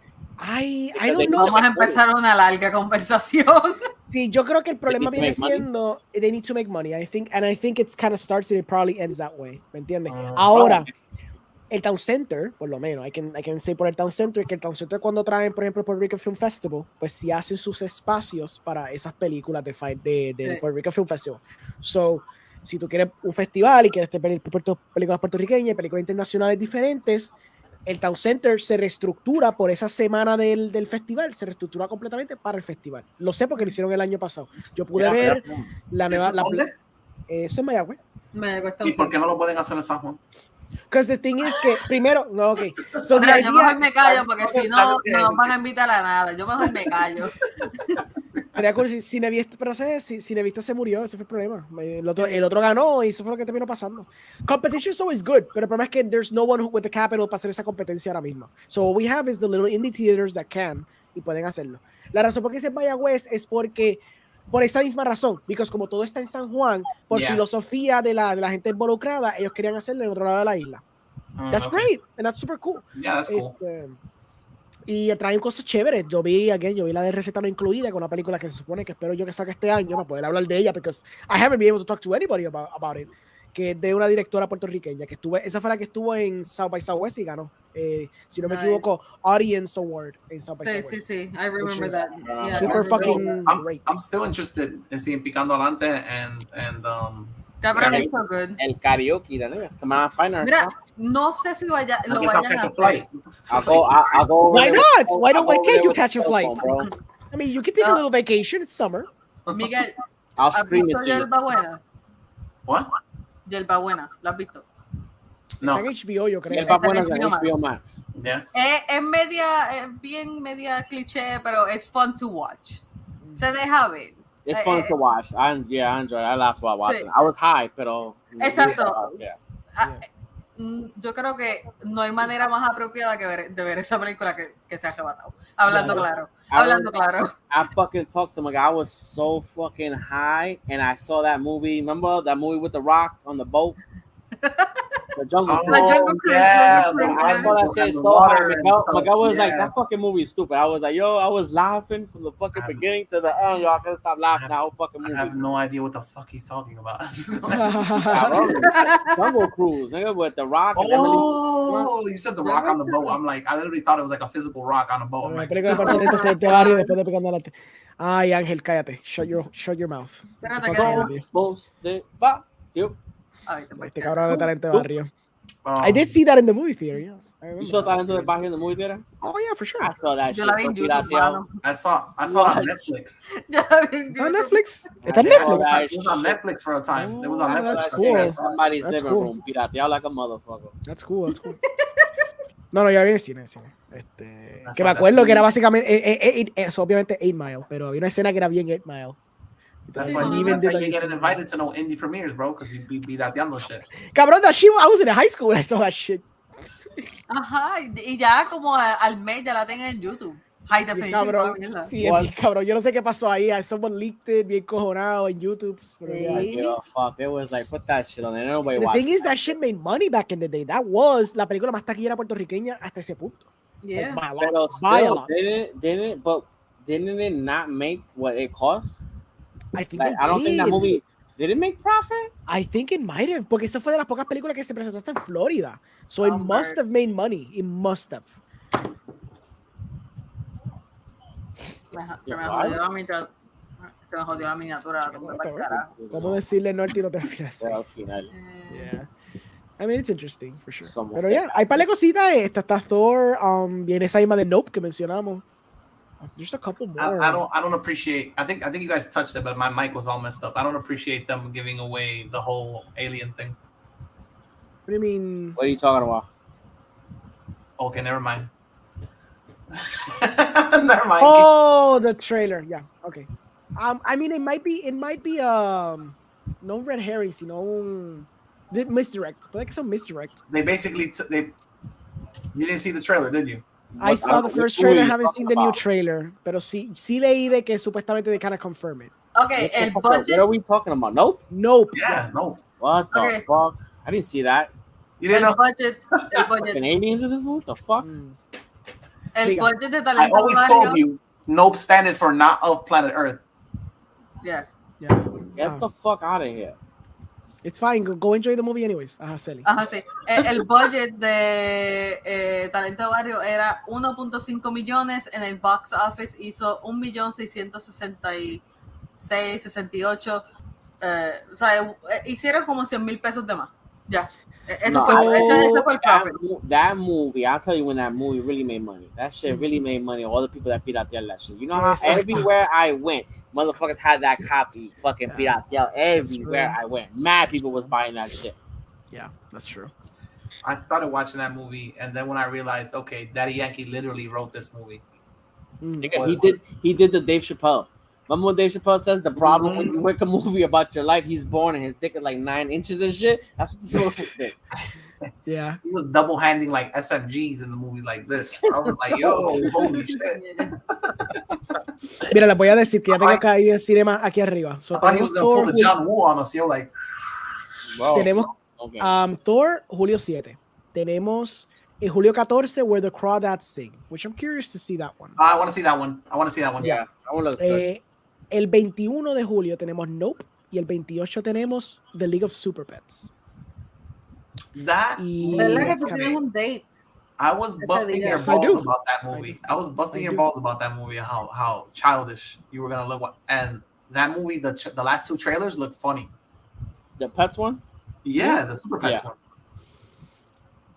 Oh, interesting. Van a tirar en el cine The Gray Man en julio 14. Ah, yeah, like they did with the Rock. What was that? Red Notice or some shit? Red Notice, yeah. So they're actually tirando en el cine. It's gonna be like a week, and then I'll probably just go straight. Exacto. Sí, yo creo que lo está tirando una semana antes. Yo pedí un screener. ¿Para qué carajo lo pedí? I could just go see it in the movie theater. Pues yo pensando que no iba a tirarlo para acá, porque como eran bien hit or miss las películas que traen de Netflix al cine de aquí, pues yo dije, pero no va a traer esas. So I'm just gonna order, see if they give me a screener. Pero nada, pues voy para el cine a verla. Cool. Está bien, chévere. Does anybody know anything? Does anybody know anything about post-credit scenes for Thor? Hay creo que 2. ¿Two? Y what happens is already confirmed on the internet already? Presume que sí, porque hay gente que ya lo vio hace una semana atrás. So, estoy seguro que está choteado por ahí. Is it relevant to the MCU, Miguel, ya que ya los leíste? It's relevant is it actually... It's relevant to the MCU and a certain show that one of us really liked. Oh. I'm just fucking with you. Nada de nada. I was about to text you, motherfucker. Como que... I wanted to imply that Loki came out, but I was just kidding. Okay. Pero is it really relevant? Like, is it something substantial? No, como I wouldn't know because I've stayed away from the spoilers for this one. Oh, pero salieron. Está por ahí. That's obligado. I mean, I'm pretty sure. Like, if you search hard enough, they're already out there. Like, yo presumo que sí, porque ya. I'm surprised nobody here has leaked or talked about that shit at all. No, porque they're not stupid. They're not gonna say. Tú dices que lo hayan dicho aquí los críticos o algo. No. Yeah. Isn't the embargo's already lifted? No, I mean. Not for reviews. It's just for, I believe, solamente para social media reactions. I don't think reviews proper están lifted. Y aquí la gente es bastante hush hush. They don't. You guys want to play this game with me? You're gonna look for the spoilers. Tanta vez que no quiere buscar nada. Alrighty. Yo he sido vaga con los spoilers de esta vez, de verdad. I assume que están por ahí. Ya, yo también el end credit scene de Doctor Strange. Ese era de los mejores, because it's so fucking awful. Something special. So fucking awful. So inconsequential. Oh, so okay. confusing. Thor: Love and Thunder, and let me tell you, they're not hiding it because it's the first thing that pops up in Google. Wow. Thor: Love and Thunder post-credit scenes just leaked. Okay. All right, so so you have work to do. That was the 28th at 12:04. Yeah. Okay. Well, ahí está. Have homework, Miguel. All right, everybody. So we're I'll give you my reaction live. Hold on. Oh, okay. Dale. Ahora viene cuando la cara se ponga como que. Okay, let's go. See your face. Dale, ponlo ahí. Do it. Okay, hold on. Okay. That's weird. That first one is weird. Okay. Okay, and then the second one. It's probably a gag one, so it's going to be even more irrelevant. Oh! There you go. That's the face. He's so full of shit. Yeah. No, I can't believe that face. No, that's not that. If this is true, they fucked up. That's weird. Great. 2 weird ones. Send it to me. That's a stupid decision to me because you're marketing the movie heavily with a certain character in it. You're building the hype around a certain character. Oh, okay. Para darlos dismiss as a certain character. Got it. Wow, that's odd. That's all awesome. I'm gonna say. That's very odd. I don't know if that's maybe, so I don't know if that's like that's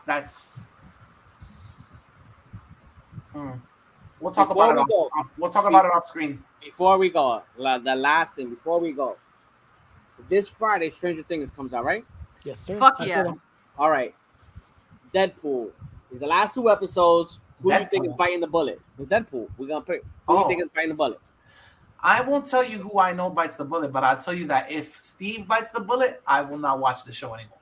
I'm saying Steve is gonna bite the bullet. That's what I'm going with. Okay, so here's the crazy thing. They said there's a body count. Yeah. There's gotta be a massacre. More than one person that's gonna bite the bullet in this show by the time Steve and Eddie. Me está que 1 or 2 of the adults are gonna die, and at least minimal 2 of the kids. I could say 2 kids. One adult and 2 of the kids, or 1 and 2, or maybe no adults die. Pero yo pienso que Brenner, I think he's gonna bite the bullet. Brenner and everybody else. This is giving me PTSD for the night before the Battle of Winterfell. The legacy. Oh, bien cabrón, mano, bien cabrón. I pray to God they film it just as shitty as they did the Battle of Winterfell. Where you can't see shit, you're gonna be looking at your TV like, the fuck is up with the colors? Did I fuck it up? Brightness. I still think Jonathan is gonna die. I don't think Hopper's gonna die. I can see Jonathan dying. I believe Jonathan is gonna die. I feel like I can almost guarantee either Steve or Eddie, at least one of those motherfuckers are biting the bullet. Bueno, hay un billboard, igual como hicieron para Umbrella Academy, que era, I had a rumor that somebody's gonna die this season. A couple of people posted that shit. It was faithful. Those motherfuckers that were faithful.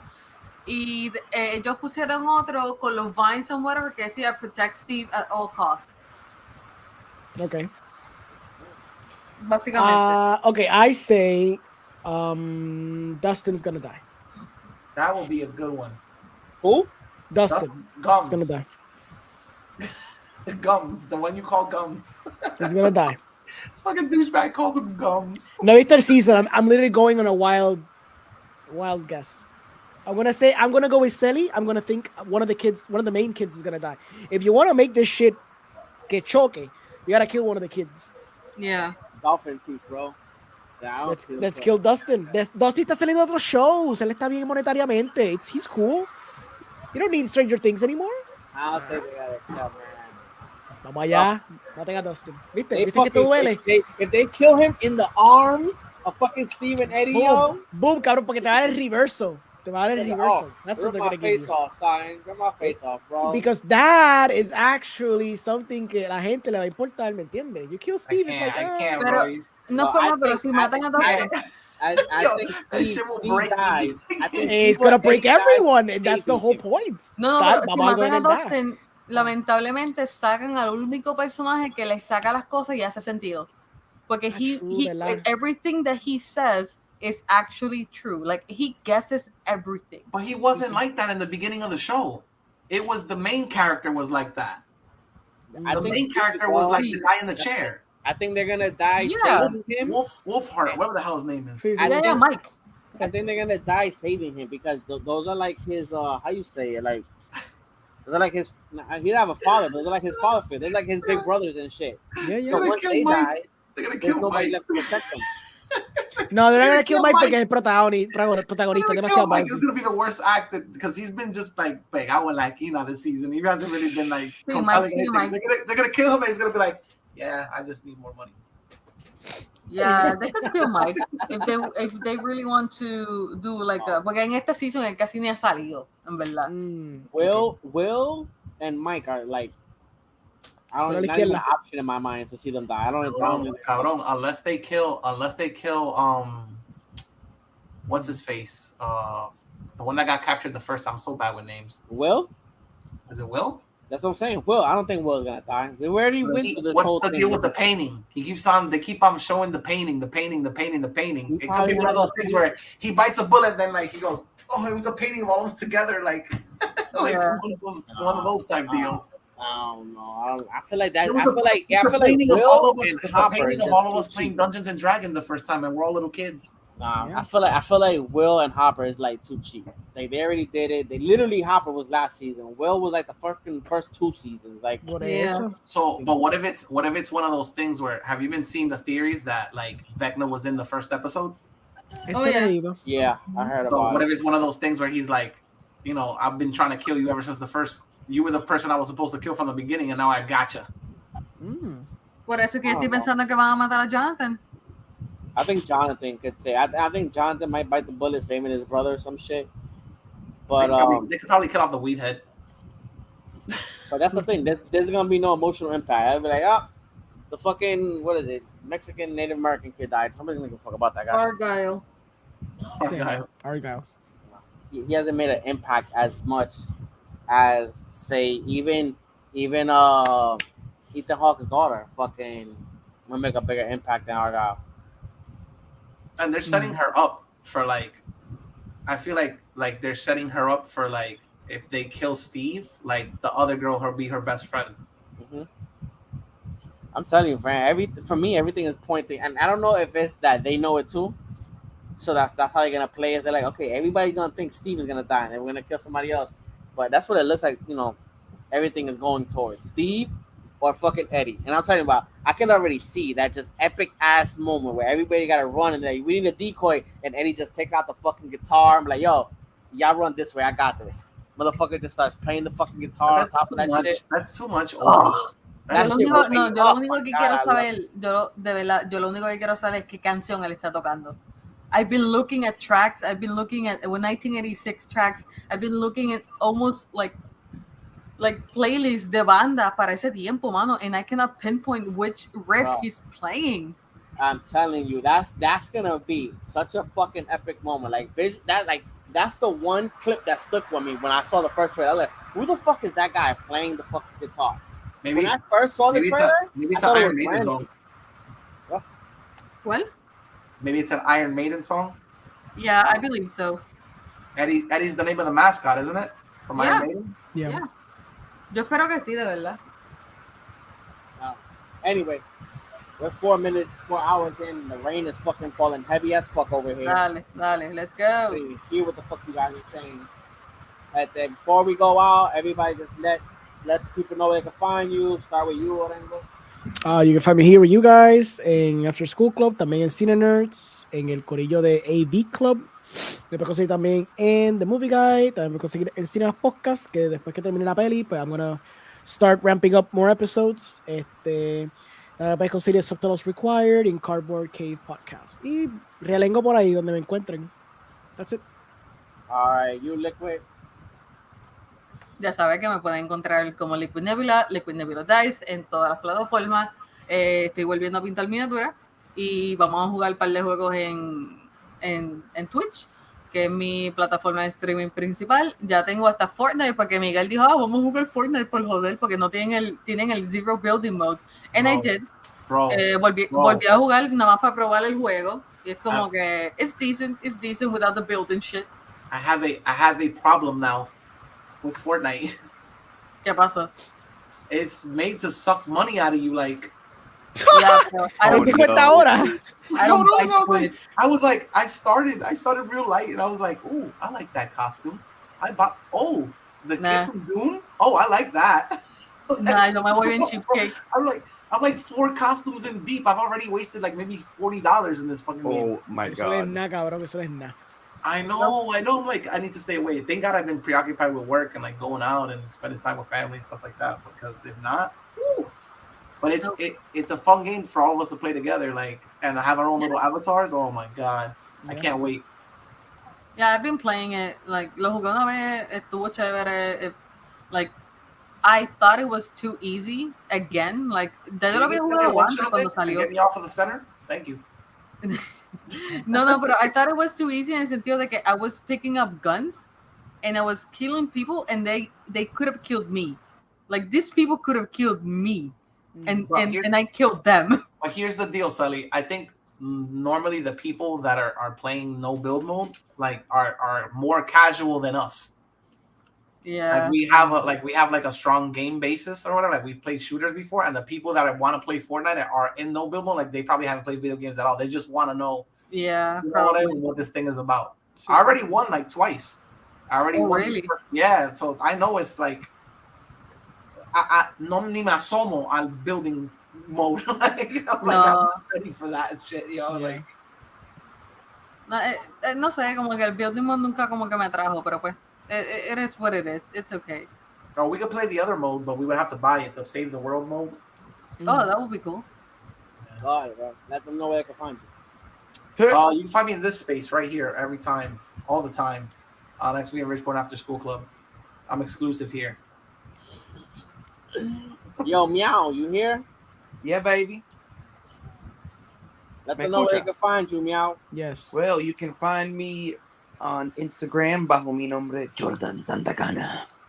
También me pueden encontrar aquí, and also at your mom's house. Awesome. Nice. I wanted to throw a pussy joke, but he said my mom's house, so now I can't.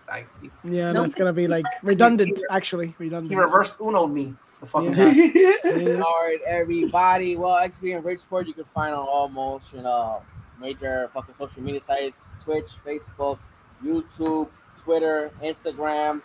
Tomorrow we're gonna have an episode of On Fire at 7:00. On Friday we got an episode of CNNers, the report. We're gonna talk about some news that's happening currently, and then next Wednesday we're gonna have our comic book episode where we're gonna be talking about Slaughterhouse. We're gonna talk about Spider-Punk. We're gonna talk about Something's Killing the Children. We're gonna have a special guest with us, so it's gonna be a really dope episode. Obviously, we're gonna talk about Miss Marvel, The Boys, things that are happening this week. So yeah, all right, this stays on the internet. Go ahead, watch it, share that shit with all your peoples, help us out, grow the audience. Until next time, I'm Lex, and it's deuces.